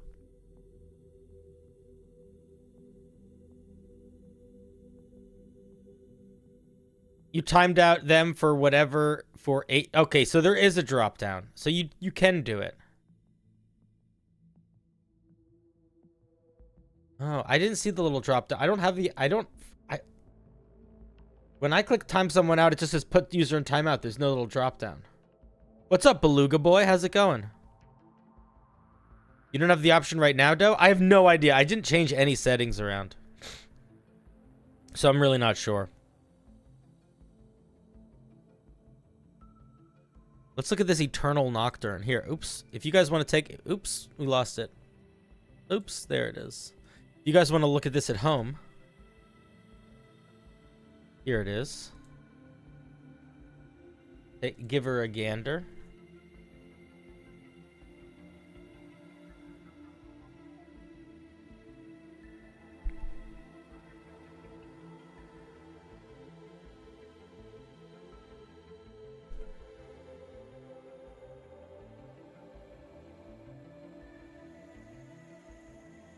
Maybe because he had been timed out already once? Oh, maybe. You changed my classification? If I ever find that one kid from the call-in show, Cinder could remember, they're catching your wrath. Which kid? Which one?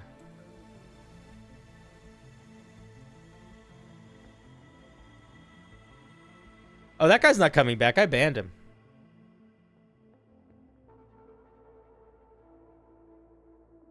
Apparently, I'm not the only one seeing similarities between this and Candela. It's the SCP naming convention that was making me think that too, so I think we're learning about that. Well, if that's the case, I'm going to just point something out, that the SCP Foundation has been around for like 20 years. So it is more than likely that Candela Obscura has taken stuff from the SCP Foundation, but it is certainly not the other way around.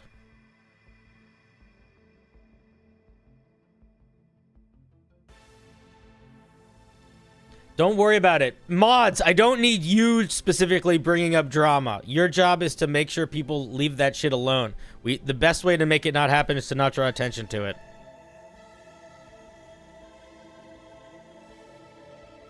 In those circumstances, we ban the person, we move on, we stop worrying about it. Then you're talking about them right now. You're giving them attention. Not you, Dragoness, but somebody was.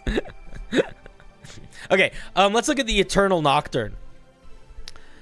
When night falls, eternal, and whispers you hear, no darkness has secrets, and secrets breed fear. In SCP-6042, desires are chains, binding you fast till naught dread remains. Researcher, SCP Foundation. Okay.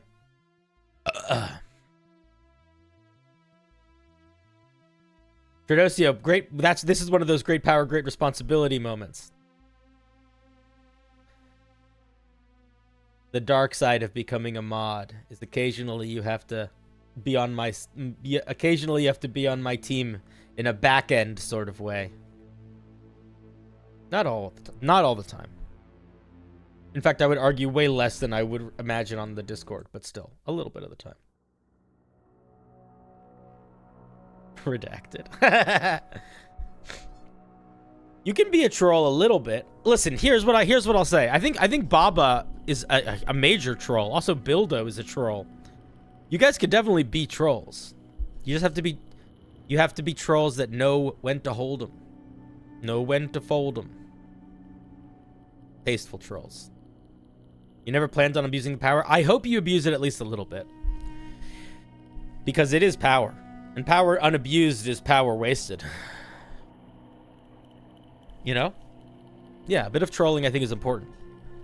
And I would say if anything, the trolling should be directed at me. Or people in chat that you feel like deserve it.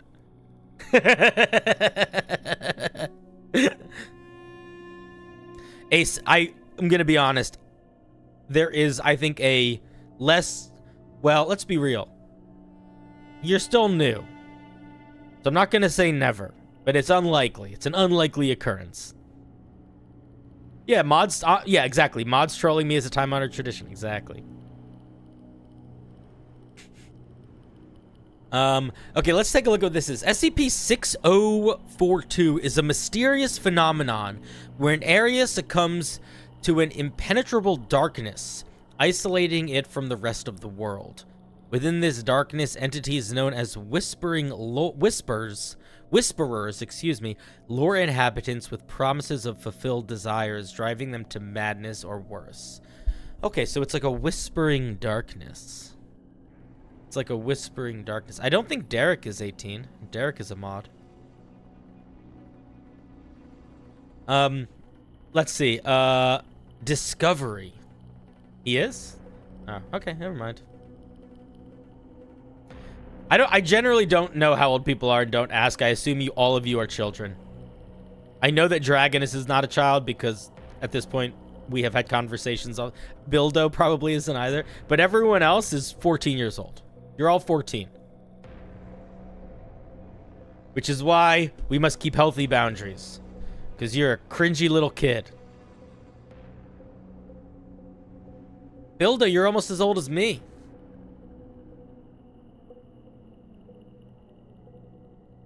Guys, okay, I'm just kidding.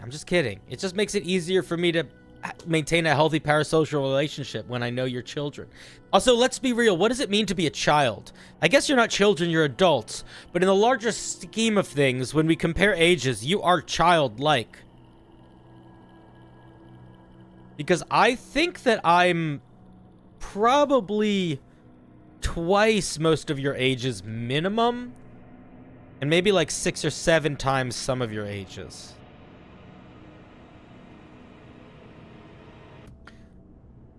I don't know if I'm 14. I might be 762, though. You're 47? Yeah, I'm at least twice your age, Roy. But I think I'm only 3 times Drawny's age. Doesn't matter. Let's keep reading this, guys. Don't worry about me. I'll tell you what. My age doesn't matter. Because the flesh suit's age does matter a little bit. Because that thing will wear out eventually. And I'll need to get a new one. But that's neither here nor there. The thing about the flesh suit is it doesn't. It's just you know, it's like a car. We're gonna drive it till it won't drive anymore. 18 only mod rule. All right, I accept, Bildo. Boom, done. Rule accepted. I think there's one person in the Discord that will grandfather past that, but but that's fine. They're like my 3rd mod. And I think they started being my mod like 14 years ago. Flesh suits gets expensive when they age. Oh my god, tell me about it. You mean like in human years? What's how long is a human year, give or take? Discovery. The first known occurrence of SCP-6042 was in a remote village in where the entire populace vanished overnight. Subsequent instances have been detected and contained with varying degrees of success, often resulting in significant civilian casualties. Okay, so it is essentially an area of darkness that lures people in. Let's see. Let's keep going. Encounter guidelines. Ooh. A human year is 365.25 or apparently 0.24.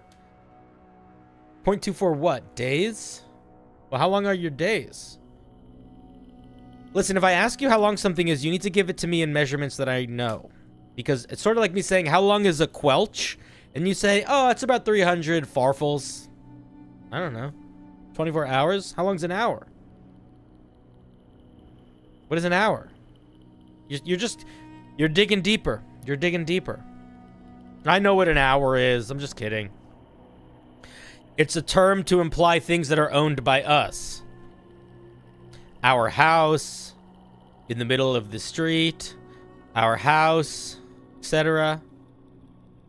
Hey man, I just want to say your vids are awesome. I got exposed to your channel through YouTube and I find myself watching your shorts during downtime at work. Really awesome, entertaining stuff. Oh, Leather Heart. Leather Heart. That makes me so happy to hear. Because I'm going to be honest with you, fuck work. Anything I can do to help you enjoy work better, I feel like I've accomplished my goal for the year. So that makes me happy. What did you say? I've been getting into D&D a lot recently. We're gonna keep reading the thing in a second. 1 second. There's a new guy came in. Let's give the person who just popped in a moment. I've been getting into D&D a lot recently because of Baldur's Gate 3. Totally understand. And started DMing for your family members. That is awesome. My girlfriend, her brother, and his girlfriend. Any ideas for a brand new DM? Okay. Wait, did you say ideas or advice? What did you say? Advice. Okay. Advice for a brand new DM. You don't really need to understand the rules that well to start playing. You only need to be willing to look the rules up or improvise or learn as you go. That's like the most important thing when it comes to the rules. In terms of planning, you should never plan more than you're not having fun. As soon as planning becomes not fun, that's all the planning you need to do. That's for planning. Also, you don't need to plan the whole adventure. You kind of only need to plan what's happening around the heroes. So, like, for example, if you know you want the bad guy of the whole campaign to be like some giant, evil, eldritch planet that's attacking, you don't need to have anything planned for that at all. What you do need to have planned is what stuff's happening in town. What monster is attacking the town? And maybe that monster was summoned by some cult, and maybe that cult has some books that make reference to a giant flesh planet. But that's the only reference to it, and it's just like a foreshadow. So you don't need to, you can plant seeds of the big story, but you don't really need to do the big story for a little while. You want to focus on what the adventurers are going through in the moment and trying to get the local adventure fun and exciting. You want the heroes to feel like they have victories sometimes. As a dungeon master, your job is to sort of lose every fight, which is not a bad thing. And yeah, more than anything else, the only thing that matters is that your players are having fun and you're having fun. That's my advice. I would encourage you to include at least one awakened animal because they're goofy.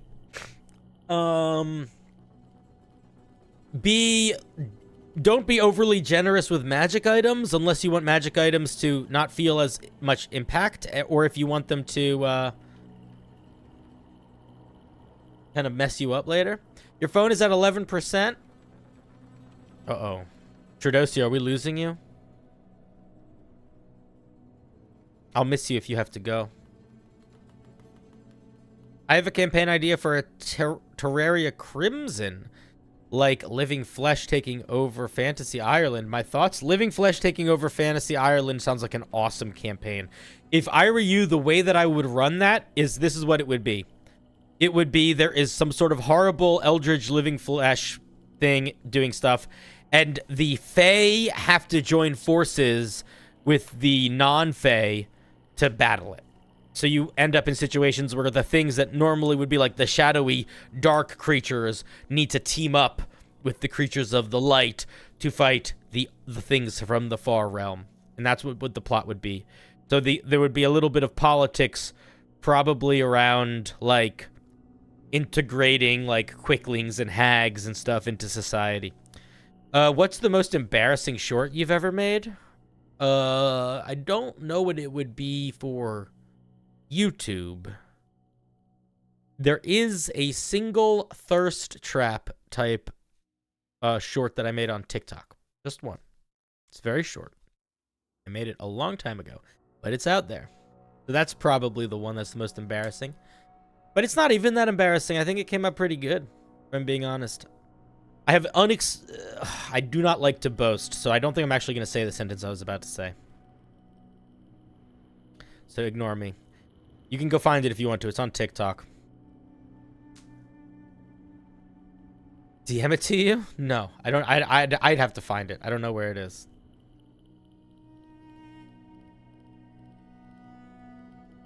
Here's what I will say about it. You will be surprised. You will be surprised, I think, that I made that. I was surprised that I made that. In hindsight, I don't think I would make more. But I think it came out pretty dang good. Can you peer pressure you into telling you? Telling you what? The thing that I was going to say? It's going to sound annoying. It's going to be very cocky sounding.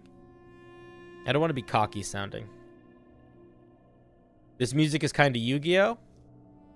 I summon Pot of Greed! And draw 3 additional cards from my deck. And then I summon Pot of Greed. That's not how it works. That's how it works, Yugi. You guys remember that? The sentence, you silly goose? Oh, the sentence? Oh, I was going to say, I think you guys are going to be... okay, I'll tell you. I was going to say that I wear big sweaters on stream most of the time. And I think if you decide to go hunting and find the video on TikTok I'm talking about, you will be surprised at the shoulders I have. That's what I was going to say. I think you will be like, where the fuck did those come from? I wear baggy clothes. Okay. Beefy boy. Yeah. See, this is why I don't want to say this kind of shit. I don't want you guys getting weird at me. I would much rather keep our relationship as absolutely non-sexual as possible. How did you escape the zone of darkness? Let's finish looking at this thing. Let's keep looking at this thing. The idea for Flesh was that it started as an ancient wizard failed wish for an infinite regeneration. I think that's a cool idea.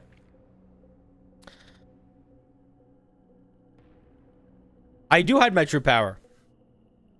I was a power lifter for several years. Powerlifting was my sport of choice for a long time. Power! I worked with a trainer for about a year, and I remember he was asking me, he was like, what are your goals?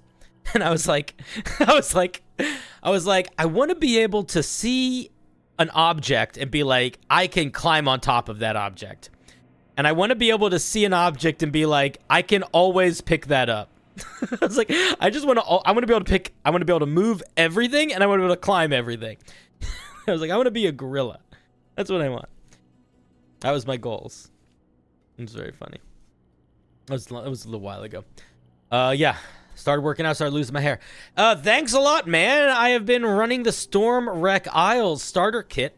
I'm finding a lot of fun. I'm watching a lot of videos on it. Thanks for the advice and keep up the awesome work. Cool, I shall. Good night. Please read it. Read what, Fox? What did you want me to read, Fox? I gotta go to sleep. Please read it. What do you want me to read? Higher testosterone causes hair loss? I did not know that.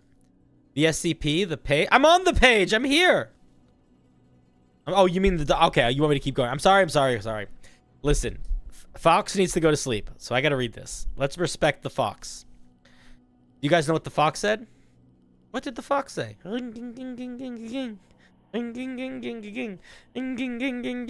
You know I enjoy making you stay up late, right? You know I enjoy it like a vampire.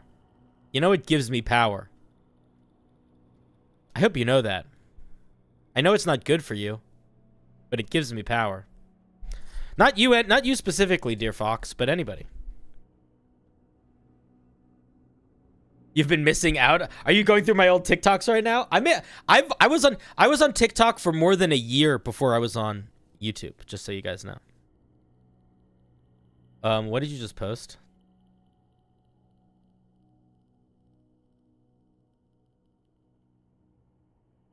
Oh, is this okay that What did you just post? What did you just post? What did you just... It's not letting me go to it.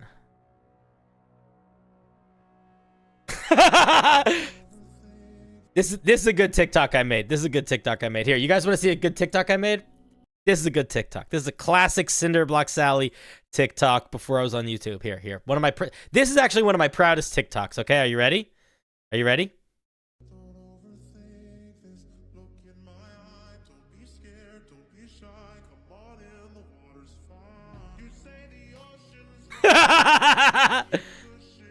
It's a pretty good TikTok, right? Did you notice a little thing there? Here, did you guys notice? Here, a little. Look, do you see that? Can you guys see what's happening there? What's missing from this picture? Can you say what's missing? What's missing? What's missing? There's something missing here. What is it? Yeah, you can. This is when I lost my tooth before I got a fake tooth. This is the fake tooth. I had about a year of missing a front tooth. Is it because you don't brush? No, you fucking asshole. It's actually because I got punched in the face really hard and I had trauma in my bone and I had to lose the tooth. So thanks for bringing that up. Thanks for making me relive that memory. It actually was a terrible, terrible time, but it's fine now. I don't care. I don't really care anymore. It was a while ago. By who? By hooligans. By people in the world. I got jumped. Have I not told this story on stream before? This is a long time ago. I got jumped and I got attacked, assaulted by teenagers. It was not fun. In Baltimore, yes, I used to live in Baltimore. And Baltimore is a wonderful city and I love it, but it is a little more dangerous than other cities sometimes. And a group of teenagers decided to attack me. They punched me a lot. And one time they punched me in the face. And it hurt, but that was it. It didn't really, nothing else happened. They just punched me a lot and ran away. And then I was like, that sucked. I wasn't like that sucked. I was more emotional than that. But it was fine. I mean, I wasn't that fucked up. I didn't have to go to the hospital or anything. It didn't happen in Philly. My life in Philly is chill. Philly is a super chill city to live in my opinion. Yeah, it's not a classic Philly story, you silly. Philly is chilly sometimes. But yeah, nothing really bad happened at the moment. And then like a year or two later, I was at the dentist and they were like, what happened to your face? And I was like, what? And there was some like issue with the bone in my tooth and my jaw up here when I got hit, where basically it cracked or something, but it was all fucked up, so they had to pull the tooth. Pittsburgh is not better. Pittsburgh is fine. Pittsburgh is there's not a lot going on in Pittsburgh. I love Pittsburgh. I visited it several times. I have some friends whom I love in Pittsburgh. It is not the most oh my god, you found the thirst trap? Okay, Bill. Do whatever you need to do. I'm not going to stop you. Bildo, I'm not going to stop you. You can do whatever you want. Everybody can go find it if they want to. That's a great video. What's a great video? Please take your Adderall. Who needs to take your Adderall? What are you talking about? You just can't handle the speed at which I can switch topics? Oh, I have schmutz in my mustache. What is that? Oh, it's a little crumb from my snacks. Ooh, from snacks. The thirst trap. Did you watch it? Bill, did you really post it on the subreddit? I'm okay. I don't mind if you did. I just don't know if you did. Oh, here. I should let you guys. Oh, I was like, why can't they see the screen? Because I made myself fucking giant.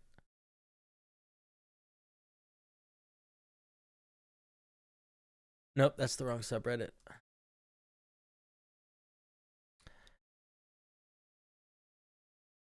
Wait, this is not the thirst trap. This is a good video though. This is a good video. One of my first streams, I did a date night on stream. Look at me. Look at my stupid little hair. Everybody, get the fuck. Look at my old microphone. That's not the thirst trap I was thinking of, but that's a good thirst trap. It's true. It's very thirsty. My hair looks so stupid in that picture. Oh my god, that was before. We're standing up, losers. Yeah, perfect. Perfect. Perfect. You're waiting. You ain't waiting for the SCP page. Cool. I'm timing you out. Get fucked. Impatience. If you want to be impatient, sit in it. Come back tomorrow.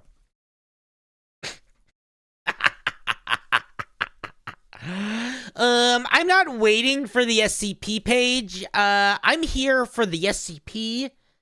I'm here for the SCP.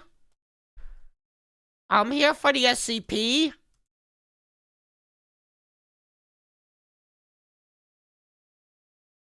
I don't care what you're here for. Now I don't know if you're waiting or not, because I timed you out. You might wait for another 10 minutes and hang out. You might leave. I don't care. I appreciate you being here, but I genuinely don't care. Fucking the ACP and I made it. I want to read the rest of the I want to read the rest of the SCP. I just felt like someone being like, take your Adderall. Because they were... You know what the irony of that is? Here, wait. How do I wanna... I can figure out how to do this. Pop out chat. Okay. I think that if I do it like... I think I know. If I go like add a new browser.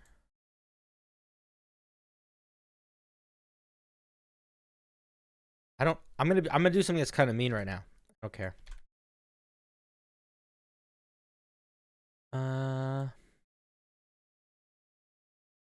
That didn't work. That work.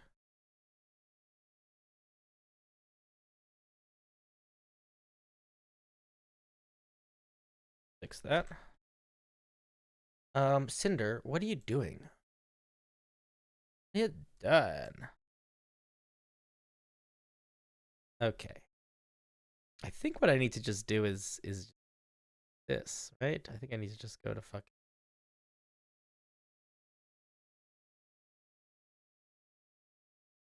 Look at this. We're about to get real fucking trippy. Okay, here's chat. There you go. Oh, you guys can see it. There you go. Oh my god, I could do all sorts of weird stuff. Oh my god, look at this. Look, I can get so weird if we wanted to. Hey, look, it's you guys. Here's you guys, okay? So this person, the Inquisitor. Let's look at the first thing they said. They said, please take your Adderall, sweetheart. Okay, which is a lovely, lovely insult to sort of both people that need Adderall or to just people, you know.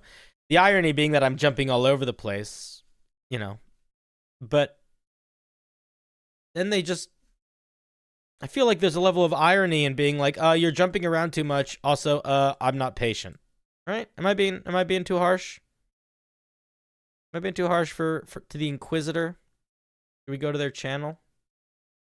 Let's see what they do on YouTube. Check out their YouTube channel. This is being this is where it's like, okay, you're being mean. Well, am I being mean or am I just looking at their YouTube channel? Let's see, the Inquisitor. Oh, very spooky channel. They have Envy short stories and Where Are My Eyes? This is a 7-minute story. This is a 7-minute video that they made. Where are my... They made it 4 months ago. And they used AI for their voice. Well, we're not going to watch that. Listen, okay, Inquisitor, I hope you're still here. Hey, Inquisitor, I'm going to be honest with you for a second. I really do hope you're still here. No. Don't make fun of them. Don't make fun of them. Don't make fun of how many subs they have. Don't make fun of any of that. That's not nice.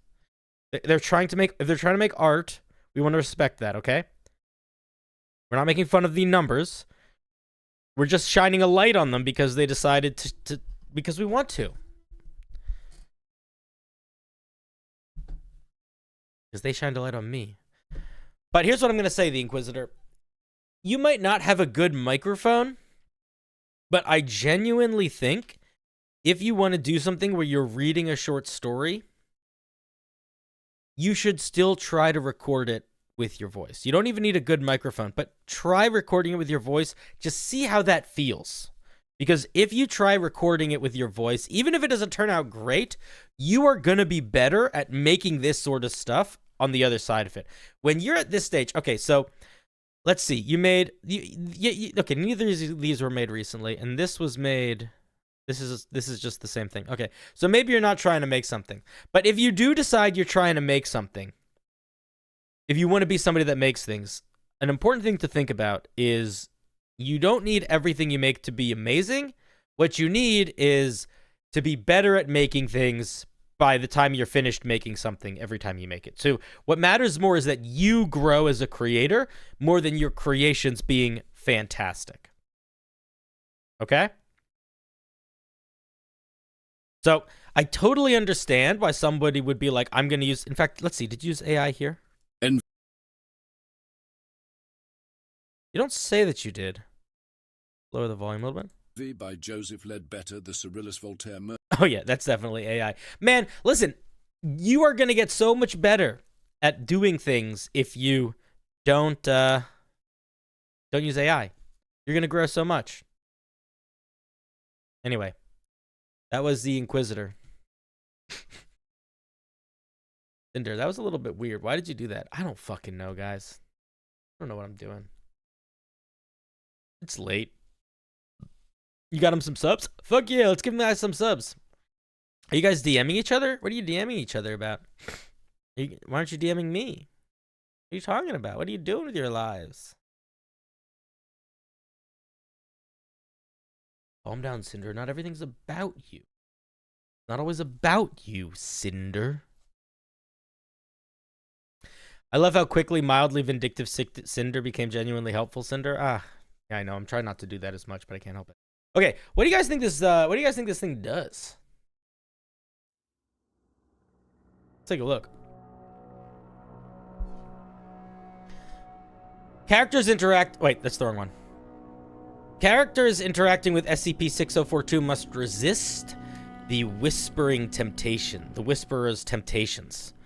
By succeeding on a series of wisdom saving throws, failures indicate the character has succumbed to the Whisperer's influence, leading to various effects determined by the DM, such as hallucinations, paranoia, or even transformation into entities akin to the Whisperer themselves. Now, here's what I'm going to say here.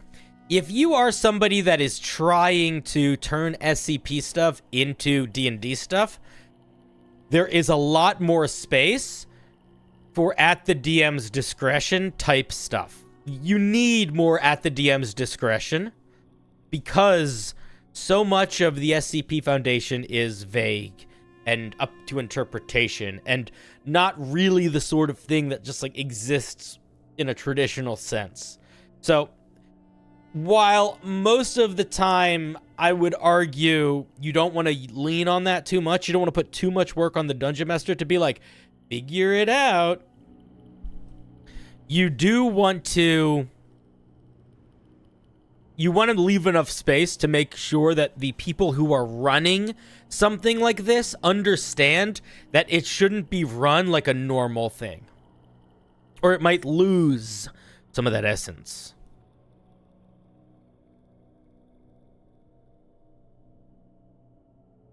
Maybe he's an AI? Who's an AI? Me? I am a robot, I am a robot, I am a robot, I am a robot, I am a robot, I am a robot, I am a robot, I am a robot, I am a robot, I am a robot, I am a robot, I am a robot, I am a robot, I am a robot, I am a robot. Ready? Are you ready? Get set. You're defective, a robot?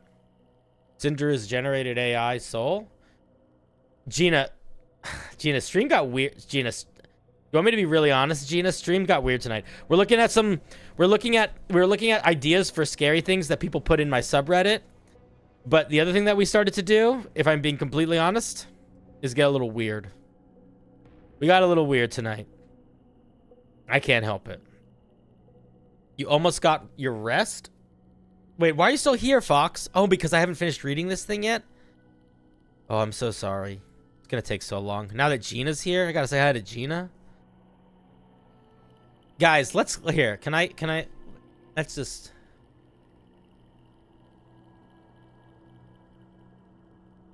here. Let's help our buddy out. So this is Oh Hey It's Gina on TikTok. She's a good friend of mine. Look at this post she just posted. Wait, I gotta move my head. Look at this post. Look at this, 45K views on this video. Let's fucking go. Let's go. And you know what? No, we're not gonna watch it on stream. Whoa, what the fuck is that? That's not it. Are we pretending like I'm not? Pause it. Go watch it. Not right now. Or watch it right now. Go follow her. She's a good friend, a good creator. Do it. Do it. Follow her. Follow her. Follow. Follow. Follow. Are you listening to me, chat? I feel like you're not listening. Chat. Uh-oh.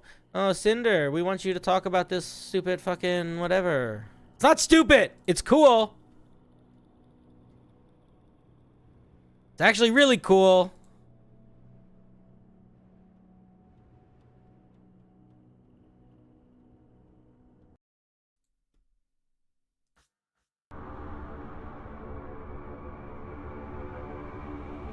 But I don't care if it's cool.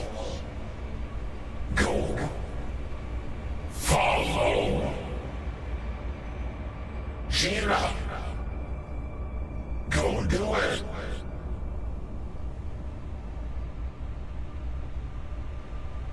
Do it right now. She needs your follow.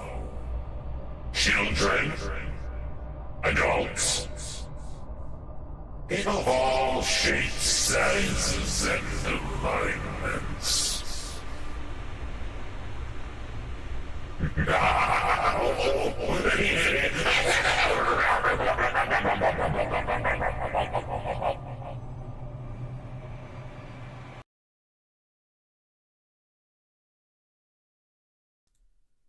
You know?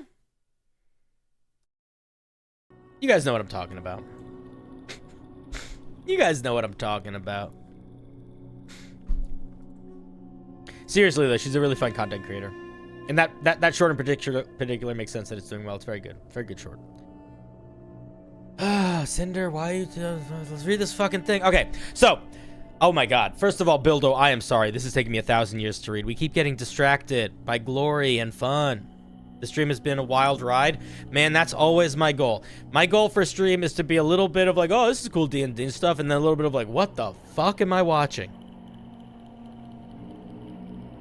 That usually means we did a good thing. No, Gina, this is not you. How long have we been trying to read this, Bildo? Literally how long? How many minutes? At least 20. Somebody in here, Fox needs to go to bed.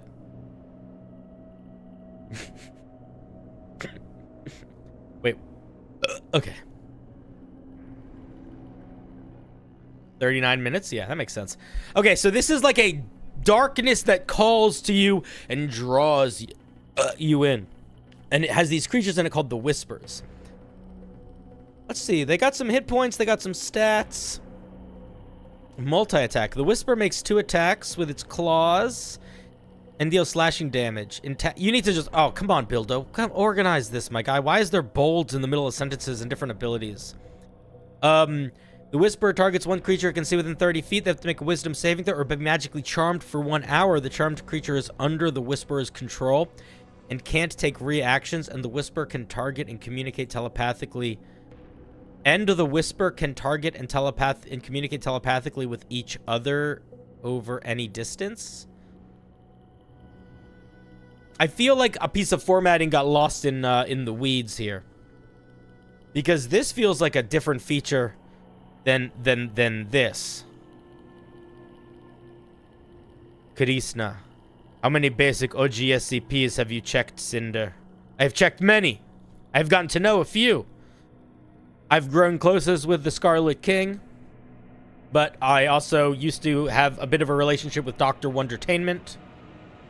Have I raised any? No. No. You were editing when I stopped? Ah, okay. That makes sense. That makes sense. The control for an hour is a lot. This should be higher than CR6 if they can control a creature for an hour. When a creature within 30 feet of it when a creature starts its turn within 30 feet of it, they can whisper insidiously. Your creature must make a DC 16 Wisdom saving throw or take some psychic damage.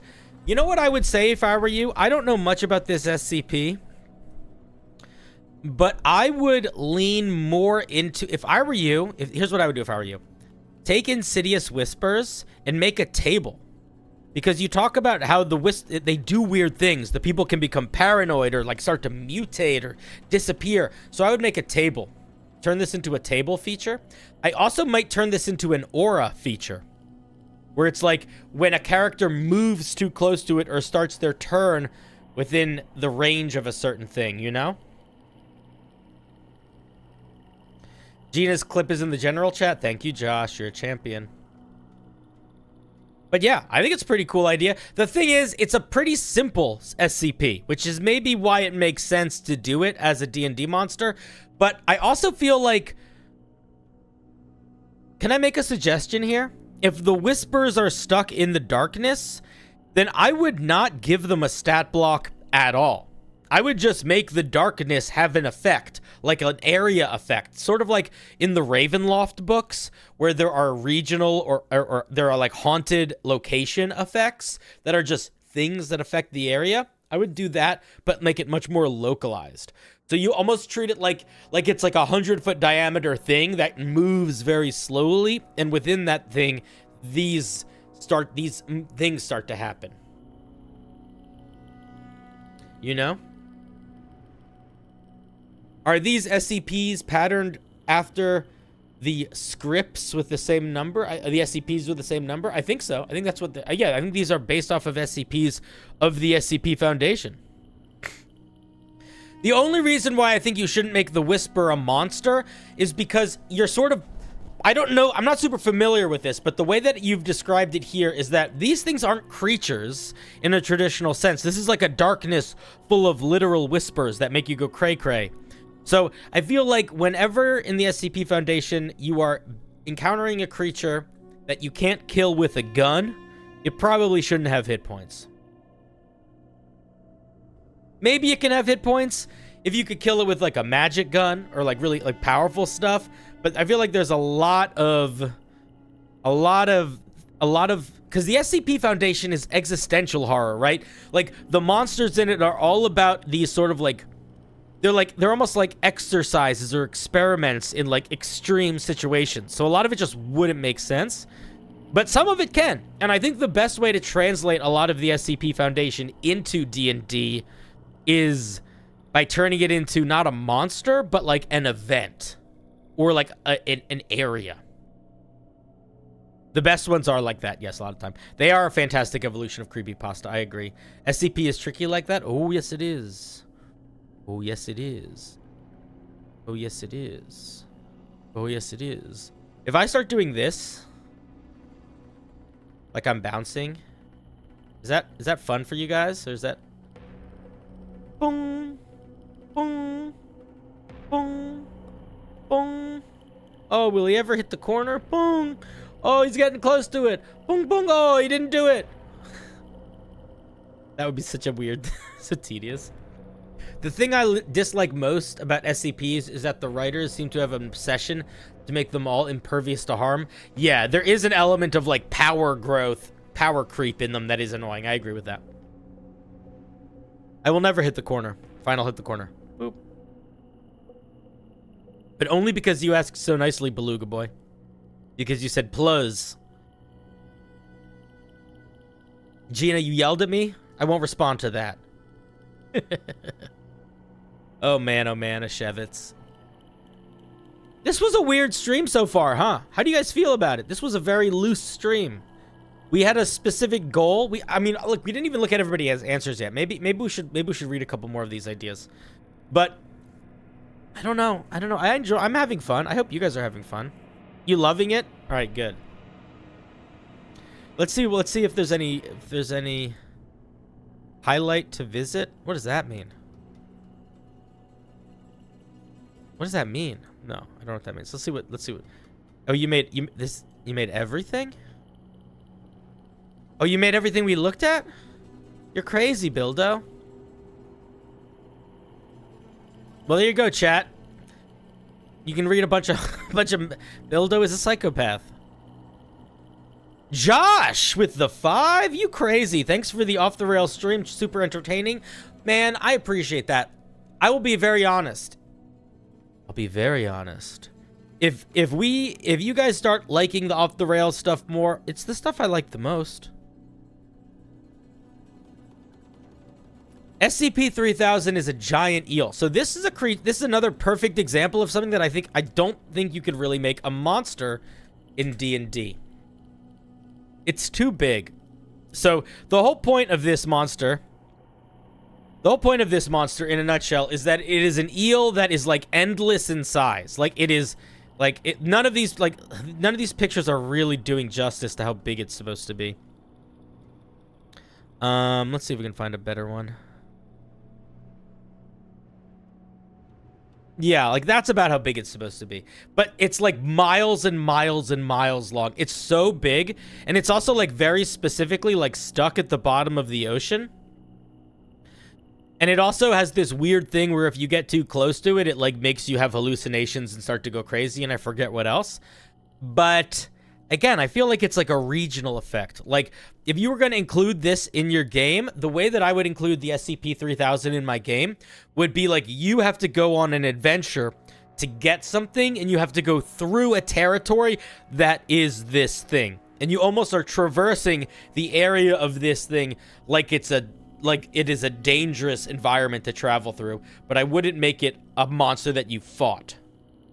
I would make you fight like the effects of it, and have to like sneak around so it doesn't notice your lovely, beautiful face. There is an SCP that makes earthquakes when it moves, yes. It's a giant sleeping thing. But it's a pretty cool monster. Look at him.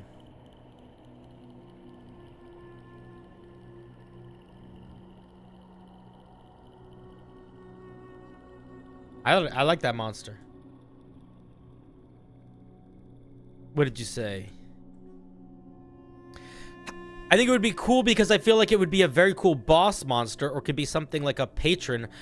You know what? It's a great patron. Oops, where'd it go? I got rid of it. Oh, look, it's our buddy, the Bandersnatch. It is I, the Bandersnatch, or whatever I'm called. Yeah, it would make a great patron. I agree. Actually, it could just be a fathomless patron. Perfect. That's a really good idea, the Pasta. Pasta, are you still here? If you're still here, Pasta, that's a great idea. What's up, Hob? A patron for the deep. I mean, that's the Fathomless Warlock. The Fathomless Warlock is the deep. Pasta has a lot of great ideas. Pasta is always a great idea. That's true. Do I know 914? I do. Not personally, but we've hung out once or twice. Why do you ask?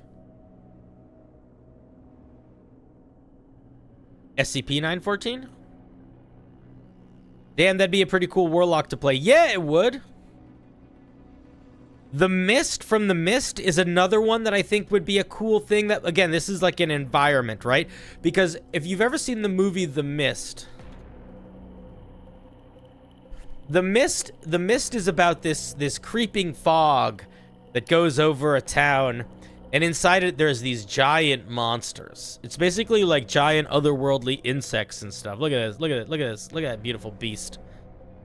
Look at that lovely spider. Look at all these cuties. These cutie patooties. Look at them. Oh my god. Look at them. Don't you just want to cuddle?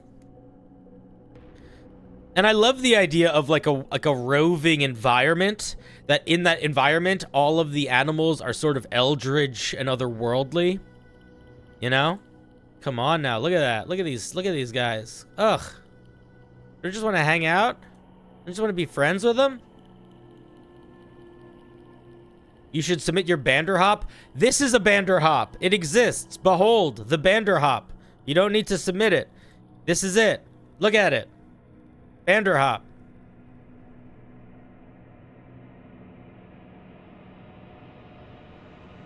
Shh, Gina. Gina, shh.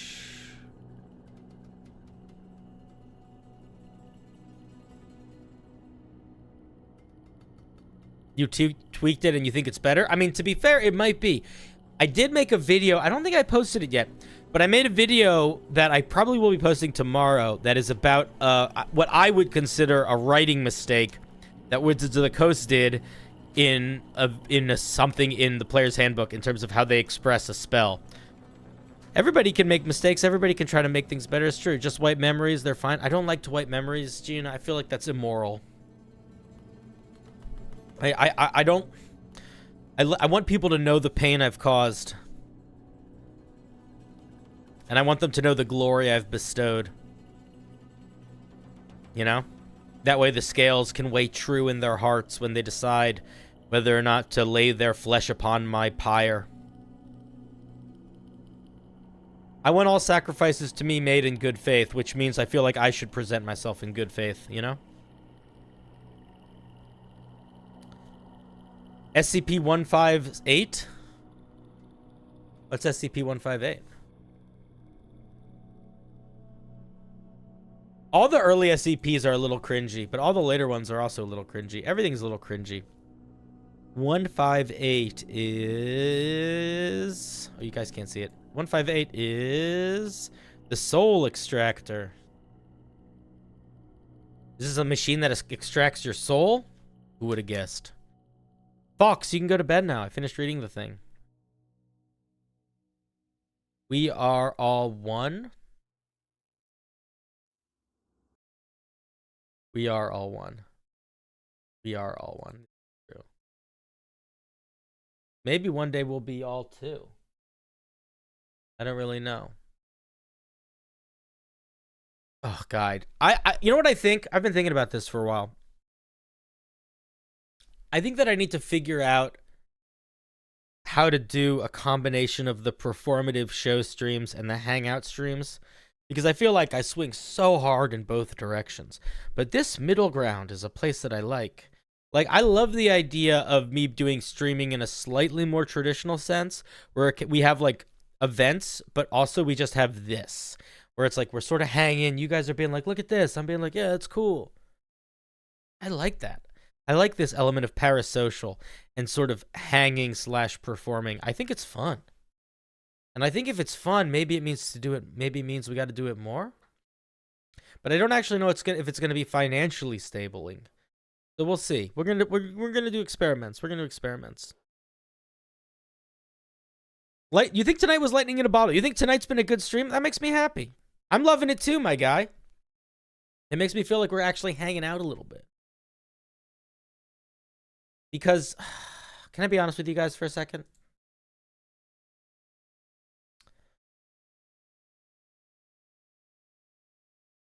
Keep a straight face, Cinder.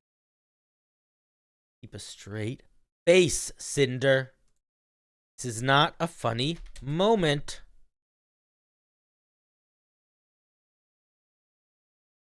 Not funny, Cinder.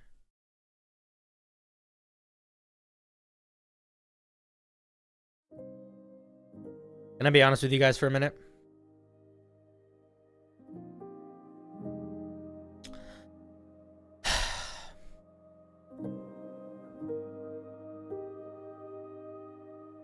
I quit my job about a year ago. No, 2 years ago almost now. And since then, I have lived a fairly unstable life. And part of me thought I needed to quit my job because I needed to find another way to survive. Part of me quit my job because I needed to try to succeed at doing something that I was proud of. And there are times that I am proud, but there are other times that it is hard.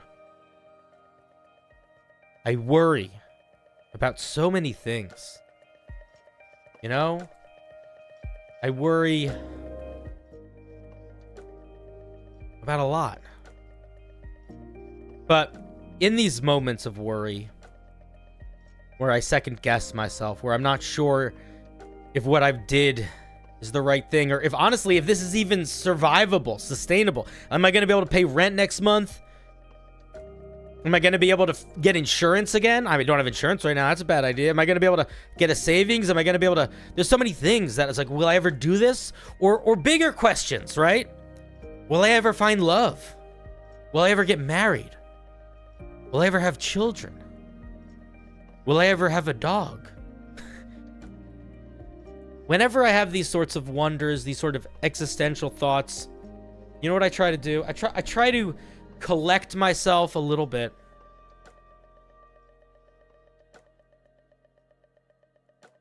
I try to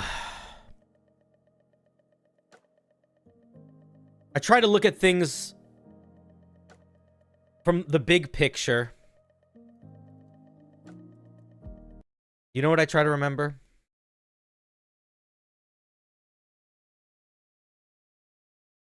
I try to remember that one day, sooner than later, you and I together will ride out to the ocean. We will get a ship. We will fill our crew. And together we shall find the One Piece. And I shall be king of the pirates. And you shall follow your dreams with me.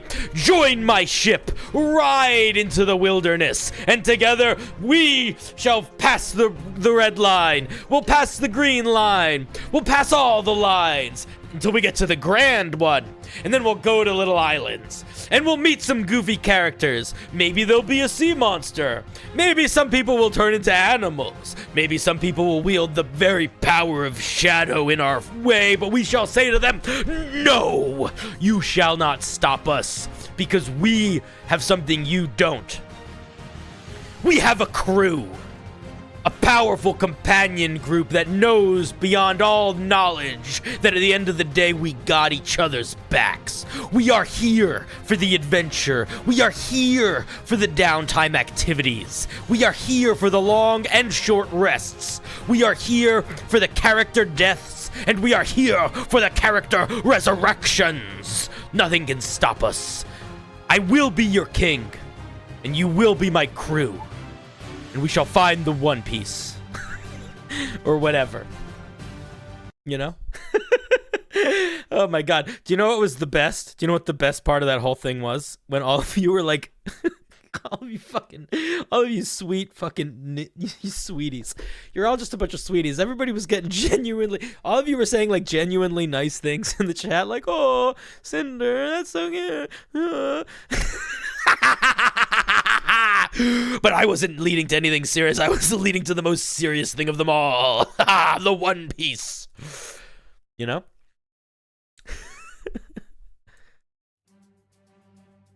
I have so much pirate music, but that's the best pirate song. Is another good one. Ba, ba, ba, ba. Let's go. Oh, Corax S became a pretty cool member. Enchanté, Corax S. Welcome to the party. Offhand, I would like to play a... What the fuck are we doing with our lives? Offhand, I would like to play a warlock of Chalky's race. I have no idea what Chalky is. Is that a One Piece reference? I've never seen One Piece, just so you know. It was the One Piece thing that got you to join? Well, I'm gonna be honest. I make a lot of One Piece references. I've only ever seen the Netflix show, but I really like the Netflix show. So maybe one day I'll read the manga or watch the cartoon. But it's nice to have you. Thank you. Thank you for the support and for joining as a member. In fact, before I forget, let me add you to the end credits of the show. Cinder, you do end credits to your show? Yeah. Where did you get such a cool idea? Did you make that up? No. Who did you steal it from? I stole it from Germa because they're my favorite streamer. Germa's your favorite streamer? Yeah, wow, you have really good taste in streamers. I know, thanks. Ba, ba, ba, ba, ba. Together we shall find the One Piece. Together we shall find the One Piece. The One Piece. You know? Pirate, yeah, Tina, you're a pirate now too. You're a pirate. You've seen the memes, never the show? Yeah, that's fair. I've only watched the live action version. I haven't seen the spin-off anime. I've only seen the live action. I haven't seen the anime spin-off or the manga spin-off.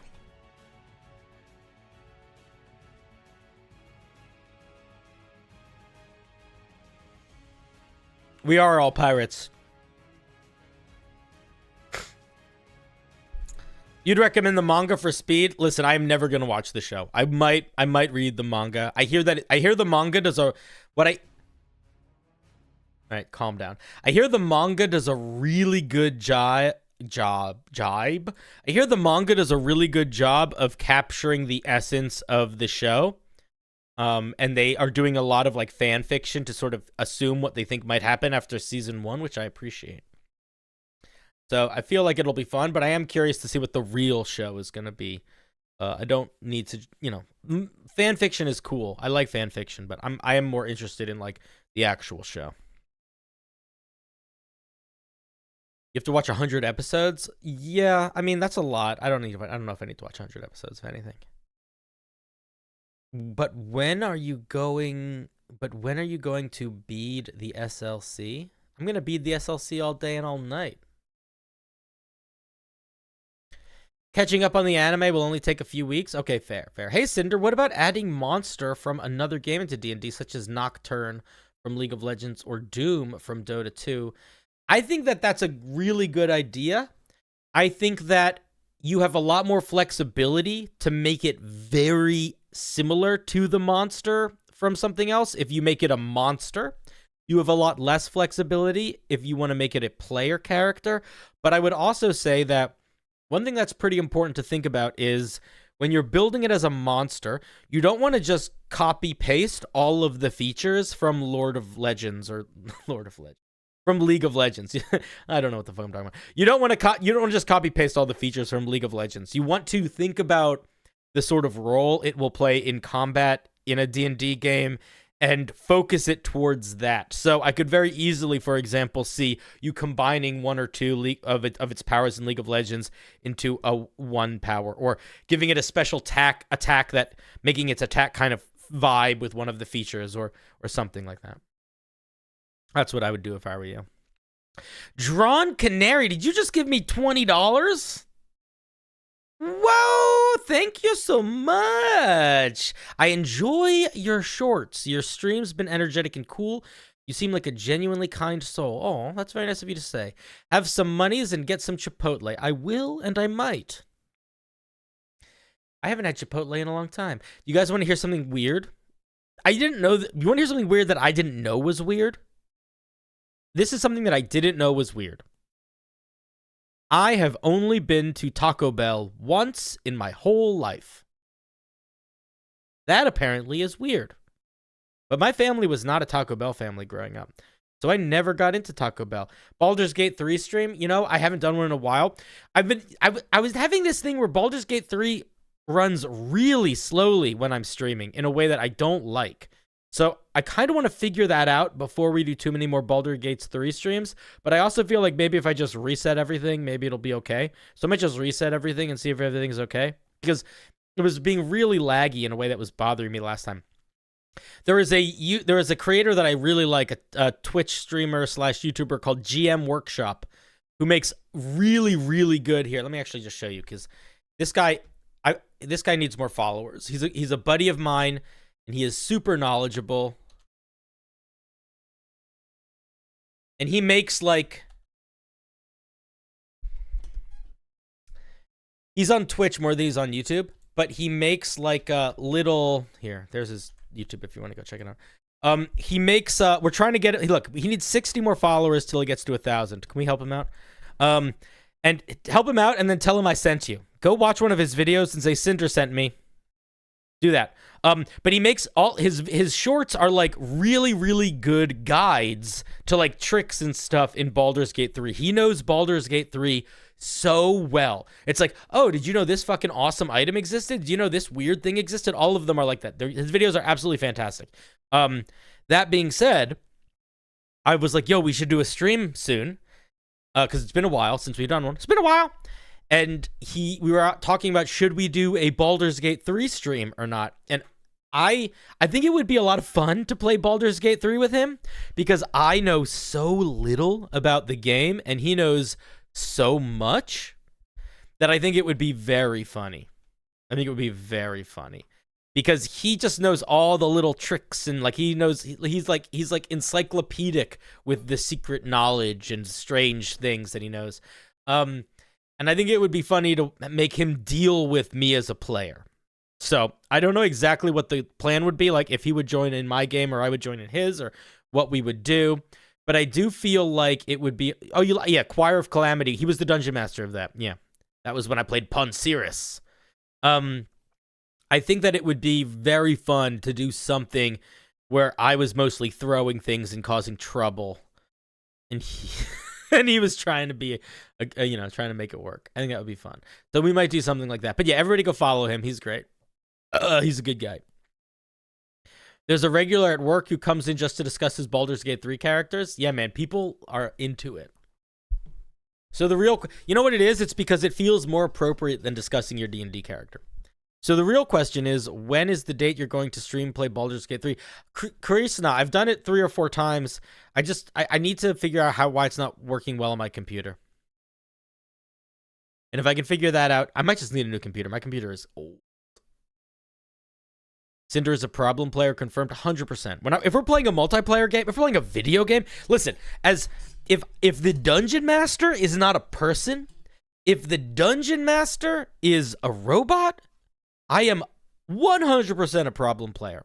It is so fun to be a problem player. It's not fun to be a problem player when the dungeon master has to deal with it, or when it's making the other players not have fun. But if the other players are having fun and the robot has to deal with it, let's start some fucking problems, my guy. If you didn't see my last, what am I running? My GPU, a 280 Ti. I don't actually know. I could probably check though. Let me see. How do I check my computer system? I'll tell you in a second. Let's see what I have. I have how do I check my graphics card? I have Intel. I have 16 RAM. Where's my graphics card button? Advanced system settings? No. Let's see all my Windows shit. Wait. Let's actually try to figure this out. Give me a second. Who's giving me money? You guys are crazy. Who just did that? Josh, thank you for the 5. I appreciate that. Running Curse of Strahd. Player PCs are level 6, heading to the Amber Temple.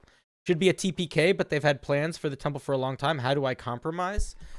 If I were you, I would try to create a situation where they had an opportunity to realize that they needed to be stronger before they could go into it. Type DX diag into the start. Okay. It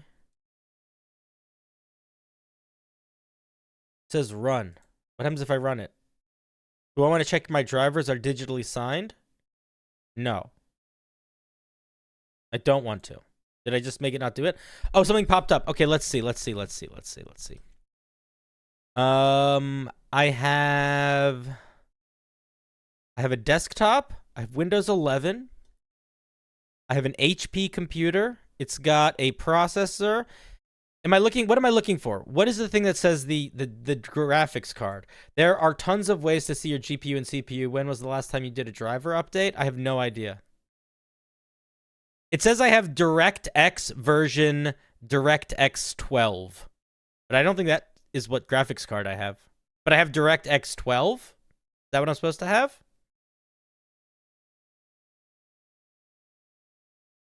Go into DevMigrant. Okay, guys, listen. We're going on a journey now.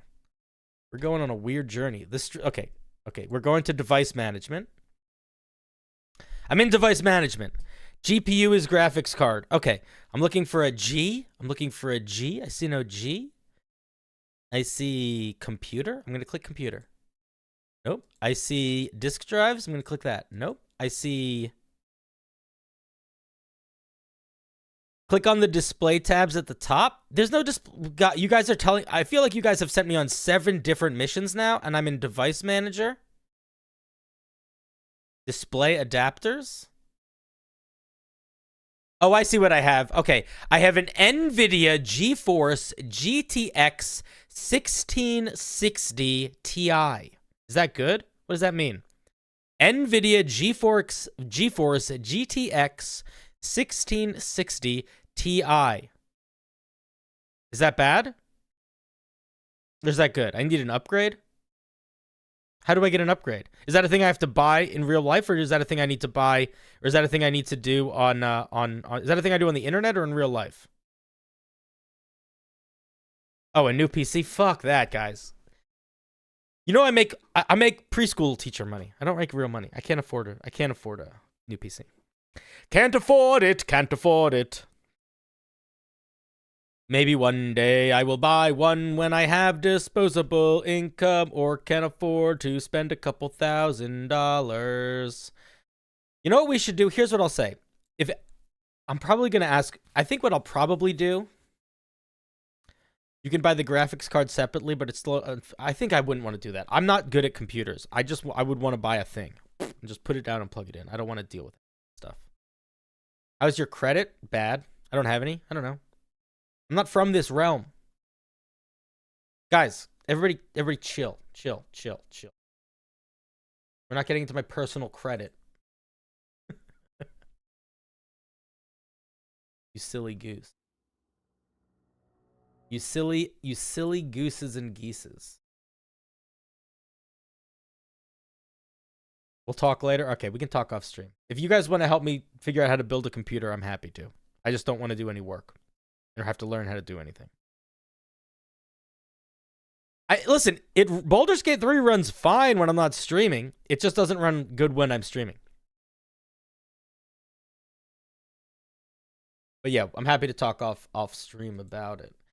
I can stream about it if you tell me how to do the dance. I will do the chocolate dance in the ice cream sandwiches.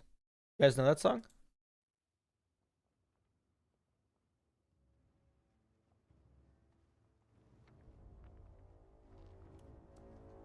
That sounds like a jet engine when you. I know it sounds. I know, Gina. You're playing on a little laptop. You're not playing on a computer. You're using a MacBook Air.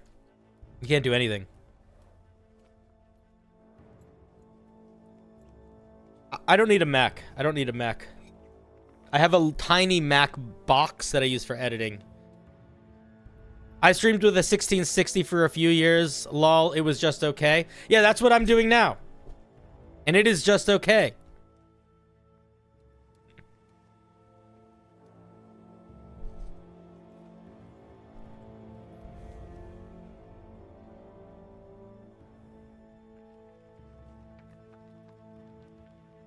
Not a fan of Apple? I'm not a fan of oranges.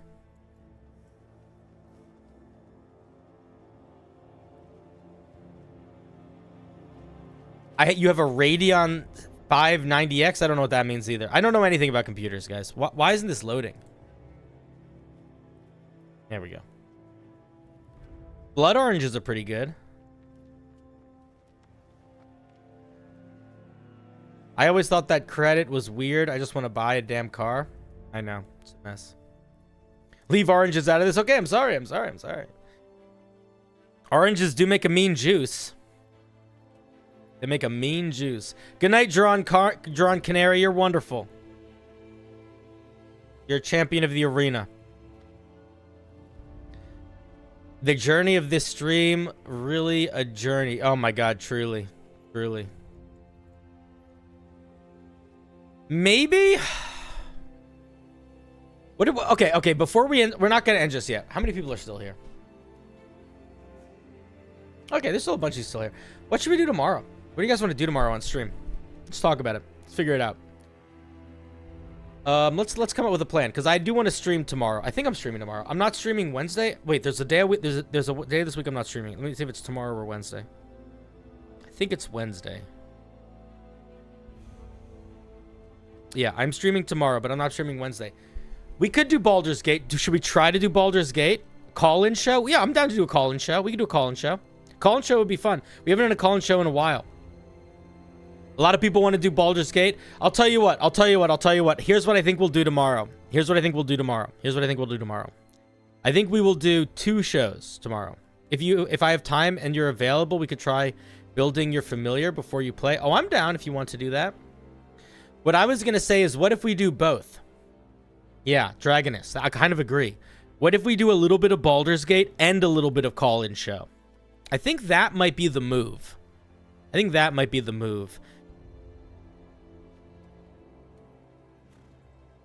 Because I would like to do both.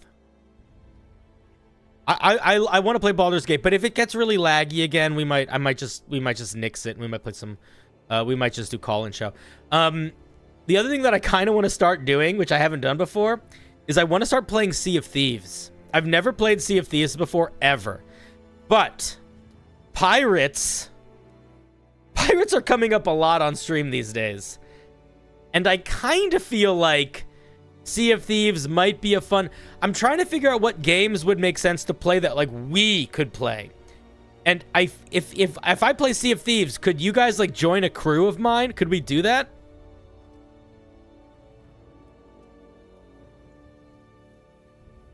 We still need to talk about it off stream. What do we still need to talk about off stream? Sea of Thieves or something else?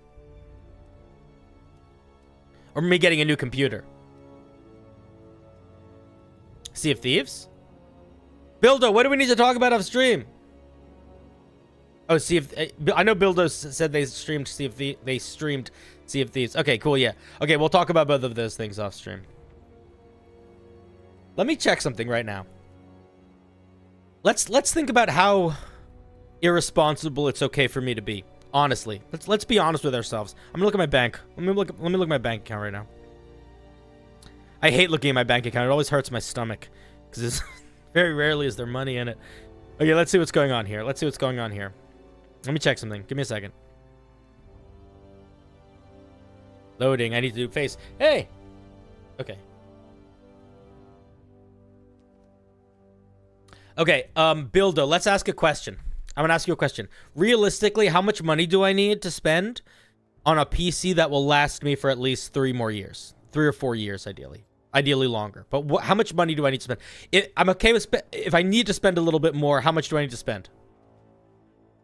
Okay, I'm going to ask you 2 questions. And I want you to answer honestly. 1, if money was no object, how much would I need to spend? And 2, if money was an object, how much would I need to spend? And then 3, no 3, just the 2. Because I bet a good computer... I don't know. I just don't know how much a good computer costs anymore. I don't know. But the thing is, I don't want to have to build it. I will do what it takes. Like, if there is a weird website I need to go to make someone build it for me, or if I need to, like... if there's, like, a specific brand that I need to get, or a company I need to buy from, I'm down to do whatever I need to do that. But I don't want to build it because I have zero faith in my, like, cable management on the inside. I don't trust myself. I don't think that's the move. 3,000 for the dream, 875 for some bare bones, pre-built just what you need. I could do more than 875 if I'm comfortable being very irresponsible. You're shooting for 1,400 to 1,600? You got mine for 1K. It was a friend. There are lots of custom-built PC companies that will build it for you. Is the move to... is that the move? Is the move to buy a custom-built PC, or is the move to get something like Alienware or like one of the OT... what is OTK? Don't they have a gaming computer company? 1,700 would be a super nice PC. Building is honestly just plugging components. Cable management can be made a lot easier with zip ties. Korax, I'm going to be honest. I appreciate your... no Alienware. Okay, you said it. You said I don't know anything. Korax, I appreciate your thoughtful you thinking that your thoughts of me being capable, but I am so I have giant stubby fingers and I don't know, and my room in life is a mess. Don't build it yourself. It sucks. I don't want to build it myself. The only reason I would build it myself is if I had a nice computer and I was trying to learn how to build a computer and I was doing that to learn it. Alienware, I would say, is maybe safer, base generic option, whereas custom built PC can be more tuned if you want. I don't know. Somebody, Builder literally yelled no Alienware. You believe in your captain? Korax, I will lead you to many things, but the one thing that a captain needs to know is when to what's the word? When to give other people responsibility. What's the word I'm looking? To delegate. A good captain knows when to delegate. And I'm going to delegate. Because I don't know everything. I know some things. That's what I did, Cinder. I paid about $1,700 for parts and put it together over the course of 3 hours. Oh my god. But Dragonus, you have things I don't have. Like, you have a table, I bet. Where am I going to put it? Do I have to build it on the floor? Like an animal? It was weirdly sweaty. I'm getting sweaty just thinking about it. I have poor TSD. Dude, I have poor. Yeah, it's the life that I live. You did it on a bed? Oh, I have a bed. I have one of those. Cinder, could we just share one and ship it back and forth? If we set up that refrigerator teleporter, we can make it happen. I had a custom one built for I can't afford 200. I can't afford that. I can't do that. I can't be that irresponsible. That's a lot of irresponsible. That's maybe 2 levels too irresponsible for me. I built my PC the same way Dragonus did. Works like a dream, but pre-builds are good if you could buy a decent one. It's got to be a spaceship. Don't screw with water cooling. You don't need it. I don't even know what that means. Although I definitely need some cooling because I'm hot, hot, hot. Yours was your way 875, and I can show you a stream I did. You absolutely can do it for some amount of money and be happy for 2 years. Cool. I'll be happy for more than 2 years, realistically. Because I got this computer before COVID. I got this computer. I've been using this computer for... Actually, when did I get this computer? I got this computer when I moved into that house. When did I move into that house? I think I got this computer in 2000 and... I think I got this computer in 2020. Have you cleaned it? No. Never done anything with it. Honestly, if you could hold off for a little while, Holiday is going to be some drops or updated the drivers. I might have updated the drivers. I don't know what the fuck I'm doing. This year, the Dermond for 4XX series card dipped tremendously. You what? I don't know. This is I can't open it. My computer doesn't open. The computer. If I showed you a picture of it, you would get annoyed with me that I owned this computer. It's like an HP pre-built gaming PC that was super cheap. What poor PC needs that? What? Yeah, maybe it needs a can of air. Cleaning it and updating it can do wonders for your PC. All right, maybe we'll do that. Maybe I'll try to do that. I'm hoping to decide what I need before the holidays so I can watch for sales. Yeah, that makes sense. I love us just yelling random computer terms at someone who doesn't understand any of them. Yeah, I'm having fun. Listen, this is a weird way to end stream, but I'm here for it. I'm here for it. Also, my lighting is so good. I love spooky lighting so much more than regular lighting. I wish I could just do this lighting all the time. Again, I don't know what any of those fucking words mean, Dragonus, but I appreciate the love. Maybe around this December, we will have a good sale with custom PC prices. Yeah, maybe. Are you going to name your computer? No. I don't name things, though. I'm a big fan of namelessness. You're just here on mobile? Yeah, I'm a mobile man. You named yours? Well, maybe I'll name this one. Maybe I'll name the next one. I called the one that I have. The one that I have now is called Uninformed Purchase. So that's the only thing I would name it. I'd name it Uninformed Purchase. I have a laptop, Leviathan, because it's huge. Mine is I think it's called like an HP Pavilion gaming PC or something like that. Let's see if I can find it on the internet.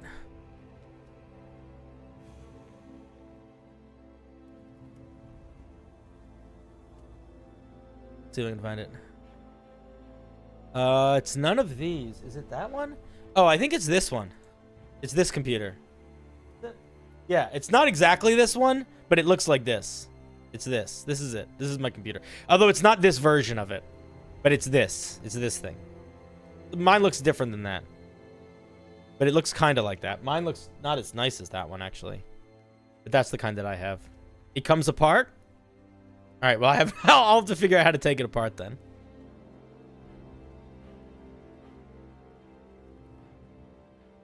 It probably has screws somewhere. We can look at it. I'll send some pics. All right, I'll play. Okay, maybe tomorrow before stream, I'll unplug my computer, I'll unscrew it, I'll blast it full of air, and then I'll plug it back in. And we'll see if it works or if it's broken. Because if it works, then it'll work nicely. And if it's broken, then I really need to get a new computer. I'm just nervous that if I open it up and blast it full of air, it's going to break. Because what if I blast the wrong part? The way you blast it with air is you just take a super soaker, but you don't fill it up, right? And you just pump it a lot and let the air blast in. Look for any pre-built fans and heat sinks next to them. You've had them full of fuzz before? No, I'm sure it'll be so full of fuzz. The thing is, if I do this, which maybe I will do, because you guys are sort of talking me into it. I have to do it outside.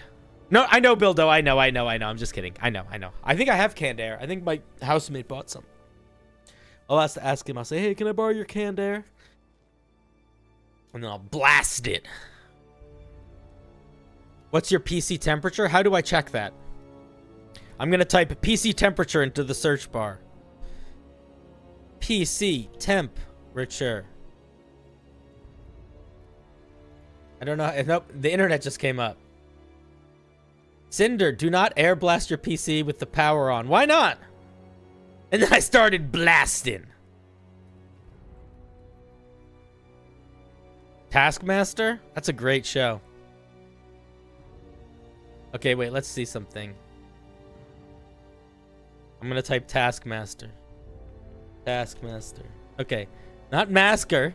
Okay. Master. It's bringing up the fucking TV show.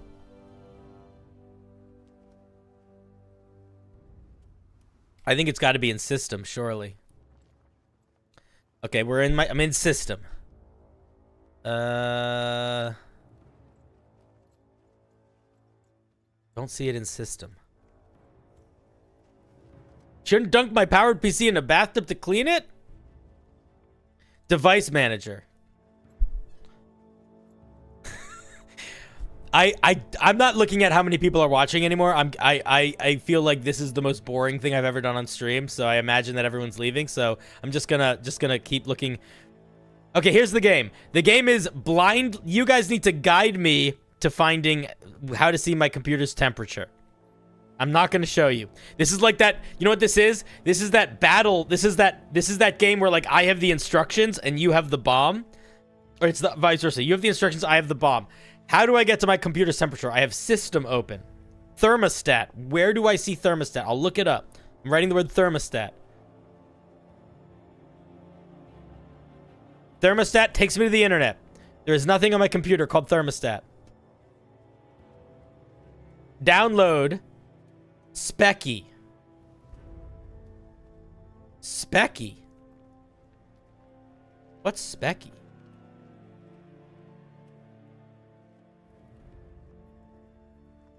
Is this Specky? No, this is cleaner. Specky. Is this Specky? Download free for Windows. It's loading. Why is it loading? All right, I'm downloading it. Download now? Do I download it now? Downloading it now. It's downloading. It's done. I'm going to click it. I'm opening it.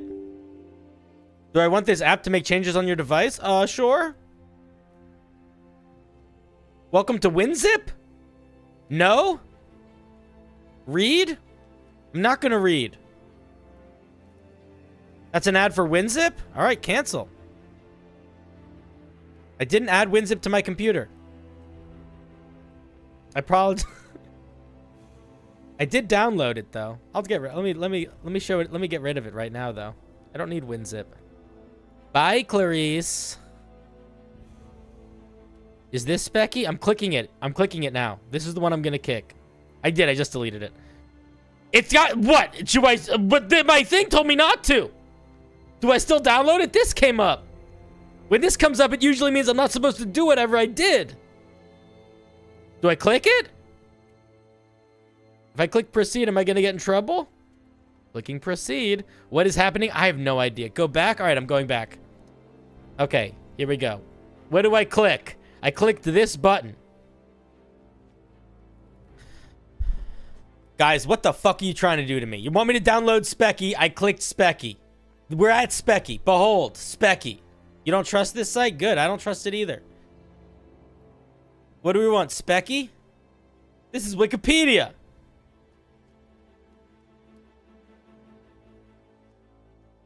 All right, let's find Specky somewhere else. Should we... Oh, do you trust File Hippo? Do you trust File Hippo? No, they want me to agree to some bullshit. I don't want to agree to anything. What else do we trust? Do we trust Major Geeks? Major Geeks. Maybe we trust Major Geeks. Do we trust Major Geeks? Look at him. He's in the military. He's a geek. Your PC cannot check its own temperature. A download won't do it. I didn't say my PC couldn't check my own temperature. I said I don't know how to. And then someone told me to download Specky.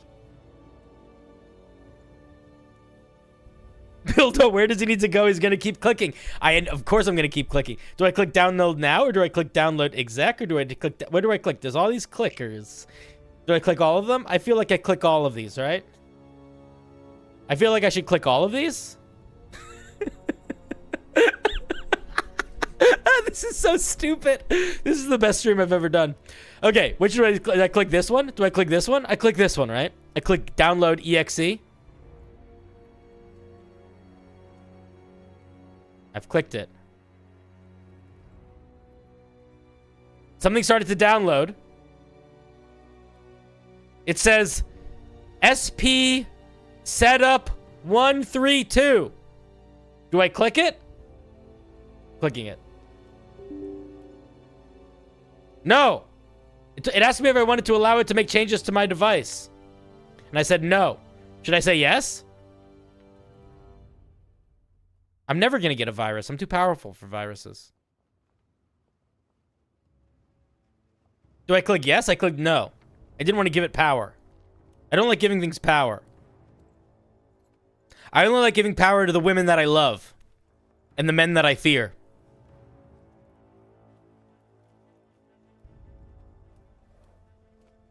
Yes, allow it to have power over my computer? You're saying yes, that I should give it power? Or should we take a step back and should we try to find the temperature checker innately in the computer, which we haven't really spent that much time doing yet? I'm happy to do that also. Few people feel like that's the safer bet.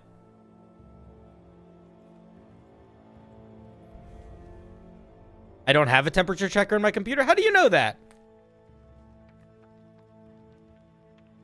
It might.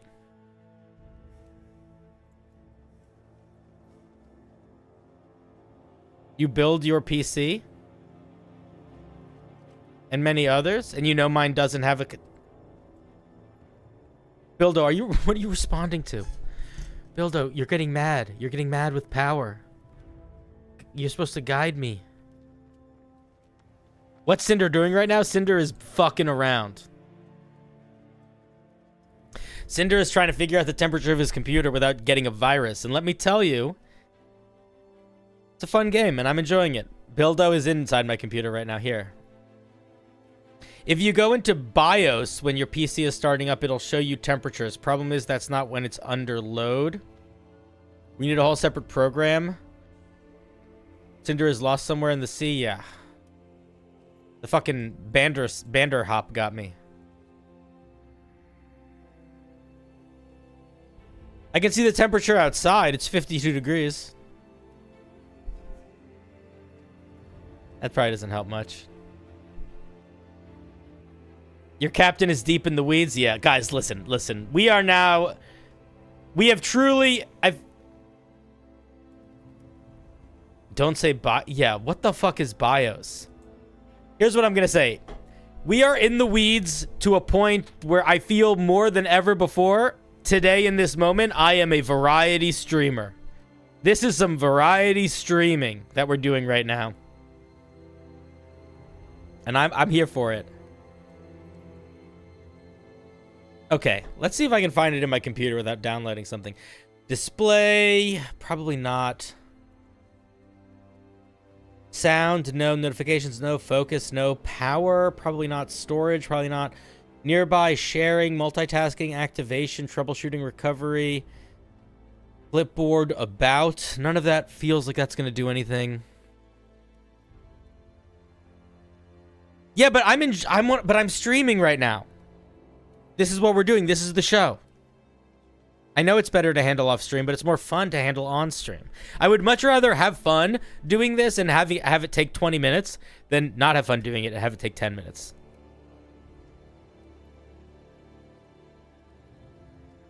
Google how to find PC temperatures? Fine. How to find my PC's temperature. Windows 11. Restart your computer. No. Okay, we're going to skip step 1. Press the displayed key to enter BIOS mode. Nope. None of this matters. I don't want to do this.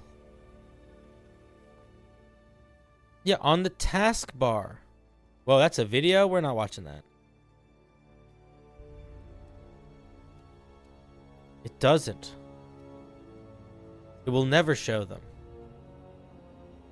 What did you say? Boo! Ah, shit, you scared me. Calm down, everybody.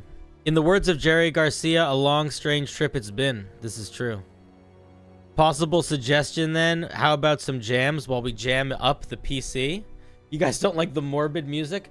You want to rock out a little bit more? I mean, we can rock out a little bit more if you guys want to. That's fine. I'm happy to rock out. We haven't rocked out in a little while, you know. You guys want to do like a happy rock out or like a weird sad rock out?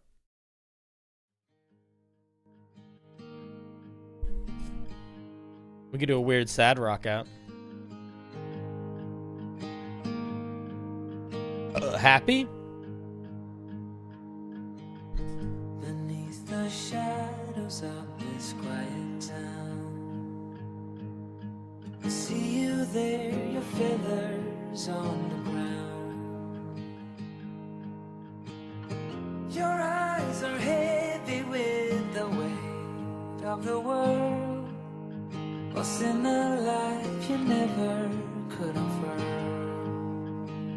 What is happening with the stream? If you've never flown before, you can take a chance and try once more. Don't let your worries weigh you down. Down.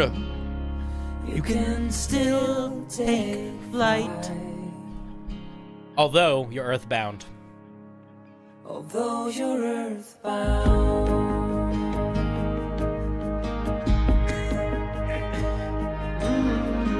I'm the most musical man in the world. Did you know that? You were made to soar amongst the clouds, but never learn to rise above these crowds.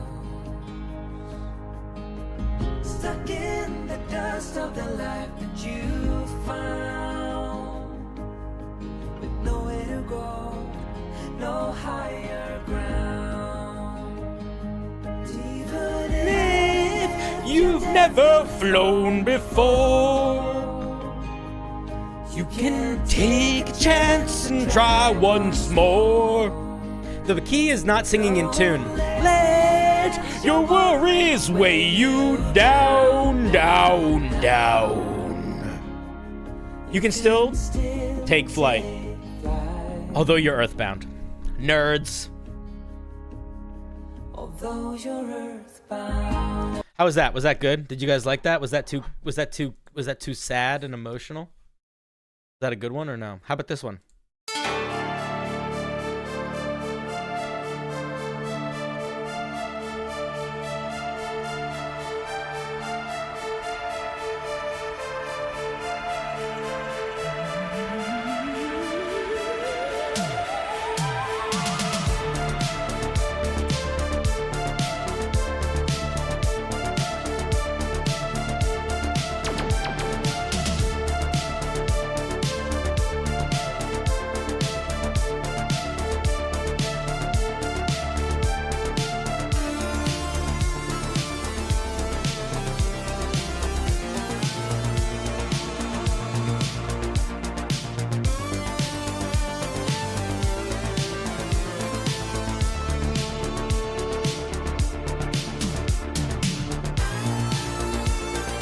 I never blink.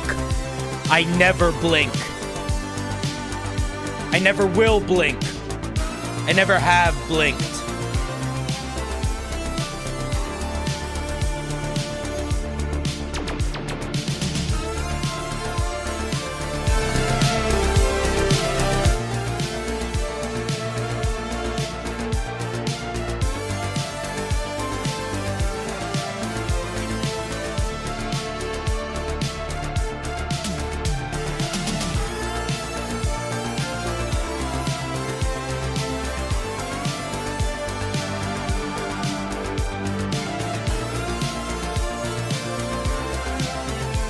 I still never blink.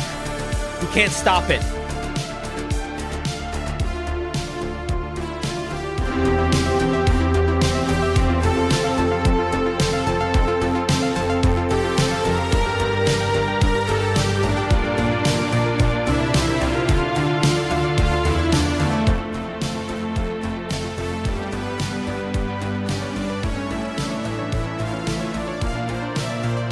Still no blinking. And I never will, and I never have, and I never will, and I never have, and I never will.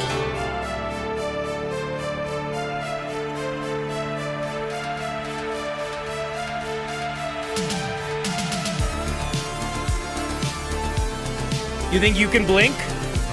You think you can blink? You can't blink. Don't you blink. Don't you fucking blink. Stay with me. Don't lose it. Come on, we're almost done. Keep it up. Feel the burn. Feel it. Live it. Love it. Yes. Oh, yes. Oh, I blinked. I blinked. I blinked. I blinked. I blinked. I blinked. That was pretty good, though. I think I did a pretty good job. I just blinked. I blinked twice. But I did a pretty good job. I think I held it for most of that. Because I'm a star. I'm a star. What are you guys talking about while I was doing that? This is actually a thirst video? You couldn't handle a thirst video. If we can be honest, I've made one thirst trap. It wasn't the one that got posted in the subreddit, and none of you could handle it. And I hope none of you see it, because I really prefer all of us to have a mostly asexual relationship forever. You guys are weirdos. Hey.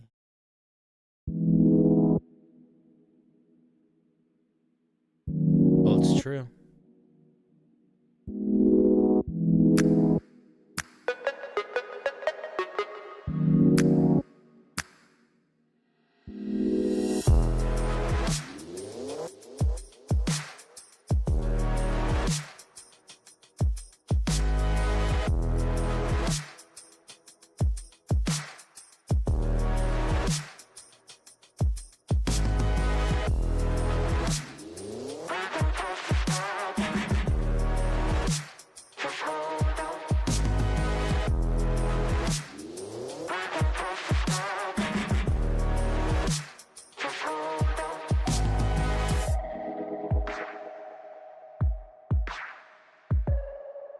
We're not even doing a staring contest anymore. I just know it makes more power when I don't blink as much. So we're not staring contest anymore. We're just living it, you know? Oh, this is about as asexual as it gets. It's definitely not bisexual, I'll tell you that much.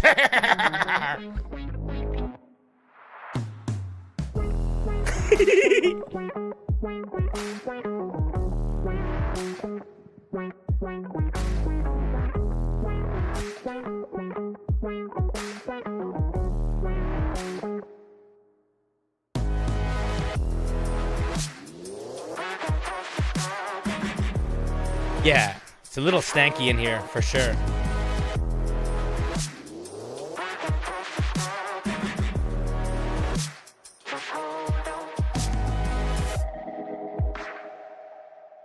You guys know that song? Man, I got so much music. You guys don't even know. Some of it's so stupid. Some of it's so good. Some of it's so good.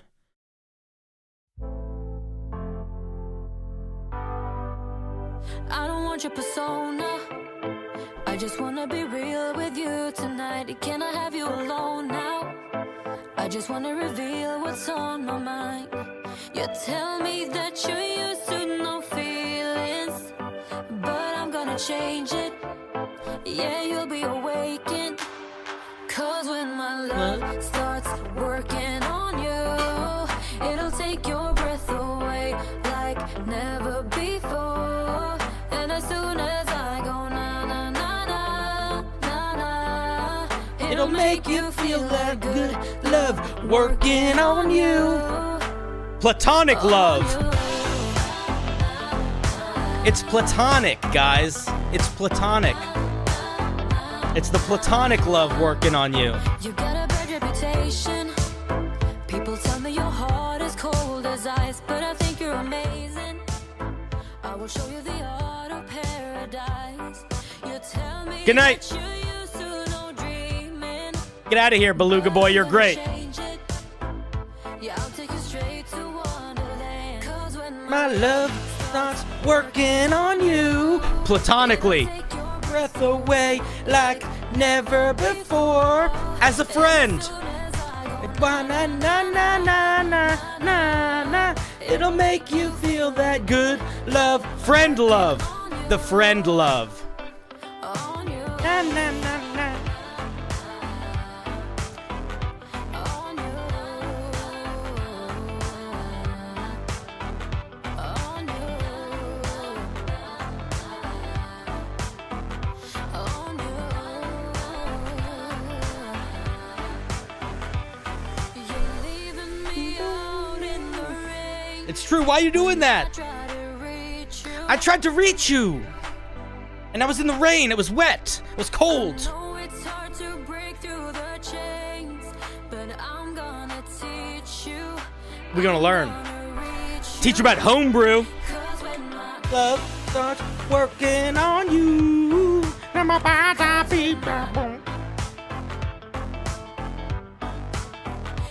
when my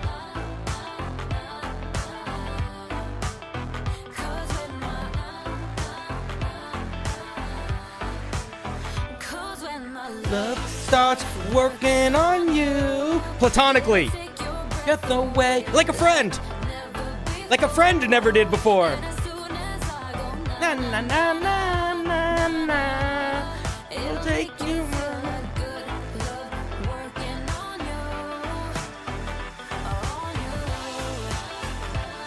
You guys know? You guys know what I'm talking about? Anyway. What were we talking about? What are you guys up to tonight? How's everybody doing? Cinder, what the fuck are you doing tonight, my guy? Where did you go? I don't know where I went, man. I have no idea. We got in a weird direction. We kind of just rode the train. Are you still riding the train? Yeah, still riding it. We're still kind of on it. We're gonna click more? What is this? What is this? What is this? You didn't turn the weird music off. Makes me feel like you're gonna do something else stupid. No, I'm not gonna do anything else. I think we're good. I don't think we need to do. Oh. Are you? Oh, let's go. Are you ready? You've been staring since I came in. I know you wanna get to know me. But honestly, Yeah, I came with my clothes, one up and by ourselves. Can't you tell? Baby, I have thick skin. Yeah, I don't let things get to me. But do you want me to spell it out for you right now? I'm not feeling your vibe. Crystal clear that you're head over heels, but don't come any closer, my dear. Cause when I get mad, I cannot control what my I can make it a little louder if we need to. You Think you can put your hands on my body? I'm no damsel in distress. Come too close, I might just lose it. I knock you down like boom, boom, boom, boom, boom, boom, boom, boom, boom. Guys, I knock you down like boom, boom, boom. you know what's fucked up? I am genuinely, I am bone sober, right? I am bone dry sober. There's zero intoxicant in the blood, in anything. I'm just a sober guy late at night. I haven't done Can you imagine what's gonna happen when I get drunk on stream the next time? It's gonna be it's gonna be so fucked. 'Cause it's gonna be this. It's gonna be this, but it's gonna be this times 1,000. It's gonna be a mess. It's gonna be a big mess. I don't know what it's gonna do. Anyway, let's calm it down a little bit, shall we? Let's tone it down. Everybody, calm down. Calm down. If you care about me at all, you should focus on your problems. Not putting the blame on me. This song's about how you're all too parasocial. This song's for all you people that are parasocial. You know that we disagree. You always have to have the last word, don't you? Or you do things that you regret. Maybe you can find somebody new, somebody who knows just what to do. When you get all fired up and you hit where you know it will hurt the most, somebody who see what you see, but it won't be me. I don't listen to that whole song. It's a sad song. Yeah, I'm breaking up with you. Okay. You know, guys, let's tone it down a little bit. Let's tone back. 아주 우연히 듣게 된 그 노래. You know? Everybody calm down. What's going on? How's it going? What was out of line? Nothing was out of line. You're killing it. You're a champion. 모른 척하려 두 눈을 감았어. I wrote this song, by the way. 이젠 아무렇지 It's not the song I wanted to play, but I did write it. I wonder if I can find the one I wanted to play. 너란 기억이 다물지 못했나 봐. 함께 들었던 그때 그 멜로디가 This isn't what I wanted to play, though. It's a good song. 이제 못해 멈춰진 시간 속에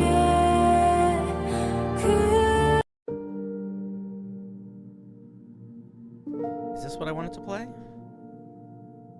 I don't think so. 짙은 안개 속을 걷고 있어 외로운 It's not, but it's a good song, too. Let me find the right one. It's alone for you. Oh, is this one? 정처 없이 떠돌다 Yeah, it is. This is the one I wanted to play. This song's about our love. Our platonic friend love. Is this Korean? Shut up. It is Korean. Sorry, Gina, don't shut up. I don't know where that came from. I'm getting weird. I'm sorry. Keep going. 기다렸어요 오랜 시간을 밤이 지나고 Why did you tell your friend to shut up, Cinder?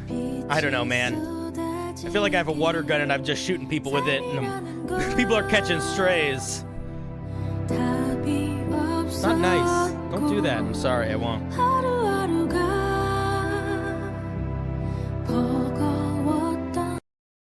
Who said my music taste was bad? Dead Fox. No, it's fine. I'm not offended by you thinking my music taste is bad. That's fine.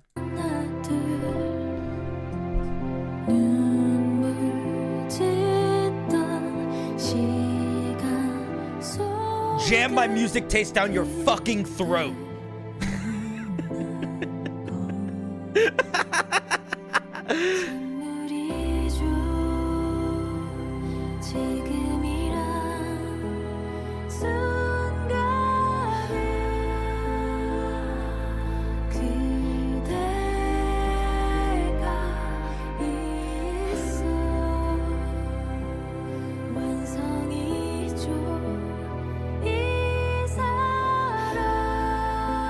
Do you guys want to hear one of my favorite songs?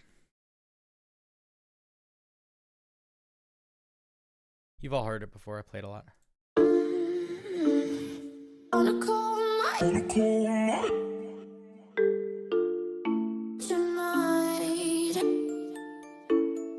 on a cold night tonight.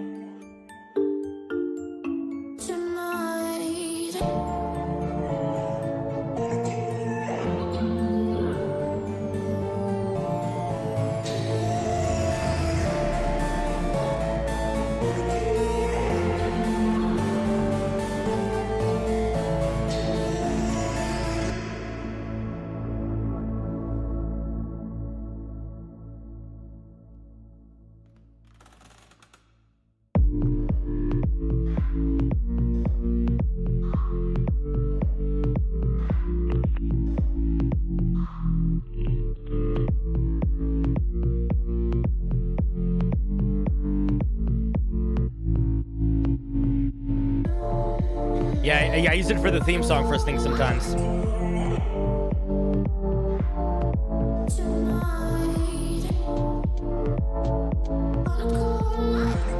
The song is called Spooked by that song is called Spooked by a group called Fashion, but with no H. Fashion. They are Fashion. Fashion. Called Spooked by Fashion.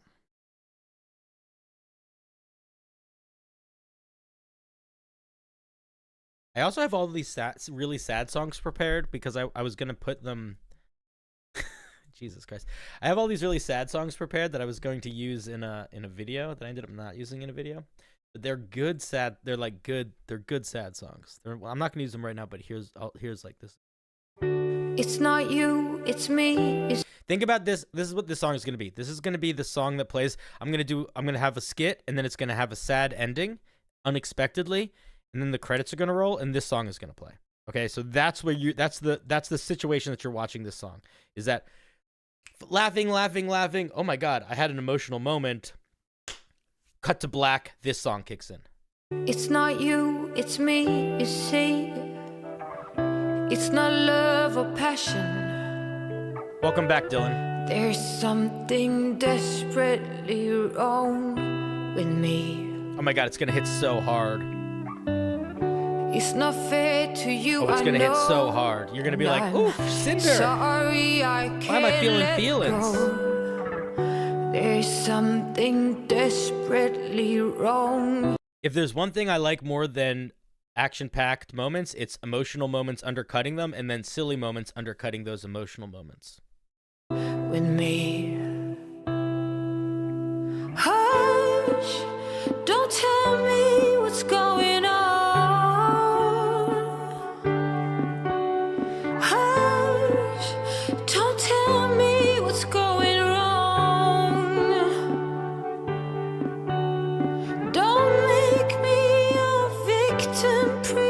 That's a pretty good one. There's another one that I really liked too that I want to find. What was the other one called? Oh, this one. This also might be the same thing. I might use this as instead of that one. Pretty good too. This song would start playing. Okay, so for this one, this music that's playing is gonna be. Okay, so imagine you're watching a skit. Ha ha ha! It's so funny. Oh my God, I'm laughing. I'm laughing at the skit. That's so funny. And then, wait a minute, it's getting emotional. It's getting emotional. It's getting emotional. And as it gets emotional, the music is going to start, and the skit is going to end, and a dramatic cut to black to the credits as soon as the lyrics kick in. So as this part's playing, imagine that like the skit is sort of ending.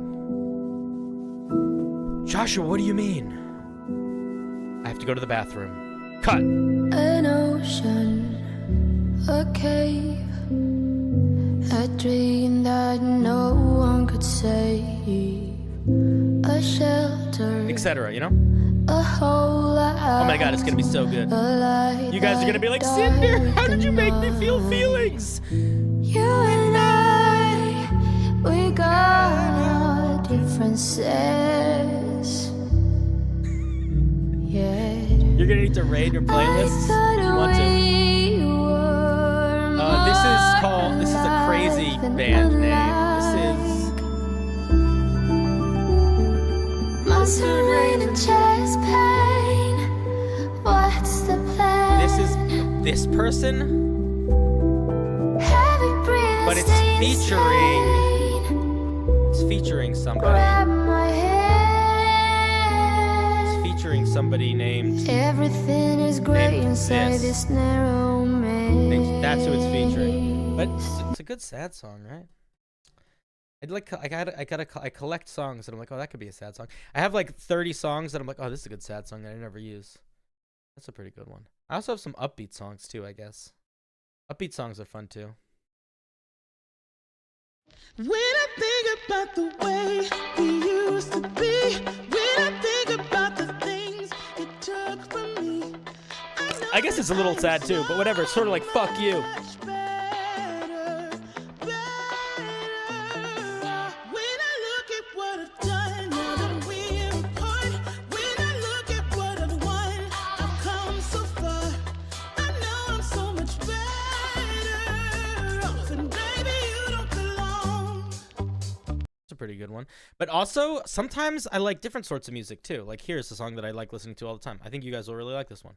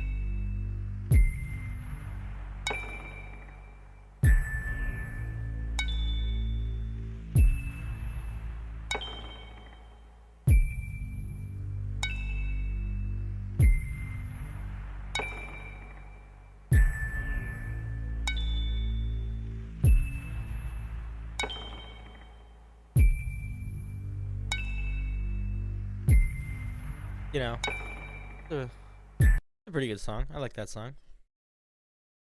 I like that one. It's a good one. Oh, what's another good one? Another good one. Yeah, we're not doing real stream anymore. If you don't want to sit here and hang out with me while I play music that I saved, then this stream's over. So, wait a minute. Did you look at all the things? I don't know. I don't know. Goofs and gaffs. That's all I'm here for, is the goofs and the gaffs. What the fuck are these songs? What is this one? Oh, that's like a sad one. That's like a bore. What is... That's a good one. It's an okay one.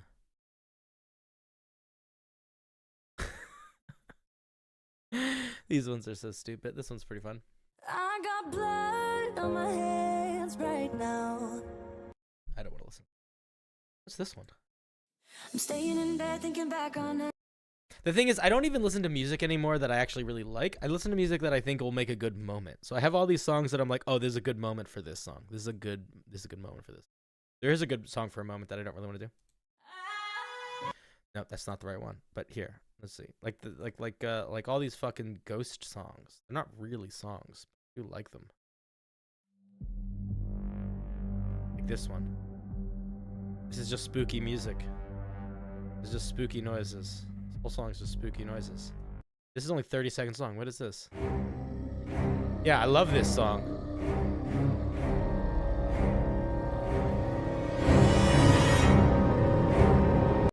Do I use Spotify? No.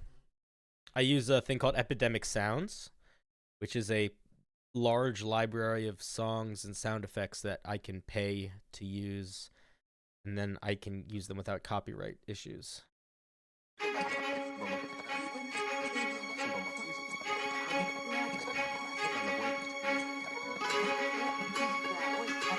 But I can send it to you because... Wait, Gina. Here's the thing. For personal use, I do sometimes. But Epidemic Sound, anybody can use. You just have to pay to use the videos in your own stuff. But, like, you could go to the website, download all the music, and just have it on your computer if you wanted to. It's just that you have to pay them if you plan on putting it on, like, a YouTube video. Or something like that. You guys want to go to the Grand Line? Probably, right?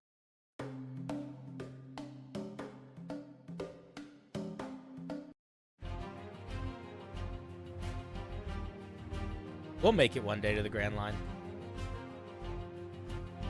I know we will. I use Spotify for personal use a little bit, but I don't pay for it, so I hate the commercials.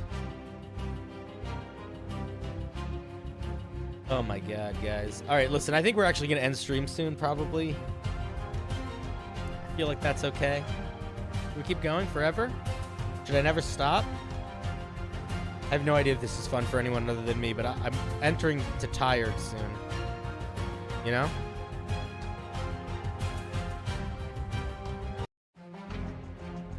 With my crew? Yeah. My crew. You. Yeah, you.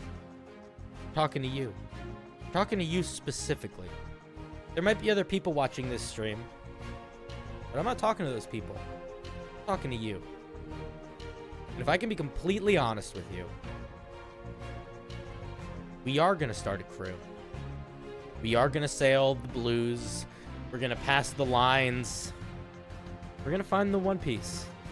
I'm going to be the king of the pirates. And you're going to be whatever you want to be. And I'm going to help you accomplish that. Maybe you want to, I don't know, be whatever. You can do it. So I'm going to go to bed soon because I'm tired. But just because I'm tired doesn't mean you should go to bed. You should stay up all night. You should never go to sleep. Remember that at the end of the day, the thing that matters most, the thing that matters more than anything else in the whole world, is that you never go to sleep. If you go to sleep, you're in trouble. That's what I say. I used to say sleep was good. And then I learned it's evil. Stay up forever. You should never go to sleep ever. If you ever go to sleep, you're in trouble. Just so you know.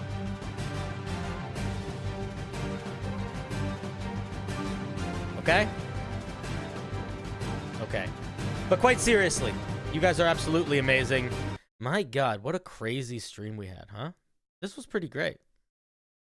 No, we need to go to sleep. People need to go to sleep. You guys need to go to sleep. But I'll be back tomorrow. We're going to do streaming tomorrow. I have no idea what we're doing. Maybe we're playing Baldur's Gate. Maybe we're doing a call-in show. I'm not exactly sure. Bildo, I'm super happy to talk off stream about computer stuff. I just need you to know before we have the conversation that I genuinely know nothing. I kind of just want to be told exactly what to get. And I don't want to have to think that much. Or I don't want to have to figure stuff out. Or if we do figure stuff out and have to think that much, I need to talk in... you want me to DM that third? No, please don't. Do whatever you want. I don't care. Do whatever you want. Don't. No. Listen, I never made a thirst trap ever. I never made a thirst trap. No one has ever seen the thirst trap that I ever made. I never did it. Don't worry about it. Anyway, I'll be back tomorrow. We'll get into some shenanigans. It'll be absolutely amazing. Bildo. No, you can do whatever you want, Bildo. I trust you. You can send anything to anybody. Just be good about it. But let's talk off stream about stuff. We can talk budgets and ideas and things I can buy, and then I'll buy something. Cinder can send me thirst traps if he wants. Exactly. All right, well, guys, if you've never seen the end of stream before, this is a good song to end on. It's going to make you all feel sad, but don't be too sad because I love you. And this was wonderful. I had a really fun stream. I hope you had a fun stream. This ending was amazing, and you guys are the best. So have a great night. Take care of yourselves, and we'll be back tomorrow. If I don't start at 7, I'll start earlier. So we'll be doing one of those things. Anyway, good night. You guys are wonderful. Be good to each other. Bye-bye.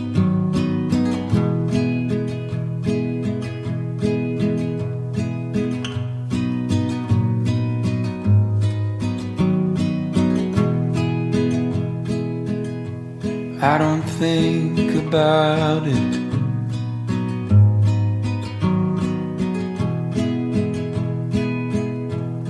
About you leaving me.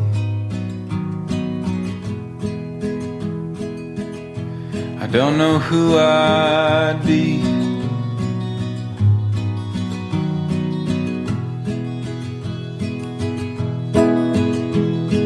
would everything we built just turn to broken leaves.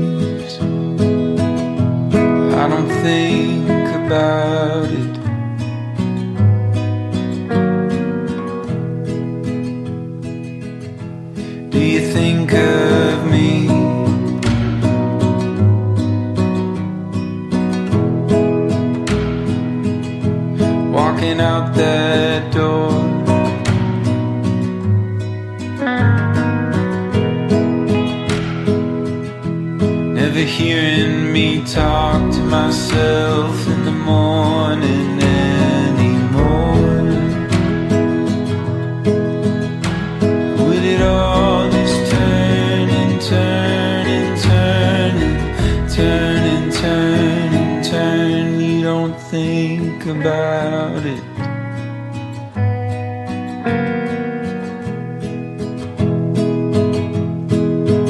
Maybe it scares you like it scares me. What do we do with all the possibilities? Doesn't it scare you like it scares me? What do we do with all the possibilities? We don't think about it.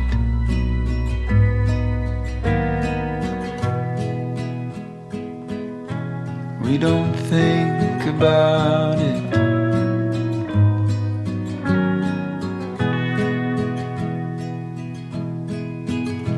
We just fall into each other's arms, and we laugh and we cry and we dry each other's eyes, but we don't talk about it.